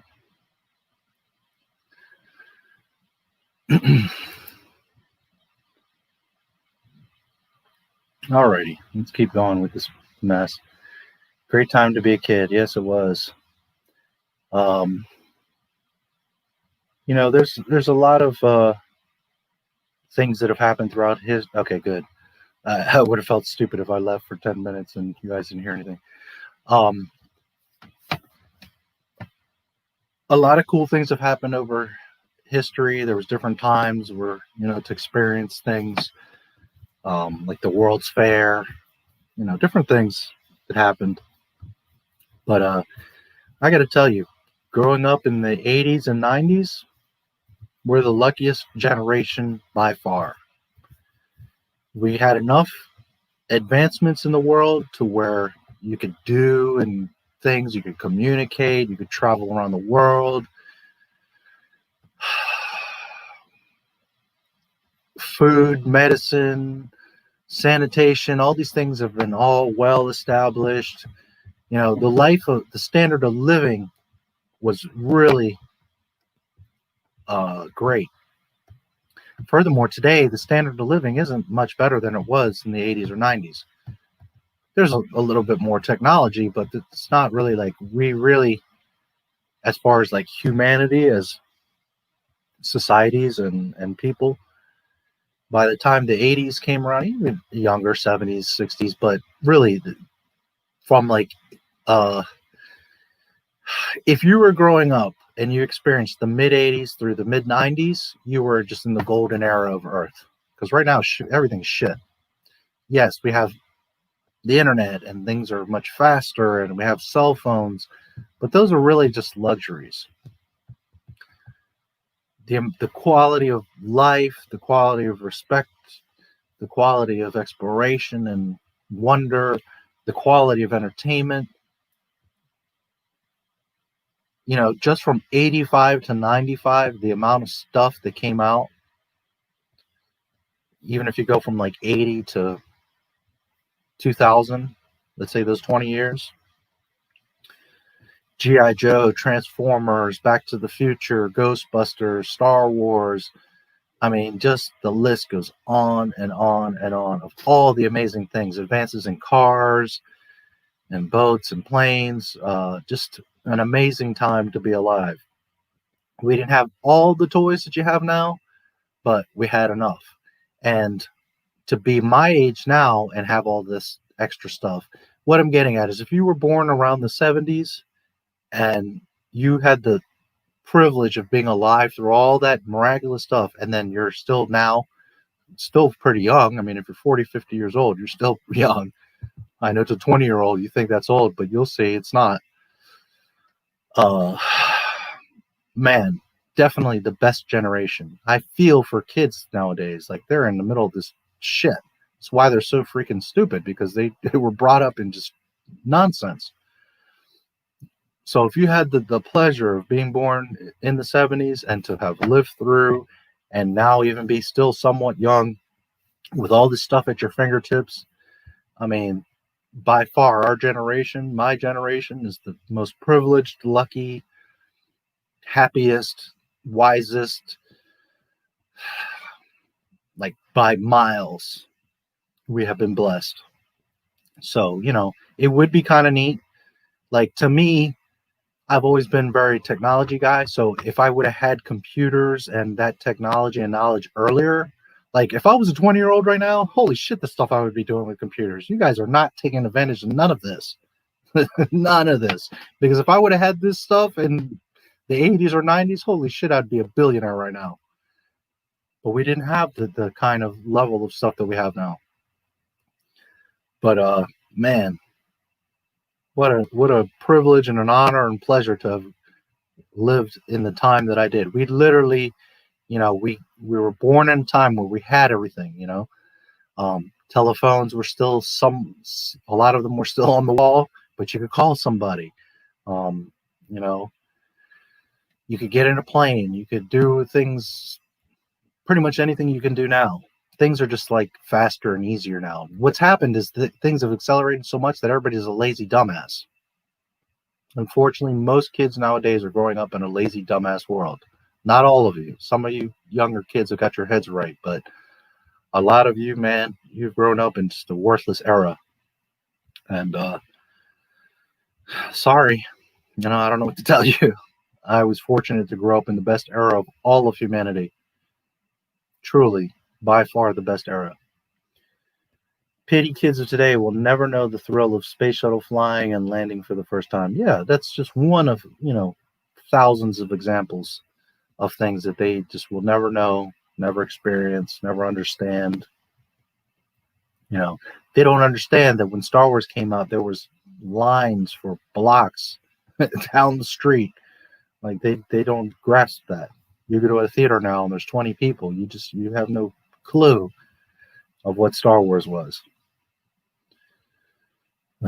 Anyways, it's a different world. It's a different time. But just know that anyone around my age don't feel bad or old, because we grew up in the best time of all of humanity. Most diseases and illnesses have been cured. People used to die over a cold, over a scratch on their hand.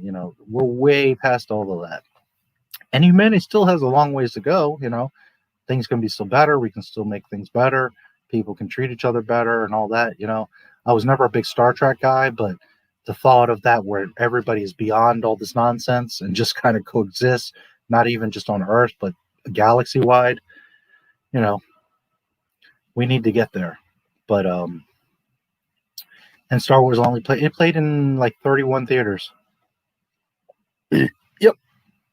So, as opposed to the sequel trilogy, all of them were in 2,000 plus theaters and couldn't even come close to what Star Wars did. I've covered this in other videos, but if you do the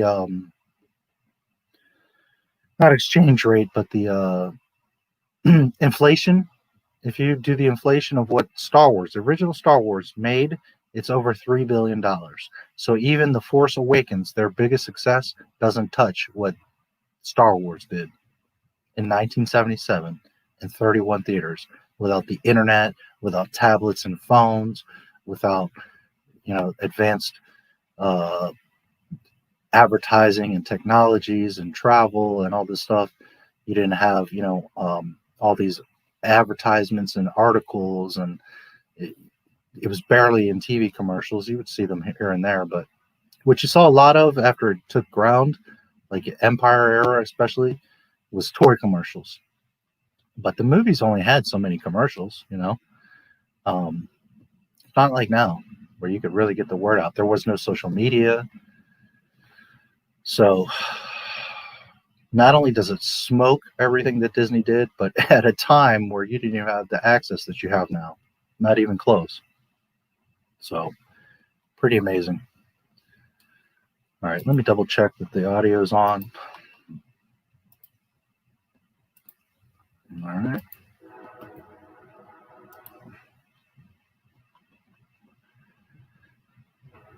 "22 minutes left." Let's try to get through this. I'm really curious how he's going to wrap it all up and conclude this thing. By the way, again, I hope that, and everybody so far has agreed, that I've been totally fair with this video. I'm not just attacking this kid for no reason. I mean, like, everything he said has a hole in it. One sentence to the next, he contradicts himself. And 2 hours and 4 minutes out of 226, he has yet to make one solid argument as to why she's not a Mary Sue. Literally. It's not me resisting or being difficult. He has not made one solid argument. Everything he has actually pointed out confirms that she's a Mary Sue. It's pretty sad. Now, if you want to convince yourself that these things are justifiable, okay, well, but anybody with a brain, anyone with logic that's being objective and honest and intelligent, you have done nothing but confirm she is a Mary Sue. Onwards. Trust myself either. She is constantly putting her friends in danger. She's killing people she doesn't want to kill. She can't control her emotions. She's really starting to give into the dark side, and she's the granddaughter of the man who's about to take over the galaxy. All those things you just said have nothing to do with the Mary Sue. None of it. None of it. It justifies. It's just her emotions. It has nothing to do with anything.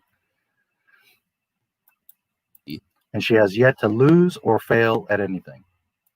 I know I've said this like 100 times by now, but I'm not going to stop. Someone as insecure as Ray cannot possibly be a Mary Sue. All the things I just mentioned are not something that would happen to a Mary Sue. And a Mary Sue definitely wouldn't run away from everything and attempt to exile herself just because she feels she cannot control her power. Like, after watching this scene, how could you possibly think Ray is still a Mary Sue? She is literally running away. Because Ray goes to Act 2, where Luke consoles her, gets her back on track, gives her an X-Wing. She gets the Wayfinder to get to Exegol, and once again, it's not the means to the end. The point is that she once again wins, because now she's got Luke's X-Wing, and she found her way to Palpatine, which she didn't know the way before. You're not seeing the point of all of this. Because she is scared. I wish this was enough to end this debate, but we still got a whole third act of this movie to cover. So she arrives on Auk 2, the same island Luke was on in The Last Jedi, and the same island he was in exile all those years, and begins to destroy the TIE fighter. The TIE is on fire, and she is chucking logs into it. The goal here is to destroy her only means of transportation, so she cannot leave the island, stuck in isolation like Luke was. Even though she knows in the back of her head that the X-Wing is right there. So does she truly want to destroy her means of exit? Or she just is angry and wants to destroy Kylo's TIE fighter? Takes one last look at the Skywalker saber, the thing she never felt worthy enough to wield, and chucks it into the fire as well. However, the ghost of Luke Skywalker... Yes, Ghost now can interact, and he catches the lightsaber. Is there something that no Jedi could... Why didn't Obi-Wan help Luke fight Vader? Why didn't Yoda help Luke? Why didn't they both say, you are all the Jedi, Luke. We're going to possess you and help you beat Palpatine? Because Force ghosts can't do that. A ghost. Things go through ghosts. They can't capture lightsabers or strike lightning at trees or do any of this bullshit. And for D, if you're listening, earlier, Luke is like, fuck this, fuck that. I think Rey had left. Yoda appears as a ghost, starts poking him with his cane, even though he's a ghost. And then he summons lightning from the sky and destroys the great Jedi tree. He just burns it up. Like, oh, fuck it, who cares? That tree isn't important. I'm teaching Luke a lesson. It's just insanity. And here we have Luke catching the lightsaber with his ghost hand. To catch it. Rey's like, OMG, it's Master Skywalker, and Luke is like, what the hell are you doing? She explains to Luke that she saw herself on the throne of the Sith, and it's great because he catches... The one thing that is cool, he catches it, he gives a smirk, and he says, he catches it, then he says, what are you doing? A Jedi never throws away his weapon. And then he has this smirk. Like, totally for Rian Johnson. Like, you dumbass. A Jedi wouldn't throw away his weapon. It's actually pretty cool. Won't let it happen. And that she's going to do what he did and stay on this island. Luke responds by telling her he was wrong. Okay. This is more about the movie, but one, you see his hair blowing in the wind. He's a ghost. Two, this is how his hair was. But remember on Crate, he fights and his hair is short. So then he kills himself. And now his hair is back long again. Wrong. That it was fear that kept... See, this is the Luke that fights on Crate. ...him on this island. Which is the same... And here's Yoda. Same reason Rey is on the island. Except it is fear of herself. For the 1000th time, a Mary Sue would never be afraid of herself, especially to the point where she would want... Which Luke is going to burn down the tree. Yoda stops him, but then summons lightning and destroys the tree anyways. It's so stupid. To go into exile. Luke proceeds to tell her that he and Leia both knew she was a Palpatine, which is a little weird, but regardless, he tells her that Leia decided... They don't actually say that. They kind of imply, like, you can kind of imply that Luke knew, but he doesn't actually say, like, well, yeah, I knew you're a Palpatine, I just didn't want to tell you. He doesn't actually say that. Decided to train her because she knew deep down Rey was a good person that wouldn't be defined by her. And if he knew, then why this whole time did you let this poor girl tumble around in the wind instead of saying, listen, you're a Palpatine, I gotta help you get this shit under control. Instead, he's just like, okay, whatever. Fuck off, Rey. It's so stupid. According to this movie and people that watch this movie, Leia and Luke knew that she was a Palpatine, but nobody brings it up, tries to help her deal with it, prevent anything. They're just like, it's okay, you'll figure it out. Her bloodline. This is what Rey needed to hear. The trust and confidence of someone else. Who says a Mary Sue wouldn't be afraid of herself? On the contrary, Mary Sue would probably, a real, genuine, to the heart, Mary Sue would probably be terrified of herself. Like, how come?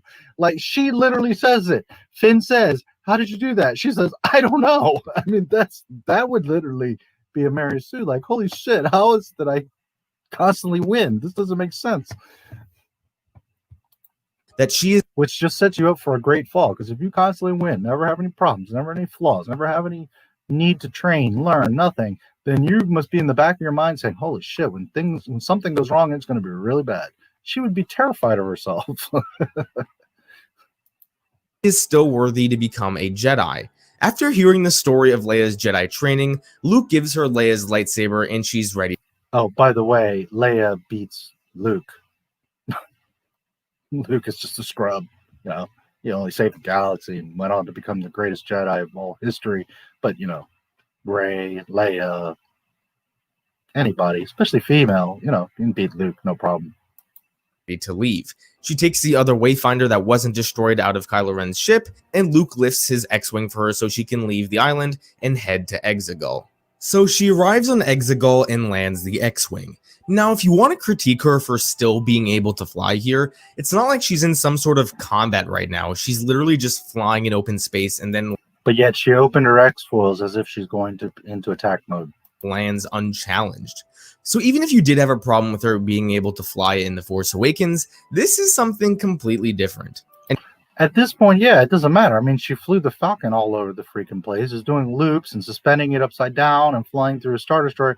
So to fly a smaller, sleeker ship at this point in the third movie of the films, no, nobody has any problem with it because we're way beyond any limitations, or she's in full 10,000% Super Saiyan Mary Sue mode. So no, nobody questions her flying the X-Wing because we're well beyond that question. Anyway, after she lands, she enters Palpatine's headquarters and wanders around before finding... Hey, look, it's Snoke in a jar. Pickled Snokes.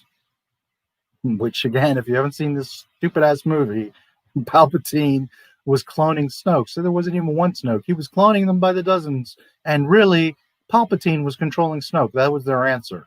The Snoke was not... He was just a clone. Where they got the original Snoke from, why he was cloned, none of that is explained. But there you go. Look, this is why... This is the justification of Palpatine being a clone, is that he was cloning Snokes. This is their justification and explanation. Disney, because, you know, Disney Star Wars. The Sith throne. This part was always kind of funny to me. She looks around to you. The throne, Palpatine isn't there. Turns. I think Lucasfilm, when they were making that, were like, holy shit, is this dumb? Are they really going to buy this? Yeah, they're a bunch of monkeys. They'll eat this shit up. And here, there's thousands of Sith. Thousands. Sith loyalists, they say. But, you know, with giant Sith statues, I mean, it's just... around to see that there's a... Snokes are us. Yes. Hold on.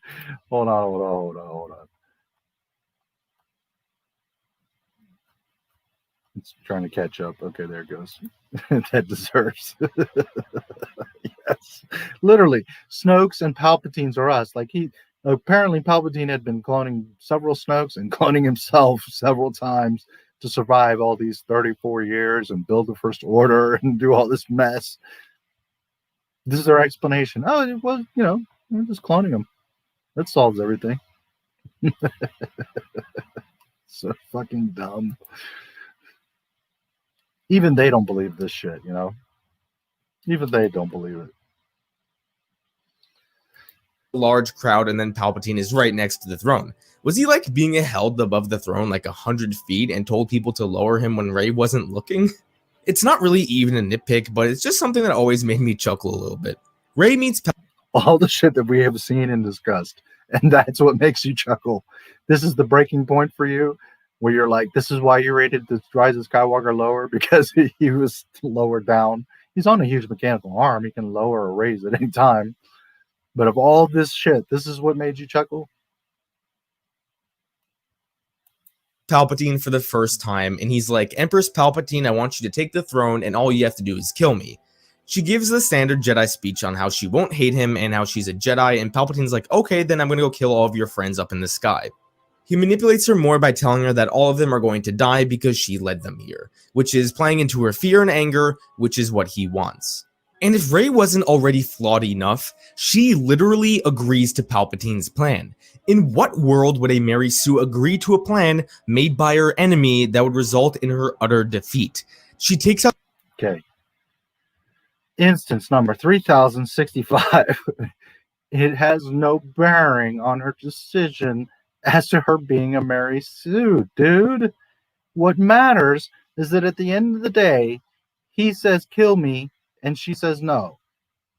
So then he says, I'm going to kill everybody, and then she says, well, okay, then I guess I'm going to have to kill you. So she ends up doing exactly what she says she's not going to do. It's not the path. It's the end result.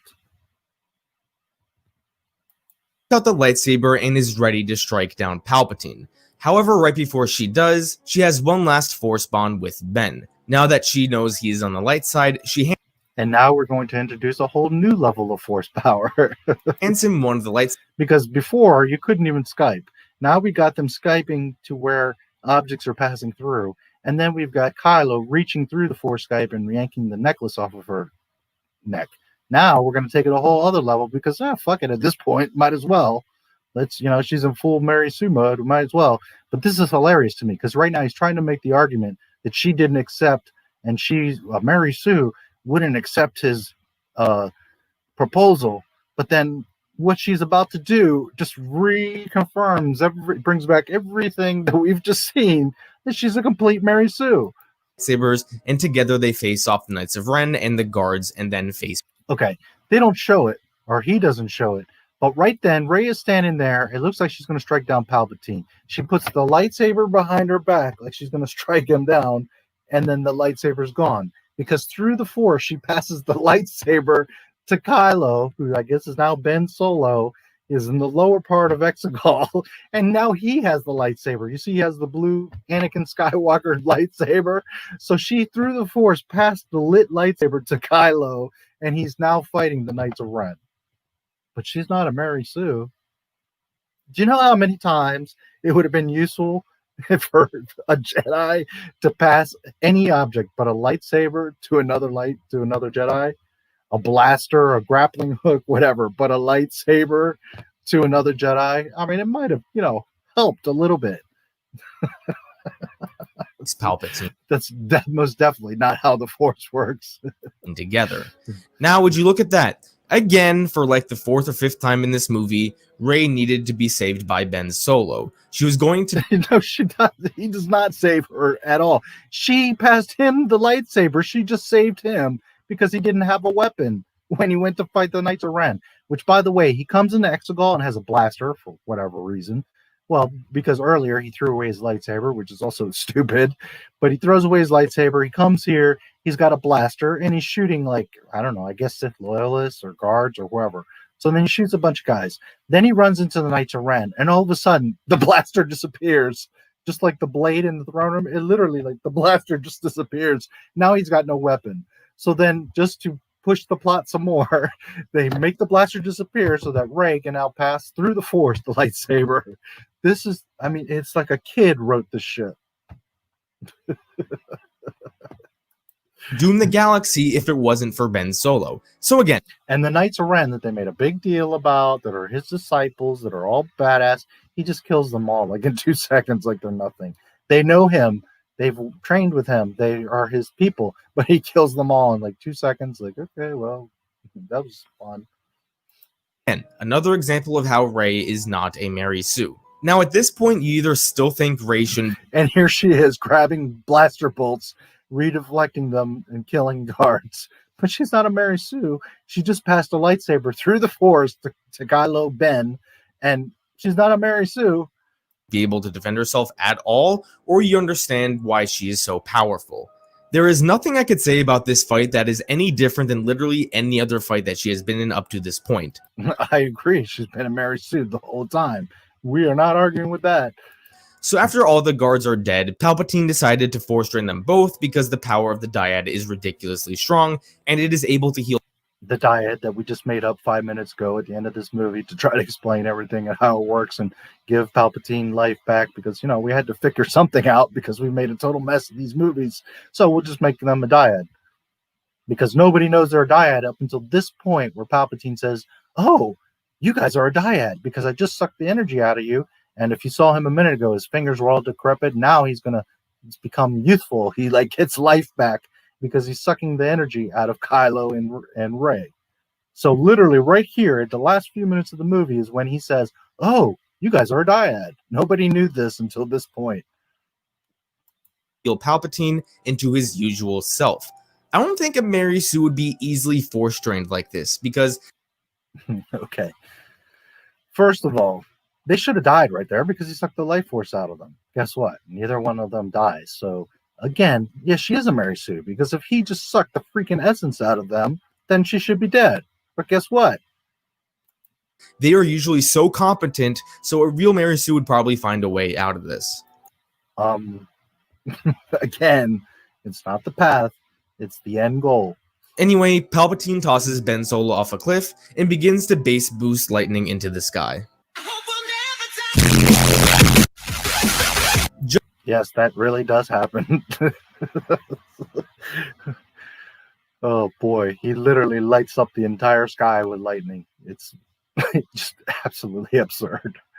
Why didn't he do that over Coruscant? Why didn't he just take out all the Jedi? Just like, it's just so stupid. And then look, her eyes are open. She's still alive. But she's not a Mary Sue. She was just dead, and now she's alive. And by the way, as you don't see it, Kylo Ren gets force pushed down this chasm. He's dead. He gets force pushed down this chasm. Just like she has felt her whole life, Rey is alone and defeated, having most... This is Palpatine's lightning, just frying everything in the sky. Which, by the way, his lightning is very selective, because all it does is hit the rebel ships, the resistance ships, and none of his Star Destroyers. 5,000 Star Destroyers are in the sky, and he doesn't hit any of them. He's just hitting the rebel ships. So he's got not only ridiculous lightning, but precise targeting. Of her life force drained. Her last attempt is to call on the voices of the Jedi to be with her, and unlike the beginning of the movie, they respond. I want to give my take on why the voices were enough for Rey. Okay. First of all, no Jedi would it occur to them to call upon all the voices of the Jedi. Second of all, only a Mary Sue would have the power to call upon all the Jedi, them answer them, and then them to all give them their force power. Only a Mary Sue could even handle the force power of all the Jedi. And I'm not exaggerating. Palpatine says, I am all the Sith. And she says, and I am all the Jedi. Oh my God. And why we didn't need to see physical ghosts appear. This whole trilogy, Rey has felt alone. She has been searching for belonging for 3 movies, and to the best of her knowledge, the person that knows her the best is currently dead. Rey probably still doesn't feel worthy of being a Jedi, but when the Jedi tell her that she will never be alone and that they will always be with her, that's the one thing she needed to hear this whole trilogy, that she will never be alone. With some newfound strength, she rises and takes... She hasn't spoken to a single Jedi. Not one dead. Not a single Force ghost. This entire trilogy. She has not failed once. She has not been beaten. She has not lost anything. She has not lost a limb. She has not taken a single real injury. Her clothes aren't even ripped. Her hair is always in place. She can fly. She can fix. She's an engineer. She's a medic. She's can read ancient Jedi texts that other Jedi cannot. She can do everything. But some Jedi saying, Rey, it's okay. You're the bestest ever, is what finally convinces her that she can make it all the way up to this point. What kind of logic are you using, Goldman? Seriously, listen to your own video. You sound pretty ridiculous. It's one last stand against Palpatine. He starts shooting lightning at her. So again, she was dead. She comes back to life. She opens her eyes. Then she speaks to all the Jedi, or she calls to them. All the Jedi chime in. Ahsoka, Qui-Gon, Ben, Mace. All these Jedi start talking to her because, you know, obviously, if she's so important, they didn't talk to Luke and get him on the island and say, dude, we need to fix this. The First Order's out of control. Come on, you're the best in the galaxy. We need you to save the galaxy. No, they ignored Luke. But Rey, who is dead, but then just comes back to life and calls upon them, they all speak to her and say, it's okay, Rey, you're the bestest. Her, and in a defensive manner rejects it and lets Palpatine just. Mace Windu, twice her size and weight, a Grand Master, known as the most. At that era, Yoda was the wisest Jedi. Mace Windu was the most powerful Jedi.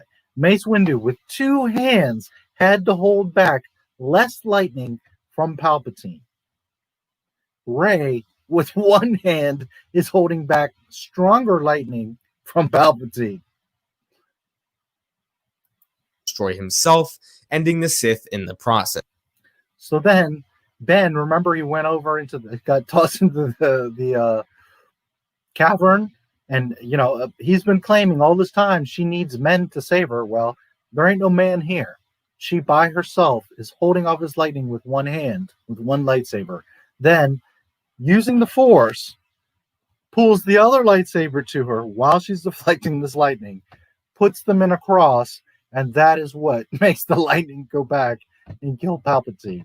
The whole trick all this time, who knew, is you just cross two lightsabers and we could have finished this forever. Anakin was a dumbass. Anakin was worthless. All you had to do was get a girl with two lightsabers and cross them, and we could have ended all of this back in, 2005. How stupid are we? Who knew? That's all we had to do was get Mary Ray Sue with two lightsabers, and we could have ended all of this. Thank God we got Mary Sue Ray, because, Anakin wasn't good enough. Luke was not good enough. But she's not a Mary Sue. Only Mary Sue can initiate a Force conference call. Yeah, exactly. Like ultimate zoom throughout the galaxy with dead Force ghosts. So fucking dumb. So dumb. So freaking dumb. This whole movie, this whole sequel trilogy is so freaking, it's childish 3-year-old dumb. It's amazing that they actually pawn this off as Star Wars. The Skywalker saga. It's so ridiculous. So ridiculous. How you can watch this stuff and not just die laughing or cry is beyond me, because it's absolute nonsense. So, yeah. So, homeboy's down in a cavern, in a chasm, presumed dead. She's blocks with one lightsaber, uses the Force, grabs the other lightsaber, puts it in a cross, puts the lightning back on Palpatine, and Palpatine doesn't divert it or just shut it off. He just fries himself. He says, like 5 minutes ago, strike me down so that my essence will go into your body and you'll become the Empress and you will rule. I will rule through you. So then she chooses not to lightsaber him. But then 5 minutes later, 2 minutes later, she kills him with the lightning. So what has to happen? What he just said. His essence has to pass into her. But apparently, if you kill him with a lightsaber, the essence will pass. And if you kill him with lightning, no, it won't pass. But yet, he just said, kill me so that I can go into your body. This is how bad that Star Wars canon is, as bad as this kid's videos canon, because literally from one sentence to the next, they contradict themselves. However, this took literally every ounce that Rey has. Okay, so Rey shocks him And for some reason, that took all of her energy. I don't know why. Just holding the two lightsabers. She's Mary Sue Ray anyway. So at this point, what would it even drain her? She's just holding lightsabers. So she kills Palpatine, and their justification is, well, that was too intense. And she dies again. She just falls. She just dies. which causes her to die. Rey You can't make this shit up. You really cannot make it up. It's I mean, not even a 3-year-old could make the stupidity up. It's so freaking ridiculous. So she died a minute ago, came back to life, summoned all the Jedi, kills Palpatine like nothing. He doesn't pass into her body, although he's supposed to, and I think he did anyways. And then she just drops and dies for no apparent reason. She just dies. He literally dies. Now, the original Mary Sue also died, but that was in the form of an illness. Here, Rey essentially was killed by her enemy. A real Mary Sue would only die by some... Okay, now, we all know that she doesn't die, right? Obviously. But let's just say that right now the movie ends and she died. And that's going to be your argument. See, she died, so she's not a Mary Sue. Nobody said that a Mary Sue can't die. And at the end of the day, as I've said 5,023 times, it's not the path or the journey, it's the end goal. And what did Rey accomplish? Whether she's dead or not, she still killed the Emperor, destroyed the First Order, hasn't lost it all. Everybody's okay. She won. So regardless if she dies or not, she again, win number 10,024, she has now accomplished. She didn't lose anything. She just beat the Emperor. So even if she did die, she still won. She's a Mary Sue. Oh, and it gets better. Something 100% out of her control. This is not the case for Rey. So with Rey dead, Ben manages to crawl out of the pit he was thrown down and... Okay, so Ben was dead, plus he got chucked like a ragdoll down this massive chasm. While if he wasn't dead, he was at least unconscious. And he survives that fall, and now he's, not dirty, not cut, not scuffed, not tired, not anything. He just climbs out of the chasm like it's all good. And then he goes to Rey, which he's been trying to kill this whole time. And all of a sudden, like, he cares about Rey and he's good for whatever. Like, he just redeemed himself. Like, I guess I'll be good now, which that's not how it works. You don't redeem yourself. You take the action of redeeming yourself, but the people must accept you as being redeemed, not just you. Like, I'm good now. Can you imagine Darth Vader going back to Endor and being like, hey, let's have a cookout? It's not how it works, dude. So he's redeemed himself. He's climbed out of this chasm. He's not even dirty. Never mind why he's alive. and finds her laying there lifeless. He then makes the decision to sacrifice his life so she can live. So for the second... Which I don't know that's true. He does force heal her. But that he knew he was sacrificing his life? I don't think so. He doesn't. He just turned good. How would he even know force heal? He never saw it. Well, I guess he did see it because she healed him. But how would he know how to use it? How would he know that's going to sacrifice himself? He doesn't know that. Rey heals him, and then she takes off with his TIE fighter. He doesn't know that he's giving his life for her. He does save her, theoretically, but not out of like sacrifice. He wants to save this girl because I guess he thinks it's the only booty he's going to get, probably. So she's dead. He puts his hand on her stomach, and of course the Reylos are like, ooh, he impregnated her when he did that because he put his hand on her stomach. So she's gonna have Ben Solo's baby. Stupid. So stupid. Time in like 10 minutes, and maybe the 6th time in the whole movie, Rey needed to be saved by someone else. Only this time she... Oh my god, how did your head not explode watching this crap? Which crap? The sequel trilogy? The Rise of Skywalker? Or this why Rey? Because all three want my head to fucking explode. It's all just not... All of it. It's just trash. It's just all ridiculous. And the fact that this kid made a 2-hour and 26-minute video trying to justify any of it, wow. Literally needed to be resurrected. Also, I never saw what Ben did here as the same thing as the force healing that Ray did earlier. I thought this was something that was exclusive to them because they were a dyad. I don't think either one of them could have just sacrificed their whole life to someone else. I could be wrong, but that was just my interpretation of these events. Okay, I'll give you that. I never really considered that maybe because they are the dyad, although that's all bullshit, but we'll play the game. They're the dyad. They now know that. So whether he knows he's actually sacrificing his life or not, maybe he does, he's going to pass his essence into her because of their special connection. Okay. At this point, with everything else that's been broken, I mean, this isn't a stretch. This is like one thing I'll accept, that he does this to transfer his essence to save her. Okay. Why actually the selfish guy that murdered his own father wants to save her when he could just be like, oh, fuck it, she's dead, I'll find another girl and I can rule the galaxy. The Emperor's out of the way, Snoke's out of the way, Rey, the only opposition, is out of the way, so now I can just rule. But now I'll kill myself to save Rey, who never gave me the time of day, who I've been trying to kill anyways. I'm good now. This is so stupid. So after, but because love, he loves her. The Reylos are going bananas right now. He loves her. And then she kisses him for no reason. Absolutely no reason. I mean, it's not like a long or tongue thing, but I mean, it's like she kisses him pretty firmly for no fucking reason. It's just stupid. After waking up and kissing Ben Solo, he dies and the war is now. You killed your father. You killed millions of people. You've been trying to kill me this whole time. Let me give you a kiss. Over. Rey leaves. Essentially, he killed Leia too, right? Because, you know, if you haven't seen the movie, but if you've seen it, the whole time his mother's in torment.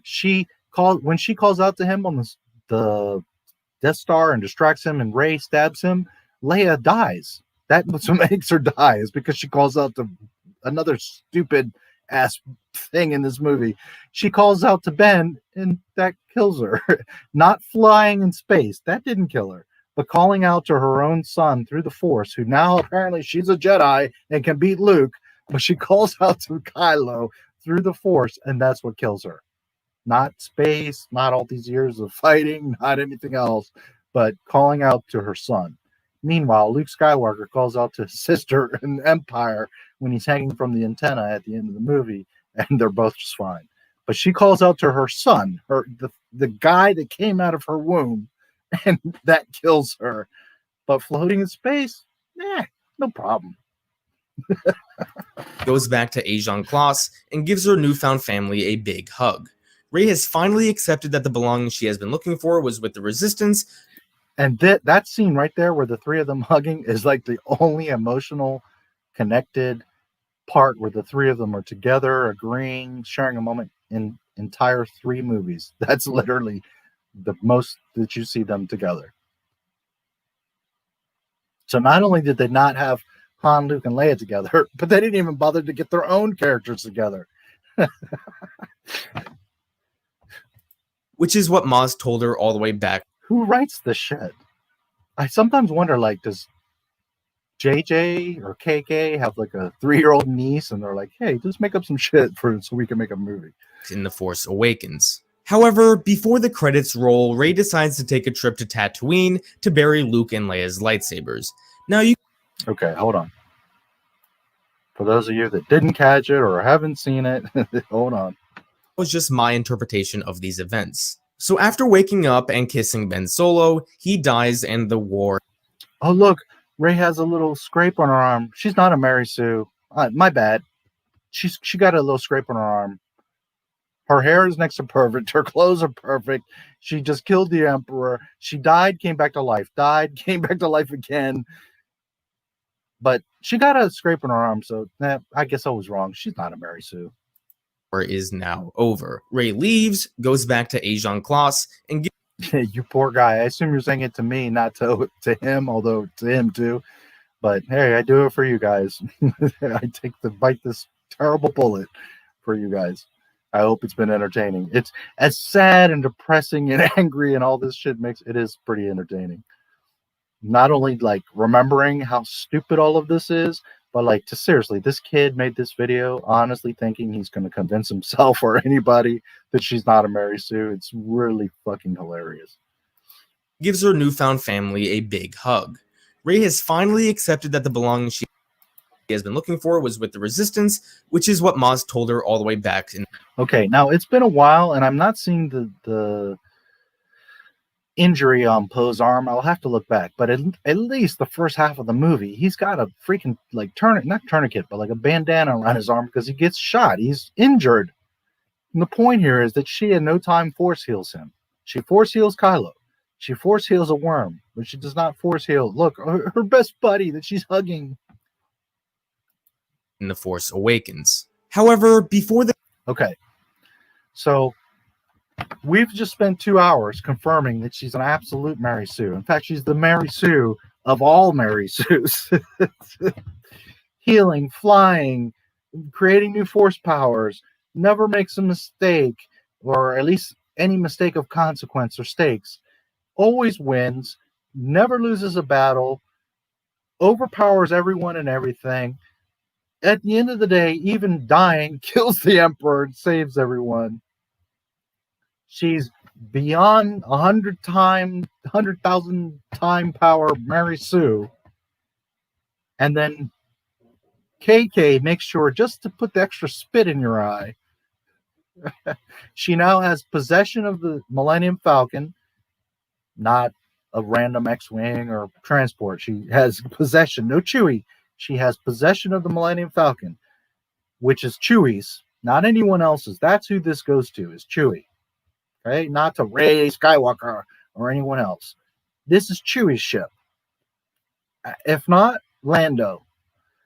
She now has possession of the Millennium Falcon. She has BB-8, who is Poe's droid. That's his droid. She has Luke and Leia's lightsaber. And she's on Luke's homestead. So she has claimed literally, she's just a freaking big thief. She just takes everyone's shit. She just claims everything. She's perfect, has no adversity, wins and beats everything, and then she gets everybody's shit on top of it. The credits roll, Rey decides to take a trip to Tatooine to bury Luke and Leia's lightsabers. Now, you could argue all you want about whether or not... Why she buries the lightsabers, they hate sand. Luke wanted nothing but to get away from Tatooine, and she goes back to Tatooine, not only to take a shit, but she buries Luke and Leia's lightsabers in the sand. Makes sense for Rey to go to Tatooine, but I'm not here to make that argument. This video is about Rey, not every... Which, how she would know where Luke's home is, how to get there. Never was Tatooine mentioned. How would she even know that it's there, where his homestead is, that she should bury the lightsabers? Again, because she's a Mary Sue. She just knows and does everything. Flaw in this movie. So Rey buries the lightsabers and an old woman shows up. Which, by the way, you can see it's just desert. There's nothing or nobody. And randomly, Rey shows up, and this old lady just out of nowhere shows up. And not only just shows up, who I kind of thought was maybe the Emperor, but anyways, really, she should be the Emperor because the Emperor's essence was supposed to go into her body, which I also think she's actually Rey Palpatine acting like she's good. And that they had the intention of later making another movie where she's really the Empress. Anyways, out of nowhere, this old lady shows up who's not even riding this thing. She's walking along in the middle of nowhere for no reason and stops and talks to Rey. And it's like, who are you? What's your name? Like some random ass stranger. She asks who Rey is. Rey responds with just Rey. The old woman says Rey who, and Rey responds with Rey Skywalker. Now it is time to address Rey Skywalker. This ought to be good. One, if you genuinely remember that earlier in the video, I pointed out that he said that no matter what she does, she's a Rey Palpatine. Remember that he himself said this. Believe this is identity theft, then you are an idiot. Theft implies. Wow. Did he really just say that? That if you believe that this is identity theft, which is literally what it just was, we're idiots. And yet you in your own video earlier said that no matter what she does, she's a Palpatine. Unfucking believable, dude. implies that she stole something. However, it is heavily implied that both Luke and Leia gave her permission to take the name. No, it is not implied, and no, they did not give her permission. And why the fuck would they give her permission? Luke couldn't stand the girl. And regardless of how much they liked her or not, why would they say, oh yeah, sure, just take our name, take our lightsabers, take our homestead, take the twin suns, take the Millennium Falcon, take the BB-8, just take it all, Rey, because you're the bestest ever. If you disagree with this because the ghosts didn't straight up say the name is yours, then you are just being not only did they not say the name is yours, but they don't even nod. They're just looking at annoying and you don't understand film. Now, the more they weren't like, yes, Rey, or go, Rey. No, they're just standing there looking at her, and people are like, oh, they gave her permission. They said they want her to be a Skywalker. Get the fuck out of here. She's a literal thief. Reasonable question is, why did she take the name Skywalker? Which, by the way, I mean, we don't know how much time passes, but all of a sudden she got a yellow crystal, figured out how to build her own lightsaber. It has a different switch from any other lightsaber, which I guess is the least problem here. But I mean, really? Some people felt she should have taken one of many different names, so I will address most of them. Rey Palpatine is who she is and what she should have said. If she's so great and has accepted herself and found herself and she's so powerful, then that's what she should have done. She should have been honest with herself, and she should have been honest with this random desert chick. She should have said, I'm Rey Palpatine. The argument here is that Rey was told to never be afraid of who she was. Exactly. So embracing the name Palpatine would bring everything full circle. I don't like this idea because embracing her bloodline is not what Rey's story was about. Rey wanted... What was it about? Oh, that's right. She was an Obi-Wan. Oh, no, she was just sold off to junk traders. No, she was nobody. No. She was a Palpatine. No.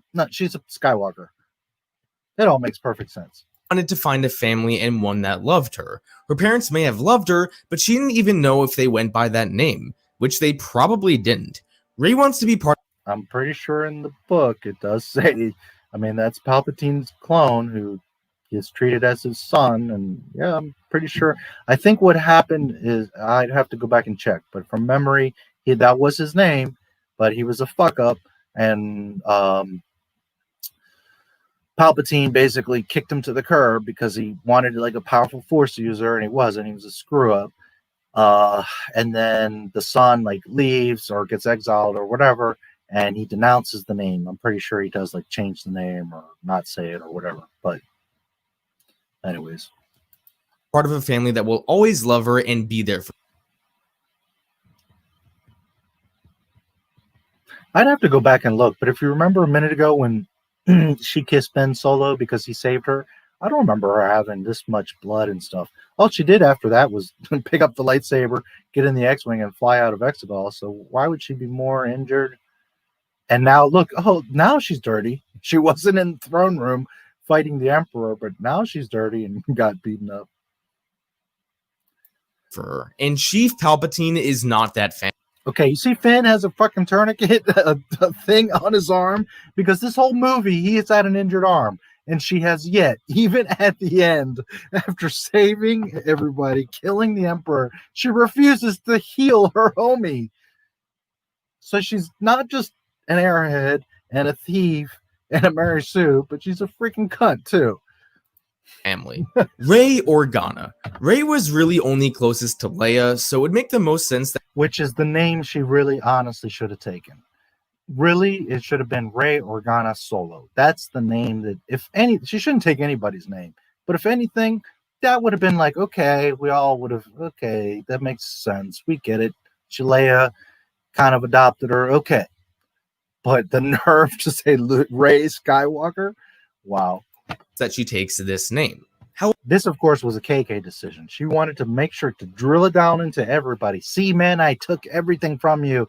Rey is taking everything, and your Luke Skywalker ain't shit. She took his name, too. That's literally KK. However, since Leia is the only Organa that she knows, and since Leia is both an Organa and a Skywalker, she might as well take the name of the family that she knew 4 people of. Also, I really don't think Leia would care about. Which I would have to go back and check, but I don't know that it's ever stated that Luke is Leia's sister or brother. No, so I don't know technically. I'd have to again look back, but I don't know technically that she knows they're brother and sister.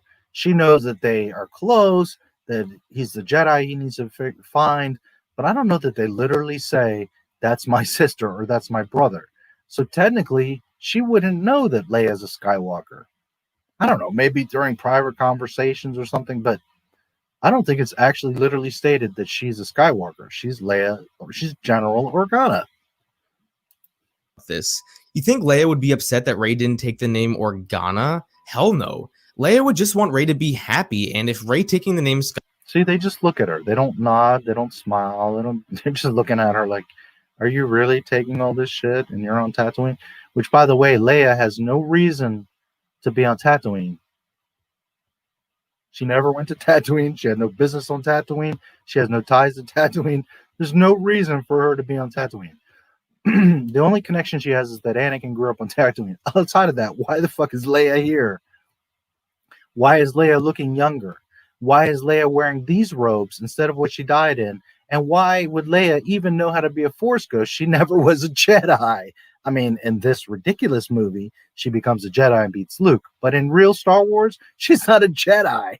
She has the Force. She could have became a Jedi potentially, but she's not a Jedi. And here she is as a Force ghost with the wrong clothes, the wrong age, the wrong hair, and totally on a planet that she has no business of being on.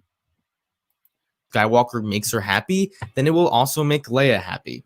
The last name I will address is just Rey. This is a really popular answer, but it's also the worst possible solution for her in my opinion. I know that many people prefer. Why? That's who she is. She's Rey. She should have been proud of who she is. It turns out I'm just nobody. If I don't want to say Palpatine, I can understand. You want to say you're the evil wizard's daughter, fine. But she should have just said I'm Rey. Really, her name was Rey Solana. That was what was written in the Duel of Fates original script that we should have gotten. She's really Rey Solana, but they threw that out the window like Luke Skywalker threw his lightsaber away. That Rey stayed a nobody and never became a Palpatine, and I agree with these people. However, regardless of what you would have liked for her, the character herself did not want to be a nobody. Rey's journey is not about taking pride in being part of no family. She wants a family. Taking a family name is everything she ever wanted, so not taking one I think would have been out of character. So this is why I feel taking the name Skywalker works best. Just in case, because I feel like he's confused, Rey doesn't have any decision. JJ that wrote the character is the one that decided her name and what she wanted. Just in case you're having a problem separating that your girl Daisy isn't really Rey, because I think you're very blurred here on the lines. Because it honors the 4 people that made a huge difference in her life, and those 4 people will always love her from the afterlife. I also would think it would be really neat if stories set after the rise of Skywalker had characters who felt alone in the universe adopt the name Skywalker. Anakin was a slave and Luke was a farmer, but they... I'm just picturing like 5 years down the road, right? And someone's like, who are you? Oh, I'm Rey Skywalker. Oh, you're one of the Skywalkers? Who is your father? Who is your mother? Oh, no, they were just some junk traders that sold me off. But, you know, I hung out with Luke and he told me to fuck off. And Leia, you know, wasn't a Jedi, but, you know, we're pretending she was a Jedi and she trained me. So she's an Organa, but I figured, I'll be a Skywalker. Or then like 20 years later, she's telling her kids, like, you're a Skywalker. Oh, well, who is Grandpa? Well, actually, your grandpa was Emperor Palpatine, but I chose to be a Skywalker, so just call yourself Skywalker. I mean, it's like all lies. You can lie to yourself, but eventually the truth is going to come out. So what did you gain by calling yourself Skywalker other than KK spitting in the fans' faces and saying, ha, ha, ha, I totally destroyed Star Wars and Luke Skywalker to the point of Rey has all your shit, including the Skywalker name. That's literally what that's about. They both grew up to become really important people who made decisions that saved the galaxy, even if one of them was a mass murderer. For kids who feel alone or irrelevant in the universe, taking the name Skywalker can be a small way for them to feel like they belong somewhere and that they are not alone. It's a small wish, but I think it is one that would really benefit the canon. But anyway, Rey takes the name Skywalker, stares off into the sunset. Which, by the way, this is the end of her staff. So apparently it's a wooden handle lightsaber, which I'm not totally against. Technically, okay, in Clone Wars cartoon, they had the kids on the ship to build their lightsabers after they go to the Ilum for the crystals, and they have all kinds of different materials, and they can choose the materials they want to form their lightsaber. So Dave Filoni will argue, but in the Clone Wars, I showed you that lightsabers can be made out of anything. Well, you know, all of us that grew up with Star Wars knew that it had to be a metal casing because this is a freaking hot laser blade. So it wouldn't be in wood or plastic or anything like that. But, you know, we're in Disneyland now, so it's a wooden handle lightsaber, by the way. You can even see the light glowing inside of it. But, you know, apparently Jakku wood in the desert can resist a yellow lightsaber crystal. Yeah, it all makes sense. And the movie ends. And then, as if the name, the legacy, the Falcon, BB-8, the lightsabers, the perfection, winning everything, never losing a limb, never losing a fight, everything is perfect. She gained everything, never lost anything, never failed, never had any training, never had any problems, is the utmost absolute Mary Sue of all Mary Sues. KK says, oh, and one last spittle. I'm taking your twin sons. Concluding the Star Wars sequel trilogy.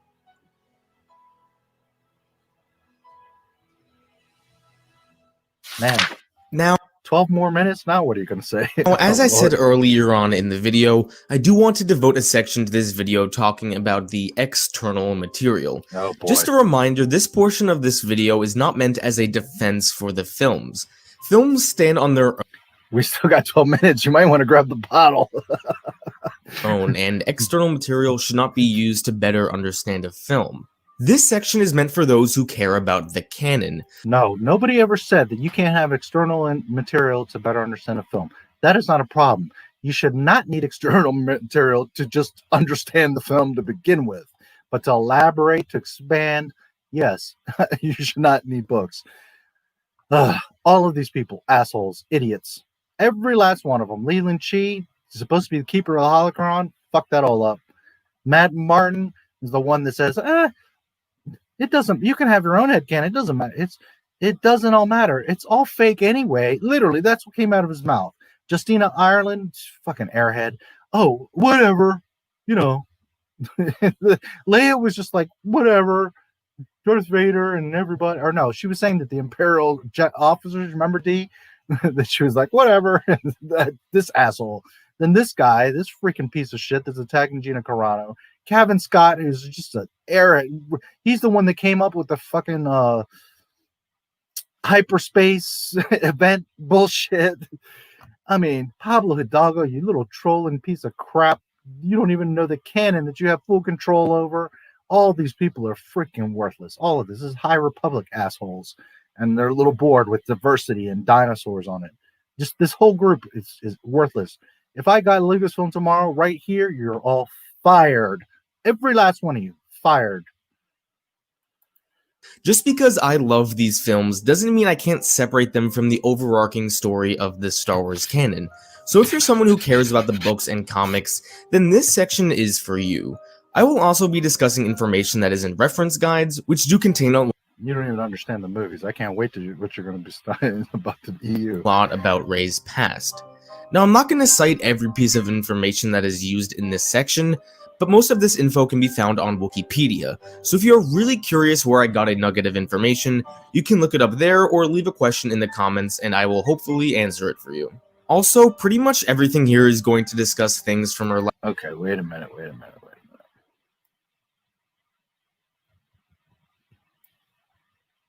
I mean, I can't separate them from the overarching story of the Star Wars canon. So if you're someone who cares... Okay, is he showing us his collection? Or is this at the High Republic?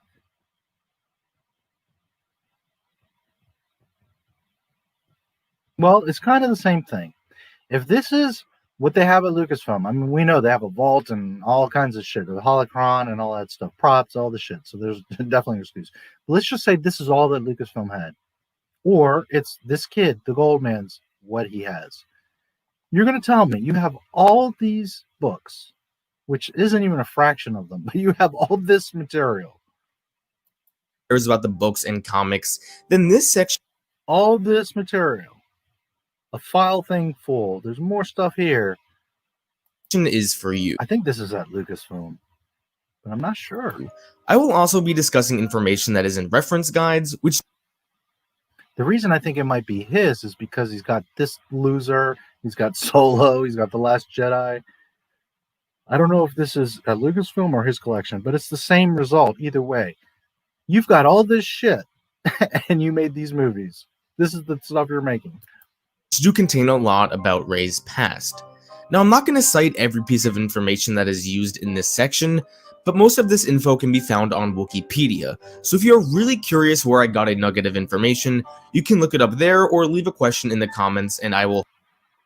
See, I was thinking it was him because he went down and you could see his foot there. I'm thinking this is his collection. Although he's a college kid in a little dorm, I don't know that he has all this there. But I'm feeling like this is his stuff. Now, a lot of this is Disney nonsense. He does have Sith, but that's Disney. That's probably Disney. I mean, this is all Disney crap. There's Attack of the Clones squeezed in there. Darth Maul. Okay, that's probably pre-Disney.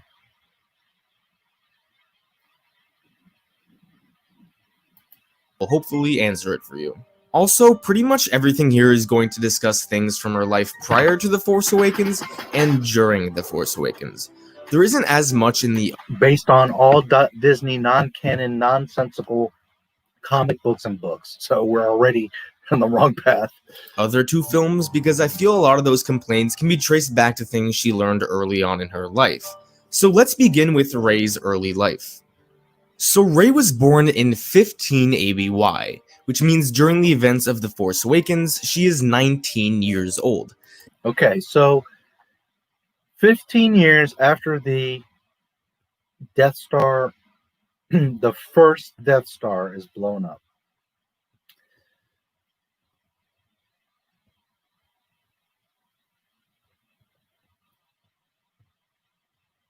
Jedi is 5 years after the Death Star. So she was 5 in Jedi. Mandalorian is 5 years after Jedi. So during Mandalorian, she's 10 years old. So there's a baby Yoda. We're probably going to see Boba Fett come back. We're probably going to see Sabine. And we're probably going to see Ahsoka Tano. So once again, Ahsoka being irresponsible because she didn't seek out Luke, Ben, or Yoda during the OT. Now she's further being more irresponsible because she hasn't found Rey. She just has Rey blowing in the wind on a desert planet, and Ahsoka's just floating around like it's all good.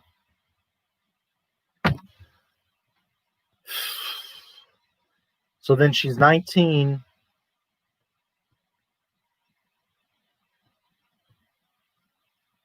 In 34 ABY. Okay, right. The Force Awakens is 34 ABY. Which, how convenient. 19 years later. I mean, this shows you how unoriginal these people are. She's 19 when her movie starts. How old was Luke and Leia? 19 when her movie starts. I mean, literally, Force Awakens was a carbon freaking copy of A New Hope. A carbon copy. I think this is his collection, agreed. Yeah, I think so. Just kind of looking at this, trying to make sense of it. So she's 10 years old in Mandalorian, 5 years old after Jedi, and 19 at Force Awakens. Just a refresher for those who may not know, The Force Awakens and The Last Jedi both take place in the year 34 ABY, and The Rise of Skywalker takes place in 35 ABY. That's speculation.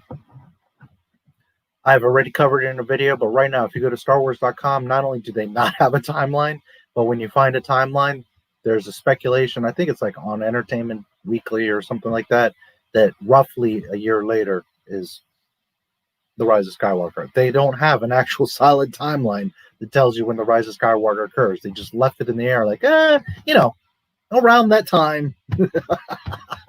Because, they can't. The thing is, they made this film with no plan. We know that. And they figured, well, we'll fill in the blanks later. They didn't even think about half the stuff, like when this movie occurs or how Palpatine has come back. Or anything. They just said, just throw the shit in there. They're not going to notice. They're not going to care. They're not going to ask questions. And then the second everybody saw that shit, they're like, but wait a minute. What year? How's Palpatine back? Is he a clone? And so then they scrambled. And they started putting out the novelization, the art book, the junior novel, and all of those contradict each other. Not even they are consistent. So they're making this shit up as they go along. 35 ABY is speculation. 10,000% I will bet anything in this world right now that is not true. He literally made that shit up. It's speculated that is the date, but there is no official date. Not from Star Wars, not StarWars.com, not nowhere that it's 35 ABY. They literally do not have a date. It's up in the air like, around a year later. Why? ABY stands for After the Battle of Yavin, which is the events of Episode 4, A New Hope. Which is shocking to me that he's referring to it as ABY and not BSI, which is batshit insane. Actually, it's before Starkiller incident. Because Disney, if any of you recall, changed the timeline. So now, instead of it being 0, which was Star Wars that we've all known for 40 fucking years, and everything was before and after 0, and we all had at least some sense of this mess, no, Disney said, well, we're going to make Starkiller Base, which is 34 ABY, is now 0 BSI, because you can't even have that old shit. We've got to make all of this ours, and we're going to make this 0. This is our universe, so everything's going to go off of our mess. So really, 34 ABY is 0 BSI. And I'm shocked that Mr. Mouseketeer Mouse Club, that is, Ray's, Daisy's biggest fan, justifying that she's not a Mary Sue, is using ABY. I'm very shocked here, because I would have thought for sure he would be using BSI. I'm completely shocked. He's actually doing one thing accurate in his video. So in order for Ray to survive, Ray became a scavenger in the employ of Unkar Plutt and participated in many missions to help scavenge for him. What? No, she didn't. At no point is she his employee. Is she working for him? Is he sending her on missions? She is literally on her own, scavenging parts to try to get some food. He disses her and is robbing her and cheap changing her. He's not sending her out on missions. She's doing this so that she can get a scrap of food. So you're trying to justify that she's experienced in an engineer because she did all these missions. No, sir. No. She is a girl abandoned on a planet that's full of sand and some parts. She is trying to survive, and she's going out and stripping parts to try to get $3 to be able to eat.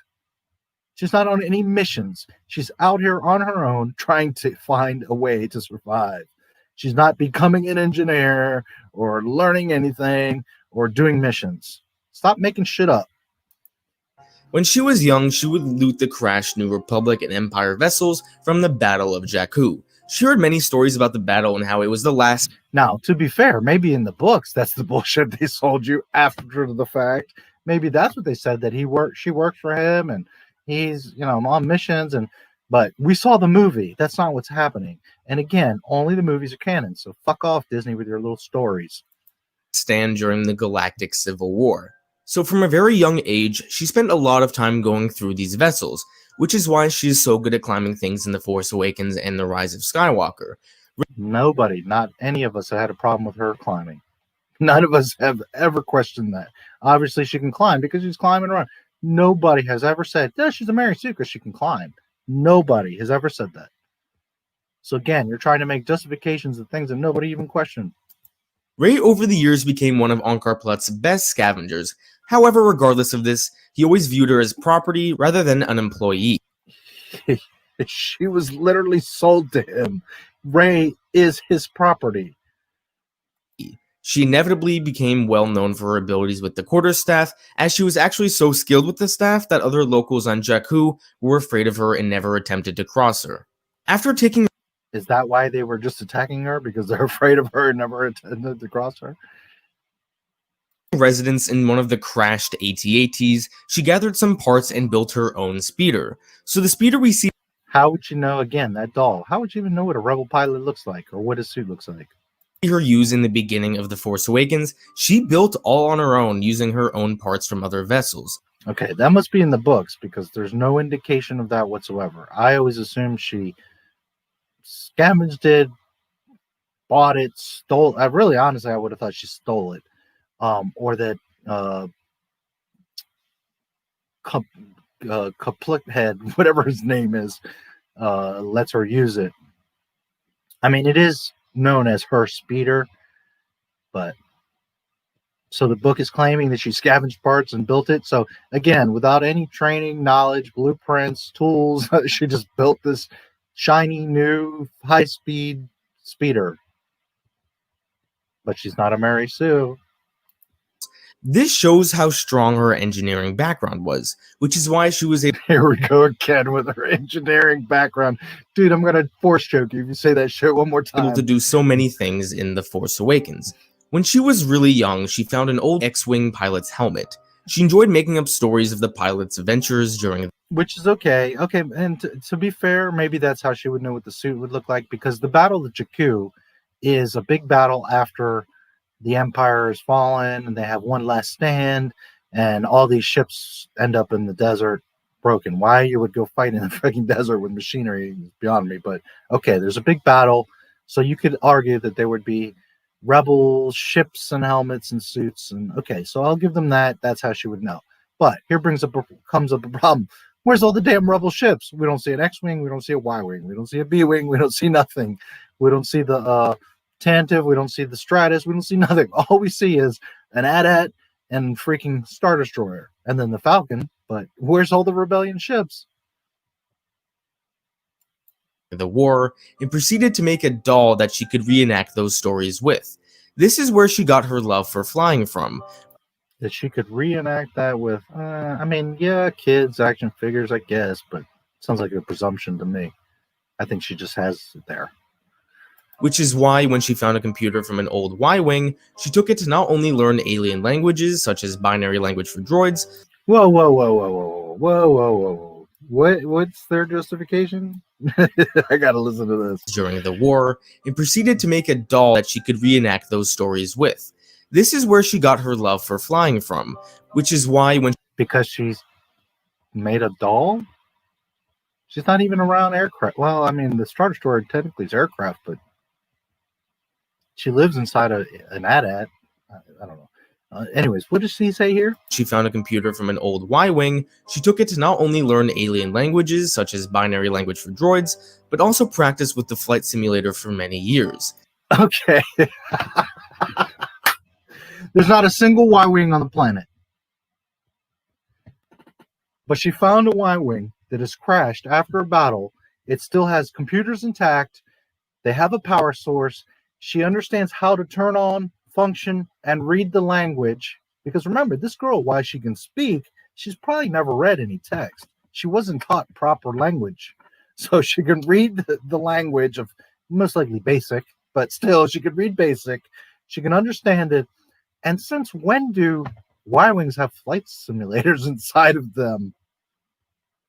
I mean, I guess that's the least of problems, that futuristic spaceships would have some sort of flight simulator program. But if the ship is crashed anyways, how is she simulating the flight? I mean, they're just literally making this shit up. A Y-Wing she found, and it had a computer that works, and she could power and interpret and function, and she learned to fly by using the flight simulator. This is how she learned the basics to fly, from the flight simulator from the Y-Wing. One day she actually ran into two Wookiees and spent some significant...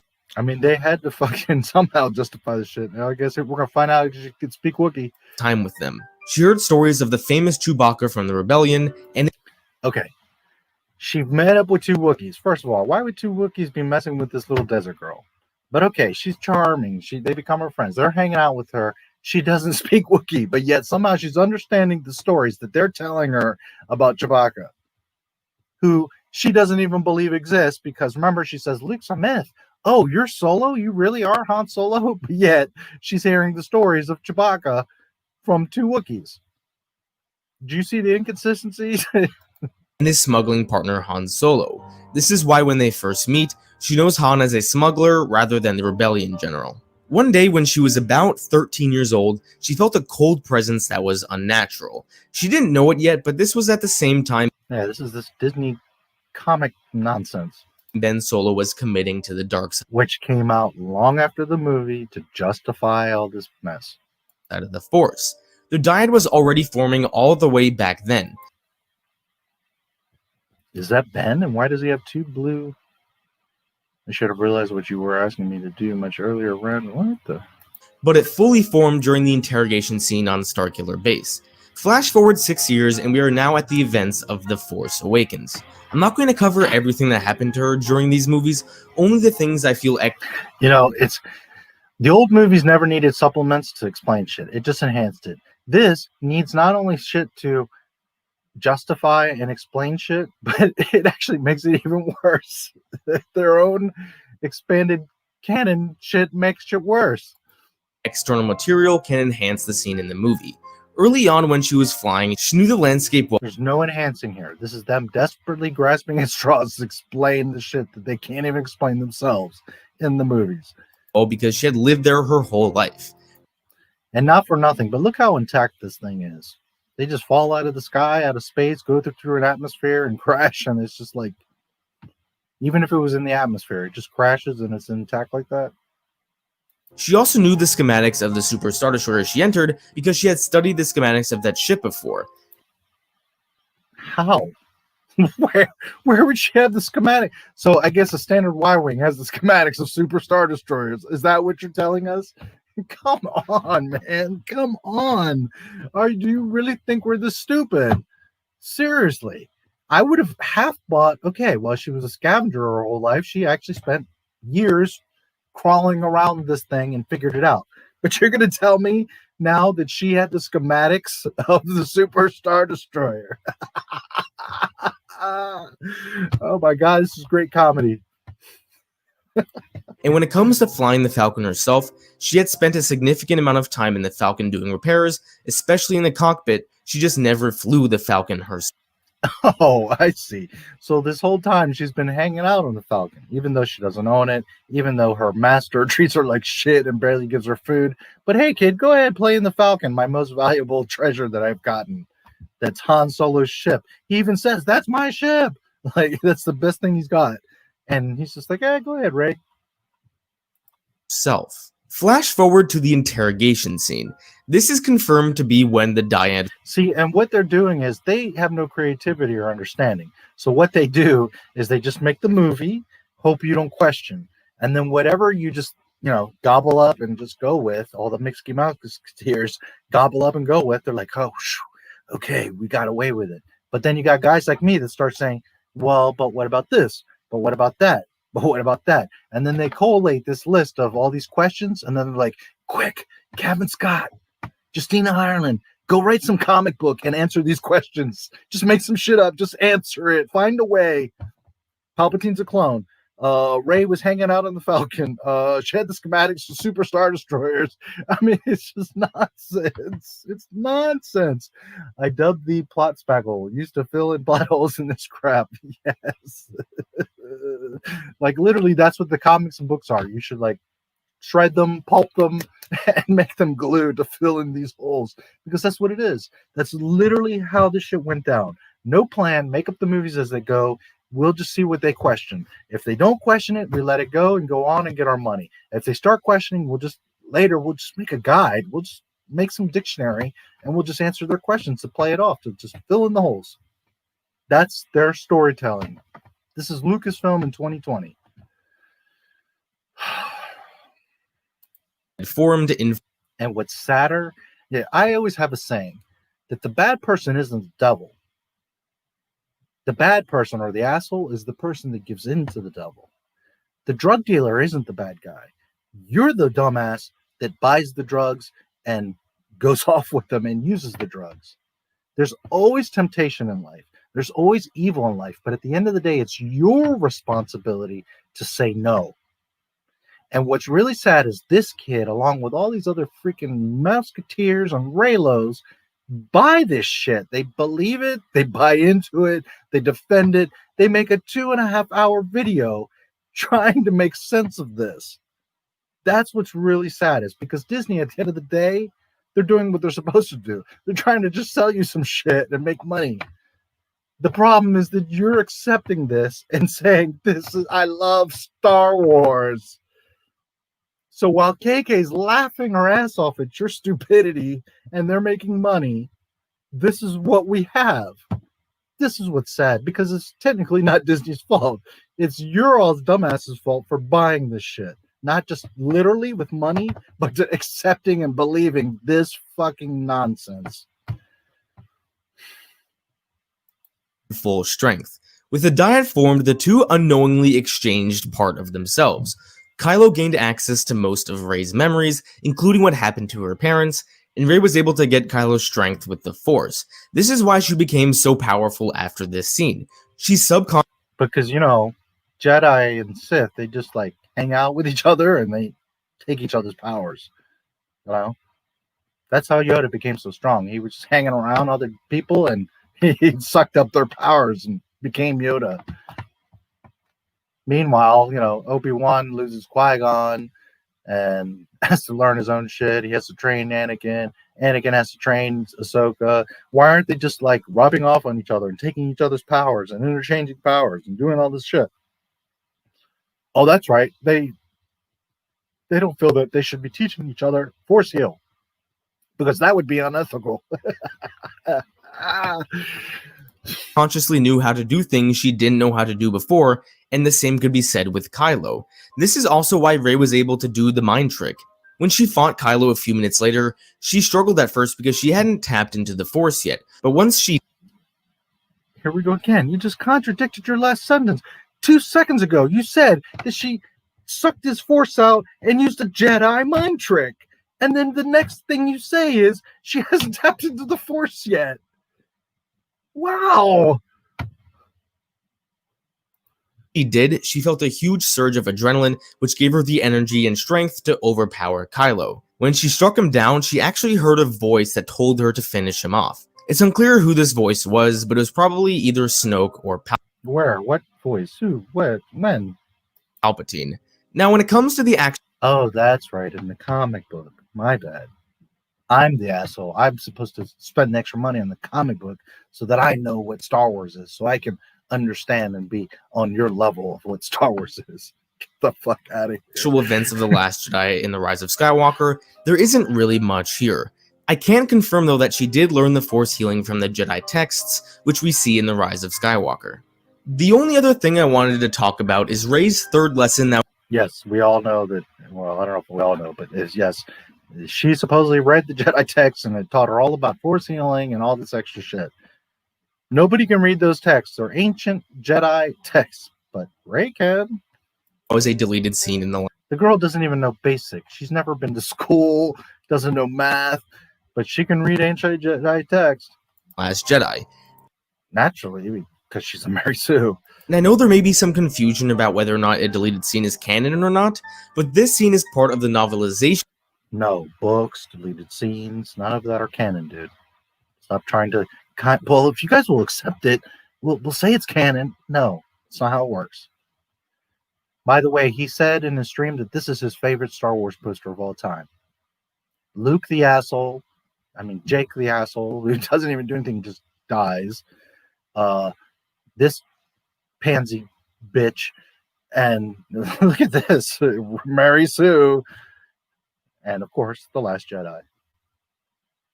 That's his most greatest, bestest ever Star Wars poster. It's not a bad poster as posters come, but not only is like the art and the concept not anywhere near other Star Wars posters, but just the message and what's going on here. Like, 3 assholes. This is your favorite color.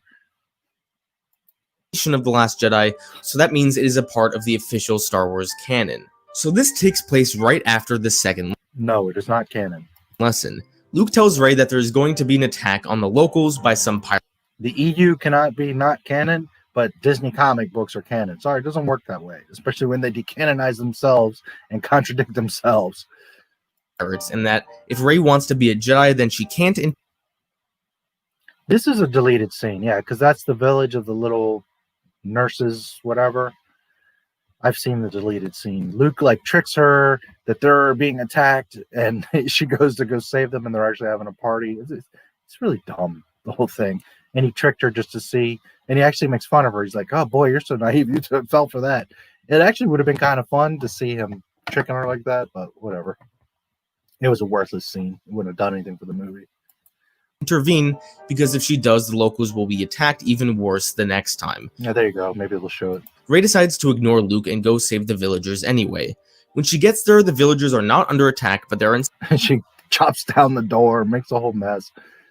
Instead of throwing a party, Luke tells Rey he lied to her because she needs to realize the galaxy needs people like her, not the Jedi. This infuriates Rey. She goes on a rant about how she used to believe... Okay, listen to Rian Johnson's line of thinking. He tricked her to go prove to herself that the galaxy needs her and not the Jedi. Yet she's the most powerful in the Force of any Jedi, and she wants to and does become a Jedi. So you've just now negated your own freaking philosophy, Rian Johnson, that fuck the Jedi, kill the past, make Luke an asshole, so that she just ends up being a Jedi anyways and becomes the most powerful Mary Sue of all time. This is the line of thinking of Roundhead freaking Johnson. Even the legend of Luke Skywalker, and now she realizes she was wrong. What this helps establish is another reason why Rey would go to Kylo for help later on, because she is not in a good place with Luke right now. It also just shows how she used to believe in the legend of Luke Skywalker. So rather than giving Luke some time, trying to convince him, trying to understand, trying to learn something, she's like, "Oh, fuck it, I'll turn to Kylo Ren, who murdered his father and killed millions of people." You know, not Leia, not Chewie, not another Jedi, not anything. She's just like, "Well, fuck it, I'll hang out with Kylo then." Not Finn, who adores her, who also has the Force that she never sensed, that would do anything. He chases her for 3 movies. Rey! He's literally chasing around, would sacrifice anything to even be around her, whether as a friend or lover or anything. But she's going to go to Kylo Ren. Well, I mean, heaven forbid the white girl goes with the black girl, because, you know, in China, they ain't going to have that shit. The myth, and how hard it is for her to accept the way Luke is now. I understand why this scene was deleted, but I really wish it wasn't. And that's really it when it comes to the external material. I kind of wish it wasn't deleted either. It would have been awesome to see her look stupid as fuck.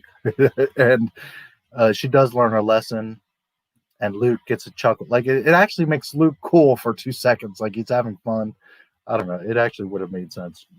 Not, or maybe not made sense, but just would have been nice.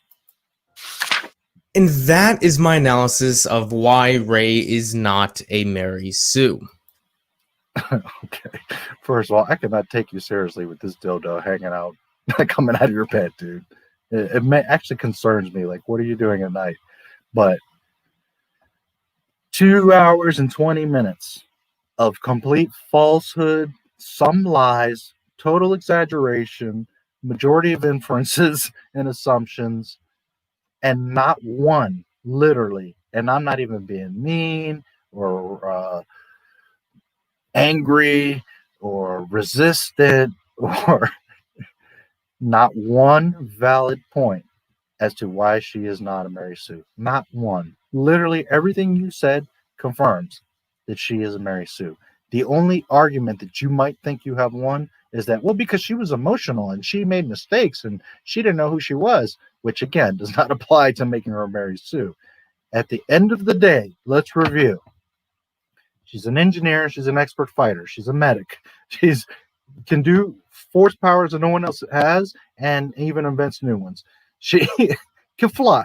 She can pilot anything. She can swim, even though she grew up in the desert. She can use, interpret, and understand not only droids, but alien species, and apparently Y-wing flight simulators and computers. She can win every battle, never get a cut, scrape, dirty clothes, ripped shirt. She never loses a limb. She never takes a serious injury. She doesn't even stub a toe, never mind twist her ankle.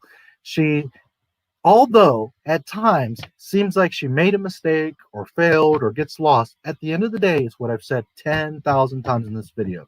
The path doesn't matter. The end result is that she always comes out ahead. She always wins. So regardless of all the little in-between, I'm trying to make her not look like a Mary Sue. At the end of the day, she always comes out on top.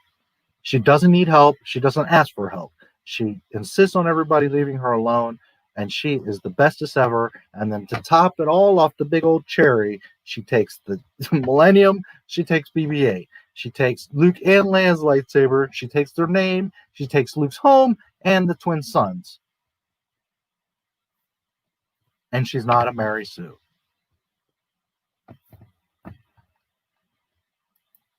I know there's going to be a significant portion of people who watch this video that already came into this topic with the notion that Rey is a Mary Sue. I doubt I changed your... Okay. I admittedly did come into it, but not with the notion, the fact that 99% of us with a brain are going to come into this video that she is a Mary Sue. I have been totally fair. I have logically, source-wise, intelligent-wise, experience-wise, analyzed and responded to every last one of your claims and destroyed them. Not out of bias, not out of hate, not out of trying to prove you're wrong. Just being honest and looking at what you're saying. I have destroyed every last argument you have tried, not made, but tried to make. And it's not about people going to come in with, oh, but we're convinced she's a Mary Sue. Dude, you yourself prove to us she's a Mary Sue. Your mind, but if you could be respectful about it in the comments, I would really appreciate it. Just be nice to people. Also, I'm a human being. Be nice to me, you mean? I've reread this script many times. I've rewatched this video many times. No, now you're lying. That or you're just really a poor student. Because, bro, you say things in the video that you later contradict. And it's not even like 20 minutes later, which is plenty of those. You literally one sentence say that Luke, can use Jedi mind tricks. Then the next sentence you're like, well, but I don't know how he could use a Jedi mind trick because he never had any instance of it. And you even show the clip of Obi-Wan sitting next to him doing it and Luke looking at him doing it. So you did not review your scripts. You did not proofread. You did not check your video and edit. You tried to rush it. You thought you wrote a clever script that you're like, oh, this is a good point. This is a good point. And you did not connect the dots. You do not know Star Wars to have the back history and information and lore understanding to even judge and compare and contrast your own arguments and figure out that what you're saying does not make sense.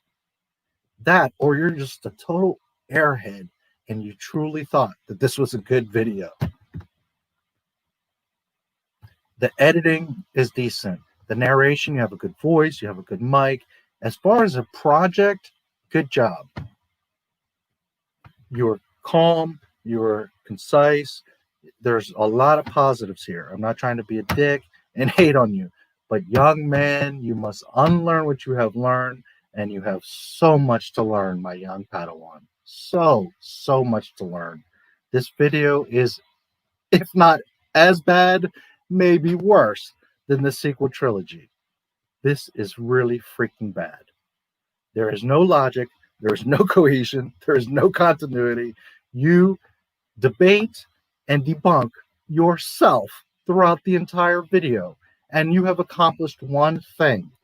Proven to us that she is without a doubt a Mary Sue. I don't want anyone attacking this kid, being rude to him. I'm not going to go on your video and comment and blah, blah, blah. I'm not going to do any of that.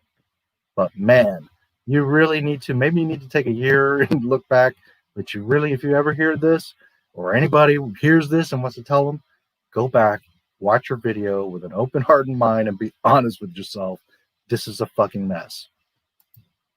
But I'm prone to mistakes. If there is a point that you felt I made that was inaccurate, let me know in the comments and maybe we can discuss. Well, you've got 13, almost 14 hours of me spanking the shit out of you. So there you go. Ray is really one of my favorite characters in this franchise. I remember when I saw The Force Awakens. What? No way. Did you hear that, guys? Ray is his favorite character. No. Your girl Daisy? We wouldn't have guessed. You wouldn't make a whole video trying to justify her freaking worthlessness. Nah. For the first time, I just instantly connected with her. You know, that lonely person who... You're 25 years old and you got a crush on Daisy Ridley. That's what this is about. Dreams of hopes and adventures, but is shackled by circumstances. But I would say the biggest reason I love Ray... And sadly, at this point, with what he's shown me of his mentality and all this, he probably literally, in the back of his mind, was like, I'm going to make this amazing video dedicated to Daisy, but I'm not going to let anybody know. I'm going to put it under the guise of Ray, and I'm going to make this entire video about how wonderful she is and how justified she is, and she's just trying her best, and she's not a Mary Sue, and she's such a great person, and she's such an awesome character, and hopefully maybe Daisy will see it and reach out and say, oh, that was wonderful. Is because of her... I can't speak for the kid, but I can almost promise you that's the motive of this video. Compassion. Every day I try my best to make other people around me feel happy, and I try to be the best friend that I could possibly be to them. Because it should be obvious, this is a fanfic. It's not... when I say fanfic, a fangasm. I wish Shadow was there. That was so awesome. This is a fangasm. This is not honest, logical, thought out, prepared. This is just, I adore the shit out of Daisy. I'm going to do everything I can to make her look good. And I don't want to be too obvious, so I'll do it through Ray. You know, I'm going to make all this shit about how great she is and how justified she is. And maybe, you know, deep down he figures I'm never going to meet her. But I know he's thinking like, man, I'll make this amazing dedication to Daisy. And hopefully, maybe she'll at least comment on the video like how wonderful it was. I was your age and I'm a lot smarter than you, young man. And I can see right through your shit. It's not always easy. You know, people do things that make you upset or hurt you really bad. And sometimes they don't deserve forgiveness and they don't deserve your compassion. But seeing what Ray did throughout this trilogy and how she was all like Ben Skywalker, I mean Kylo Ren, I mean it was supposed to be Ben or Solo, I mean nobody knows who he is. The guy that just self-redeems himself because, you know, reasons, because Disney Star Wars. Almost always compassionate, even towards those who didn't deserve it, like Kylo. It inspires me to be... Did you just say Kylo didn't deserve it? Wow, I can't believe it. Maybe you're not a Raylo. I'm shocked. Are you sure? Because, you know, you did mention him with his shirt off like 5 times. Be the... And how hot he was. The best version of myself. As a great man once said, while it is always best to believe in oneself, a little help from others can be a true blessing. And this brings me into... No argument. And that's the spirit of Star Wars. But be honest with yourself. Go watch the movies again. Watch your own video again. Ray doesn't get help from anybody, dude. Literally. I'm not even trying to be a, you know, like poking here. I mean, seriously, she does not get help from anybody. On Pasana, when they're getting chased by the Day Fly now, she's even by herself. Poe and Finn are on a different little barge. I mean, even when they're around each other, they're not ever working together. They're never together, united, saving each other's lives. Nothing, nothing. They fall in the pit and they all fall through and they're all okay. I mean, there's not one instance in the entire sequel trilogy that they save her. And he's going to say, but what about that Millennium Falcon scene when she jumps out? When she flies across space into the Millennium Falcon? Dude, if she can do that, she would have, just like I showed in the Instagram picture, she would have just pushed all the stormtroopers and tricked Kylo and stole his TIE fighter. I mean, you try to make it where there's instances where men help her or people help her, and there's not one instance. There's not one solid instance in all these movies where Rey is helped by someone else. You could say, but in the Millennium, Finn's shooting and they're using teamwork. If Finn wasn't there, she would have gotten the Millennium Falcon anyways and just flown away. So does it help to have a gunner? Yes. But would she have survived anyways? Well, she's never flown and she's flying the freaking Millennium Falcon, which is, just like driving a truck. And she's flying it through the wreckage of a Star Destroyer through narrow gaps, doing loops. Yeah, she would have got away, dude. Okay, so there's not one instance where she needed anyone or relied on anyone or anybody helped her. Be real. The fandom. When The Force Awakens came out and the fandom seemed to be united for the most part, it was great. It really was great. Love for Star Wars was everywhere. People were excited. Now, I know that a lot of people like Force Awakens, and it certainly wasn't like when Jedi came out and all this shit went crazy. But me personally, and there's quite a few of us, walked out of Force Awakens like, oh shit. So I don't know how united. And let me tell you something. Most guys my age don't even pay attention anymore. They're like, I saw the OT and I've been done with that shit. I don't care about the prequels. I don't care about Clone Wars. I don't care about none of that.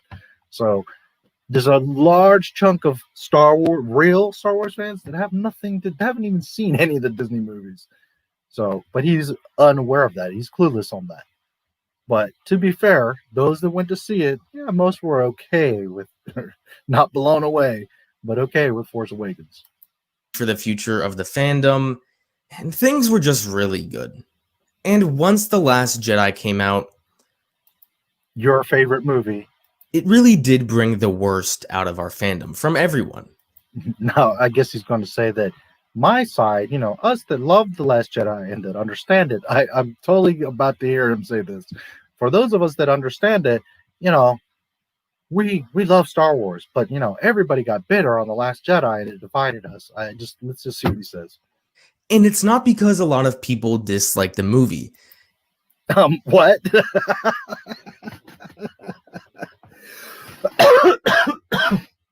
You and your 5 friends like that movie because everybody hates that fucking movie. It's because of the way we treated each other. No, it's because of the way Lucasfilm treated us, the fans, that were buying this shit before you were freaking born. And the reason you get to even make a Star Wars video, young man, is because of me. We called people who hated the movie sexist and racist. And we called people who loved this movie. Yeah, you absolutely. You Last Jedi guys did do that. Movie social justice warriors. My hope for this fandom. Because let me tell you something. There's a lot of us that can't stand the goddamn shit out of any of this Disney nonsense. We hate The Last Jedi and all of this mess. But none of us were the ones that were saying, you're homophobe, you're sexist, you're a racist, you're a Nazi, you're this. It was you assholes that were doing that shit. Is that and the media. We stop labeling people based off. You just hate it because it's Rey and she's a girl. Oh, really? Leia, Ahsoka, Padme, Mon Mothma, Barriss. I mean, shut the hell up. Of their opinions of Shakti, these movies. Asajj Ventress. I mean, shut the hell up. To someone, Luke was a symbol of optimism and hope, and seeing him in his negative way in The Last Jedi just really deeply hurt people. And it wasn't about character inconsistencies. What did he say? Yeah, we saw Luke. I missed that. Hold on. And we called people who loved this movie social justice warriors. Which is pretty much true, yeah. But more specifically, I don't know why you're saying we. This is your favorite movie. But what you're trying to say is us. And you know what? On the contrary, we didn't attack the fans. We attacked Lucasfilm because the social justice warriors in this case was Lucasfilm making this political agenda bullshit. Then you guys, you Disney mouseketeers, turned around and tried to say you're idiots. You don't understand. You're not deep enough to understand the movie, and you're just sexist. My hope for this fandom is that we stop labeling people based off of their opinions of these movies. To someone, Luke was a symbol of optimism and hope, and seeing him in his negative way in The Last Jedi just really deeply hurt people. Okay, yes, you're correct, but understand something, because he said to someone, and I think he meant to some people, Luke was understand, young man, for 35 plus years, millions, and I mean not like 1 million just scraping, like the Rise of Skywalker just scraping past 1 billion, millions, hundreds of millions of people for over 35 years all around the planet of Earth have adored Luke Skywalker. So it wasn't 3 of us that got our fees hurt. They literally destroyed the world's hero, the galaxy's hero. It's a little more than what you're understanding or stating. And it was the films that changed the entire film industry. Wasn't about character inconsistencies or not. It was about, I mean, you can even argue Luke was the first intergalactic, galaxy-wide type hero, because there was, cowboys and different kind of heroes, and there was other little sci-fi stuff, but an actual universally loved and known galactic scale hero, Luke Skywalker. not seeing this person be this positive force for people, and it really hurt. And the same goes the other. And this is what I'm trying to understand about your and your kids' mentality. If you're acknowledging that it's wrong and that it really hurt, how can you stand behind these films? How can you watch The Last Jedi and see Jake Skywalker and say, I love Star Wars? You're contradicting yourself. You're literally not being honest with yourself or anyone else. You're just defending the film because you like it. And again, what I said from the very beginning, if you love this film, love the shit out of it.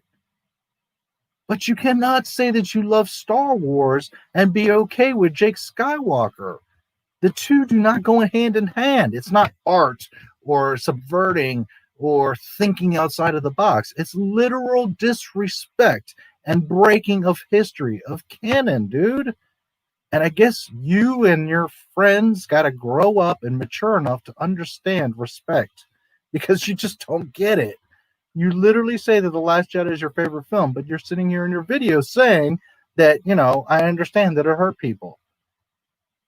So you're an airhead, you're an asshole, or you're just so goddamn naive. Or all three. I don't know which one it is. I think you look like a nice enough kid, but boy, do you have a lot to learn. Other way. To some people, seeing Luke Skywalker make mistakes, but coming back from those mistakes and saving the galaxy is really inspiring to them. Yeah, it should be inspiring to anybody that you make mistakes, you have a hero's journey, you're fallible, and you save the freaking galaxy. Don't assume why people love or hate something. You don't even know your close. I don't assume a damn thing. I go off of facts, and I know the Star Wars story, and I'm watching your video, and I'm not assuming. The only person that assumes is you. Look at that face he's got. Boy, he's angry. The only one that has assumed anything is you throughout this entire video, and you literally admit it. Like, I assume. It is inferred. You can speculate. You can presume. That's the language of your video. So somebody like me watching your video, don't tell me to assume anything. You are clearly showing me Claude, The Last Jedi, Rey is not a Mary Sue. Friend. All three. Yeah, and again, I don't know the kid personally, and I don't want to attack some poor, helpless kid. But, I mean, if I'm just being as ignorant as him and watching his video the way that he's watching Star Wars, then I would have to say, yes, he's all three. An airhead, an asshole, and what was the other thing I said? Whatever. Friends 100%. So how could you know the reason? Clueless or arrogant or whatever the hell I said. All of the above. Is why people have certain opinions. We can all only go by what is seen, what you show us, not what I'm going to read a book about you, the Gold Man, and learn about you, or what I'm going to presume about you. I can only go off of what you have shown me for the past 14 hours, 2.5 hours of your video, just like what you're supposed to be doing with these movies. And I mean, you're showing us it's not looking good, buddy. It's over the Naive, yeah. internet. Of course, discord and debate can happen. I have these kinds of discussions all the time, and I really love it. But instead of trying to win a debate or trying to make the other person feel bad because you may know more than them, try to genuinely just share your opinion and okay, and now you're trying to sound, calm and cool and intelligent and justify, like, instead of attacking me, let's have a friendly debate and we can talk. Okay, but this is, again, Mr. Naive, what you're not understanding. None of this that you have discussed in your video is up for debate. It's all fact that she's a Mary Sue, that this all breaks canon, and that this is your opinion and your adoration of Daisy Ridley. That's fact. It's not up for debate. Ray using force healing is not up for debate, son. That's what kills me, is that you think you have a voice, that you think that this is up for discussion. It is not. Do you love it? Can your video be called, "This is why I think she's not a Mary Sue. This is why I wish she wasn't a Mary Sue. This is why I like Ray. This is why I have a huge crush on Daisy Ridley and I'm making a fangasm film"? Can you have called it a million things other than the official guide and just said, "Hey, I just like this shit. It's trash, but I like it"? And all of us would have been like, okay, cool. You did a production-wise decent video. Awesome. If you had been honest with yourself and with me, the viewer, then I would applaud you, son. But instead, you're to the bitter end trying to play it off and be like, it's up for debate. No, Hitler killing millions of people is not up for debate. And Luke being Jake Skywalker is not up for debate. Absolutely not. have a good discussion and try to listen to them, because if you don't listen to them, why on earth would they listen to you? That's what I try to do, and I'm not perfect at it. I'm a human being, I'm flawed, but I do try my best to listen to other people. One last thing, if someone loves something about this franchise, you should champion that. I don't like The Phantom Menace at all. I think it's a terrible film, but when people come to me and tell me, and that is perfectly acceptable, fine, I have no problem whatsoever with that. I think you're a little bit crazy to like The Last Jedi and not The Phantom Menace. That's okay. That's your opinion. You're all 100% welcome to do that. That's fine. If you would have made a video like that, like, this is just how I feel about Rey, or this is just how I feel about the sequel trilogy because I like this trash. Okay, cool. But when you're saying official debate, speculation, presume, this is how many times, Admiral, if you're still around, this is why she's not a Mary Sue. Come on, dude. Tell me how much they love it, I'm so happy for them and I'm jealous. I wish I loved everything. I'm going to be honest with myself when I don't, but if other people do love it, I'm going to support. No, see, and that's a bad stance to take. I wish I loved everything. Yeah, we all wish Star Wars was perfect and we could love it all. But that's not true love. True love is when you find the flaws in things, whether it's your girlfriend, a movie, a toy, whatever. It's not perfection, dude. It's not Mary Sue. And this is why Rey is not loved. That's why the fans and kids do not embrace Rey, because she doesn't have any imperfections. So nobody is going to climb on board with, I want to love all of Star Wars. That's the biggest problem that Star Wars is suffering from now. That you guys have this mentality that if it just says Star Wars, you're supposed to love it. No matter how bullshit Resistance and Rebels was. I mean, trash. The Clone Wars, totally breaking lore and canon and just trash. The sequel trilogy, holy fucking dumpster fire, trash. Mandalorian with 1,000 freaking holes in every episode, trash. And you still insist, because it says Star Wars, that you have to love it. And that's why we're in this situation. That's just why we get where we're getting, because you've got people literally defending and insisting that this is Star Wars and that you have to love it. That if you don't love the garbage that they're giving you, then you don't like Star Wars.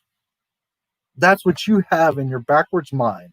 That if I don't accept this trash, that I'm not a real Star Wars fan. that was watching this shit before you were born, and because of me and people like me, you get to actually be on YouTube and make a goddamn video.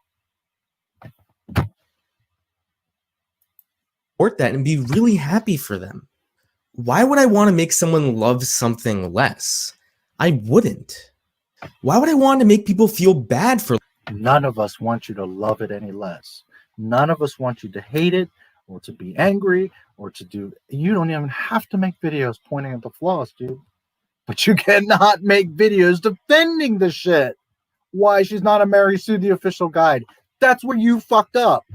Because you're taking the exact opposite stance of trying to convince us that the shit ain't bullshit.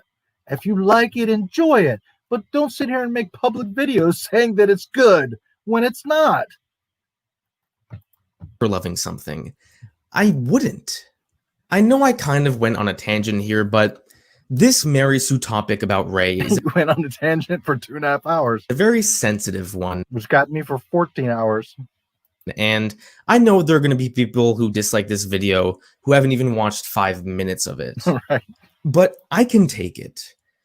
I can take it because until you come across me who does the research, who does sit through all your bullshit so that I can intelligently chop you down. Because the people that tend to watch the 3 minutes of the video and say, she is a Mary Sue, she's not a Mary Sue, your video's invalid. You're the ones that do that shit.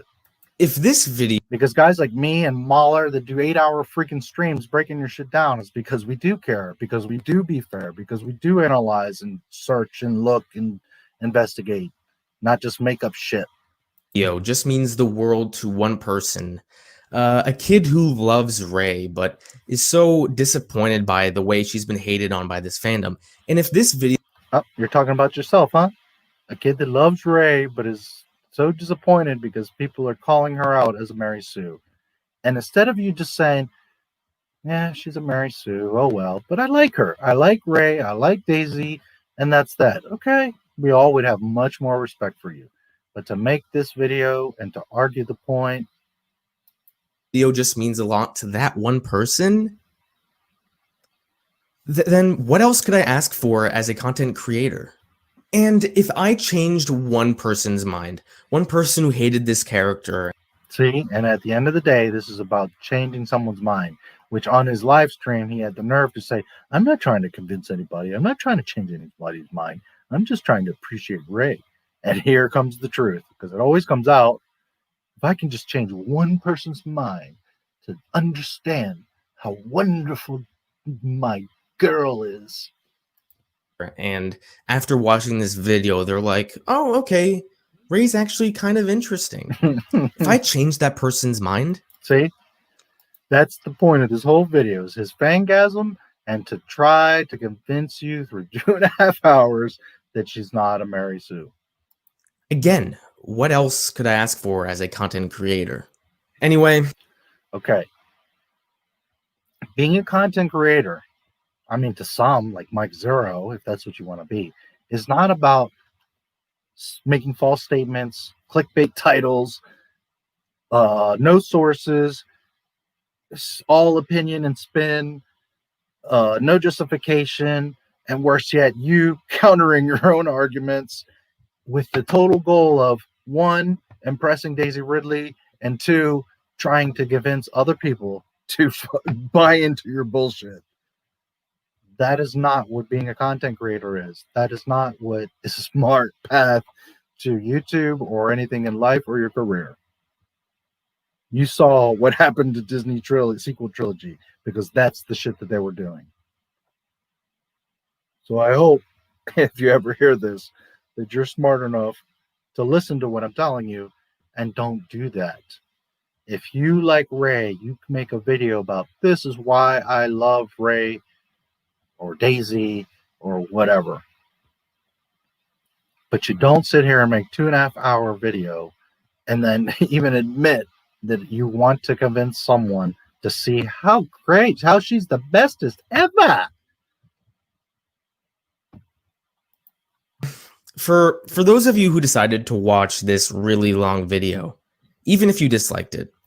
Oh, you have no clue. All 14 hours of it. Thank you so much. You don't understand the amount of work. You're welcome, buddy, because honestly, it didn't merit this watch, nor did you make any point, any justification. You did not win a single point. And guess what? Daisy's not going to watch your video and not going to give a damn anyways, because she doesn't even care about Ray. The amount of time I had to put into this video, I really did work my ass off, and you guys watched. Which is strange, because you in your live stream said, oh, it took me 14 hours. I guess I'm just fast. Everybody else, it takes a long time, but it didn't take me any time. So either you were trying to be macho man on your live stream, like, this shit's easy for me, or you really did take a shit ton of time, which I would believe. It had to have taken you at least several days to put this together. I edit videos. I know what it takes, buddy. So all I'm saying is you're contradicting yourself. You're saying one thing in one place, you're saying another thing in another place, and you can watch all my videos and you're going to say I'm consistent as fuck. It really means a lot to me. So thank you. Thank you so much. I hope everyone enjoyed. You're welcome. You don't deserve it, but you're welcome. This video, because ironically, this video that I'm making is going to get him more attention and more views and rank the video. I do have a lot of other pro sequel trilogy content on this channel, so if that's something you're interested in, then go check out those videos as well. Don't forget to smash that like button and leave a comment on your thoughts of this video, and I'll see you guys next time. Peace. Bonfire.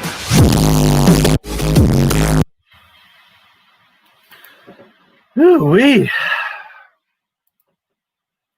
Well, that was a trip. Oh, man, I don't even know what to say anymore. Man, wow. It's just amazing.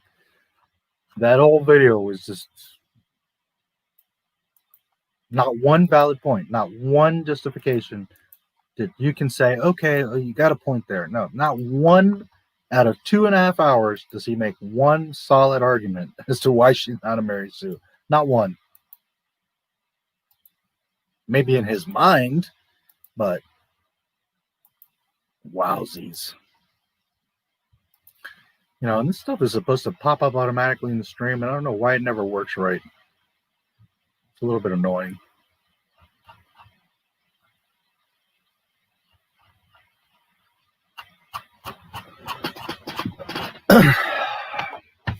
He seems like a nice enough kid.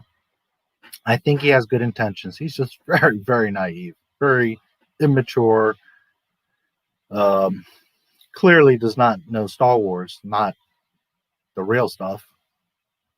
He's probably watched the sequel stuff quite a few times, but even then, it doesn't seem like he knows them very well either.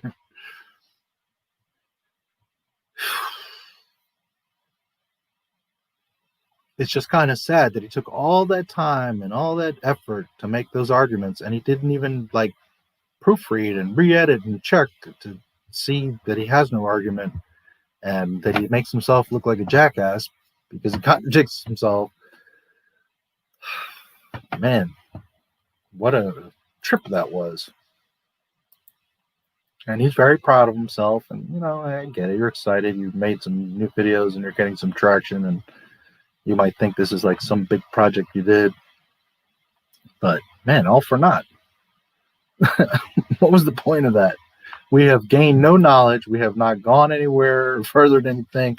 You have not convinced anybody that she's not a Mary Sue. Now, there are the people that love the sequel stuff, and no matter what, they're going to defend it. So then they see that title and they go to the video, and they're not even listening to the fact that you said, well, Luke just used Jedi mind trick because, you know, he knows that skill. And then the next sentence say, well, I don't know how he learned that because at no point does he see the Jedi mind trick. They're not going to connect those dots or analyze that or argue that. They're just going to say, yeah, Rey's not a Mary Sue because he said she could swim. They're just looking for anything to use as ammunition to say, see, it's not true. He made this video.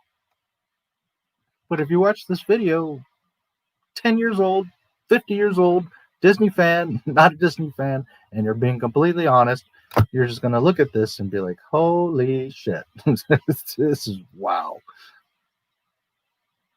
I didn't want to have to do it. I don't ever want to attack or call out other YouTubers. But sometimes it gets to a point where it's like, holy fuck, dude. Anyways, I want to reiterate, I don't hate the kid. I don't want anything bad to happen to him. I don't want anyone to comment, harass, dislike, none of that. My attack, if you want to call it that, was on his crappy ass video, and it had to be shredded by someone that knows what the hell they're talking about, that loves and appreciates and understands fucking Star Wars, not this painted bullshit that they're putting on the screen that says Star Wars.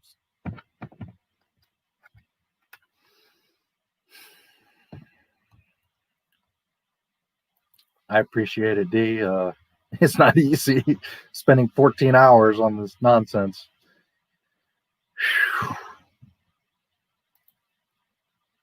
I'm not as cooked as I was yesterday, man. That was serious. Those 8 hours of just the beginning of the video is really rough. My God, man, it's just like, geez. I had to stop like every sentence because it was just madness.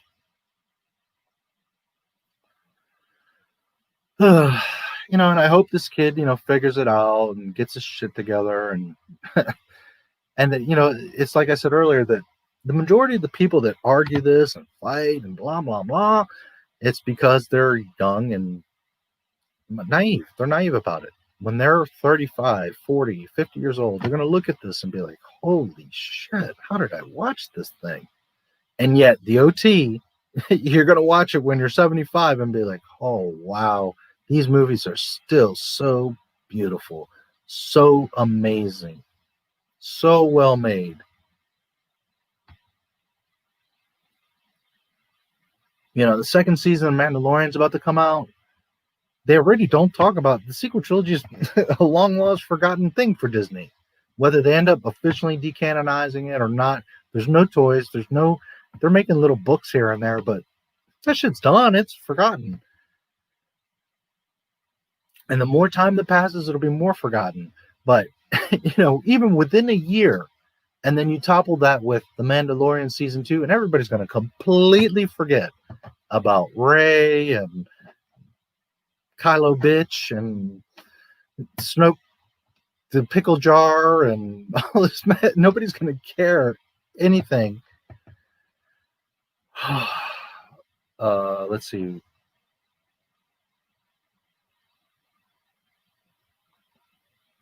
Listen to you as I work on art. It's been fun. I hope so.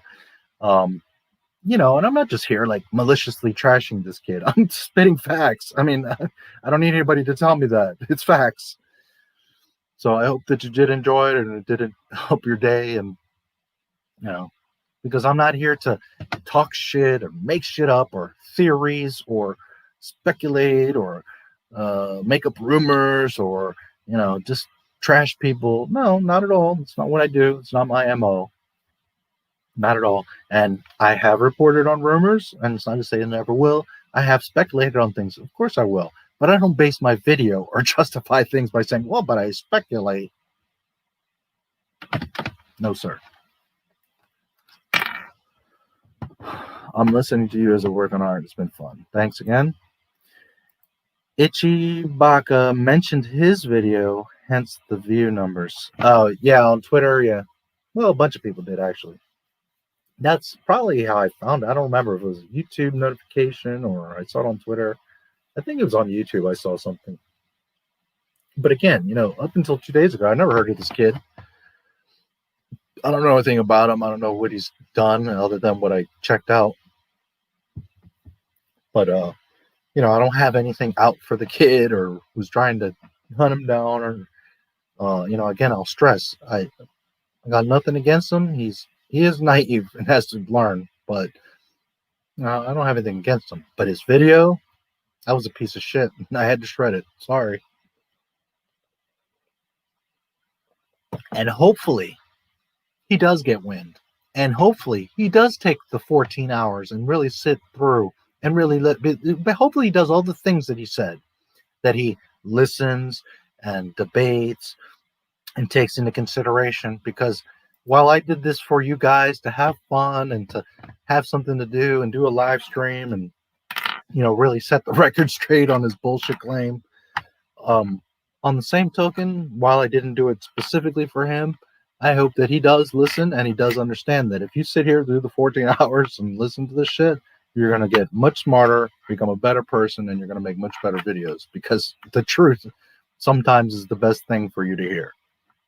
And what you thought, you're going to see all those arguments. Every last one was invalid. The structure of your video was bad. You contradict yourself every other sentence. You did not proofread correctly. You did not fix or adjust your script correctly. You did not edit correctly. You're literally making an argument by showing an image or a video clip that destroys your own argument. Not good. You just make yourself look dumb, dude. And I know you're not dumb. A bit foolish, a bit naive, but plain stupid? No, you're not stupid. We can tell that. But you made yourself look stupid. So hopefully he does take the time, or his buddies see it and whatever. But anyways, gotta go here. Fantastic stream. I really appreciate all your time and effort. Thank you so much. I'm also going to cut out. It's late, and what else am I going to say at this point? I mean, the nail is beyond in the coffin. So I do appreciate you guys very much. Thank you so much for coming in. Please hit the like button if you haven't already. Tell your friends. If you want a great laugh, well, then here you go. If anybody ever wants to argue with you that Ray is not a Mary Sue, well, there you go. You know where to point them. So I'm glad I could entertain you guys and spend some time. I'm out of live stream hours, so not that I was planning on doing another live stream, although you never know what comes up. But until October 2nd, I won't have more hours. So, but there are videos coming. All the Problems with the Mandalorian, Chapter 2, The Child, should be out in the next couple of days now that I'm not going to mess with this mess. And, you know, whatever else comes up, I'll have more videos coming along. So, thank you. Experience will show you the truth. Yes. Great job. I appreciate it. And again, I don't claim to know everything or be perfect or none of that, but, you know, he did it to himself, honestly. I didn't have to, like, argue or, you know, I mean, he literally, this whole video did it to himself. So, okay, guys, so I'm going to rest. I'm going to get something to eat and, you know, stay tuned. There's stuff coming. The next one is shredding the Mandalorian, so there you go. That one's full of mess, too. So, all right. I appreciate you guys. Truly, I do. Oh, by the way, I don't know that any of you or Shadow's going to hear this, but I did make a Discord. The link is in the description. Well, not my Star Wars. You can search it. I don't know how much I'll use it, but it's there. Just figured I'd make it. And anyways, I'll see you guys soon. And who knows? I'll probably see you in another chat or video anyways. So, okay, guys. I'm going to grab some dinner and get some rest. Appreciate you guys. See you soon. May the Force be with you. Thanks a lot.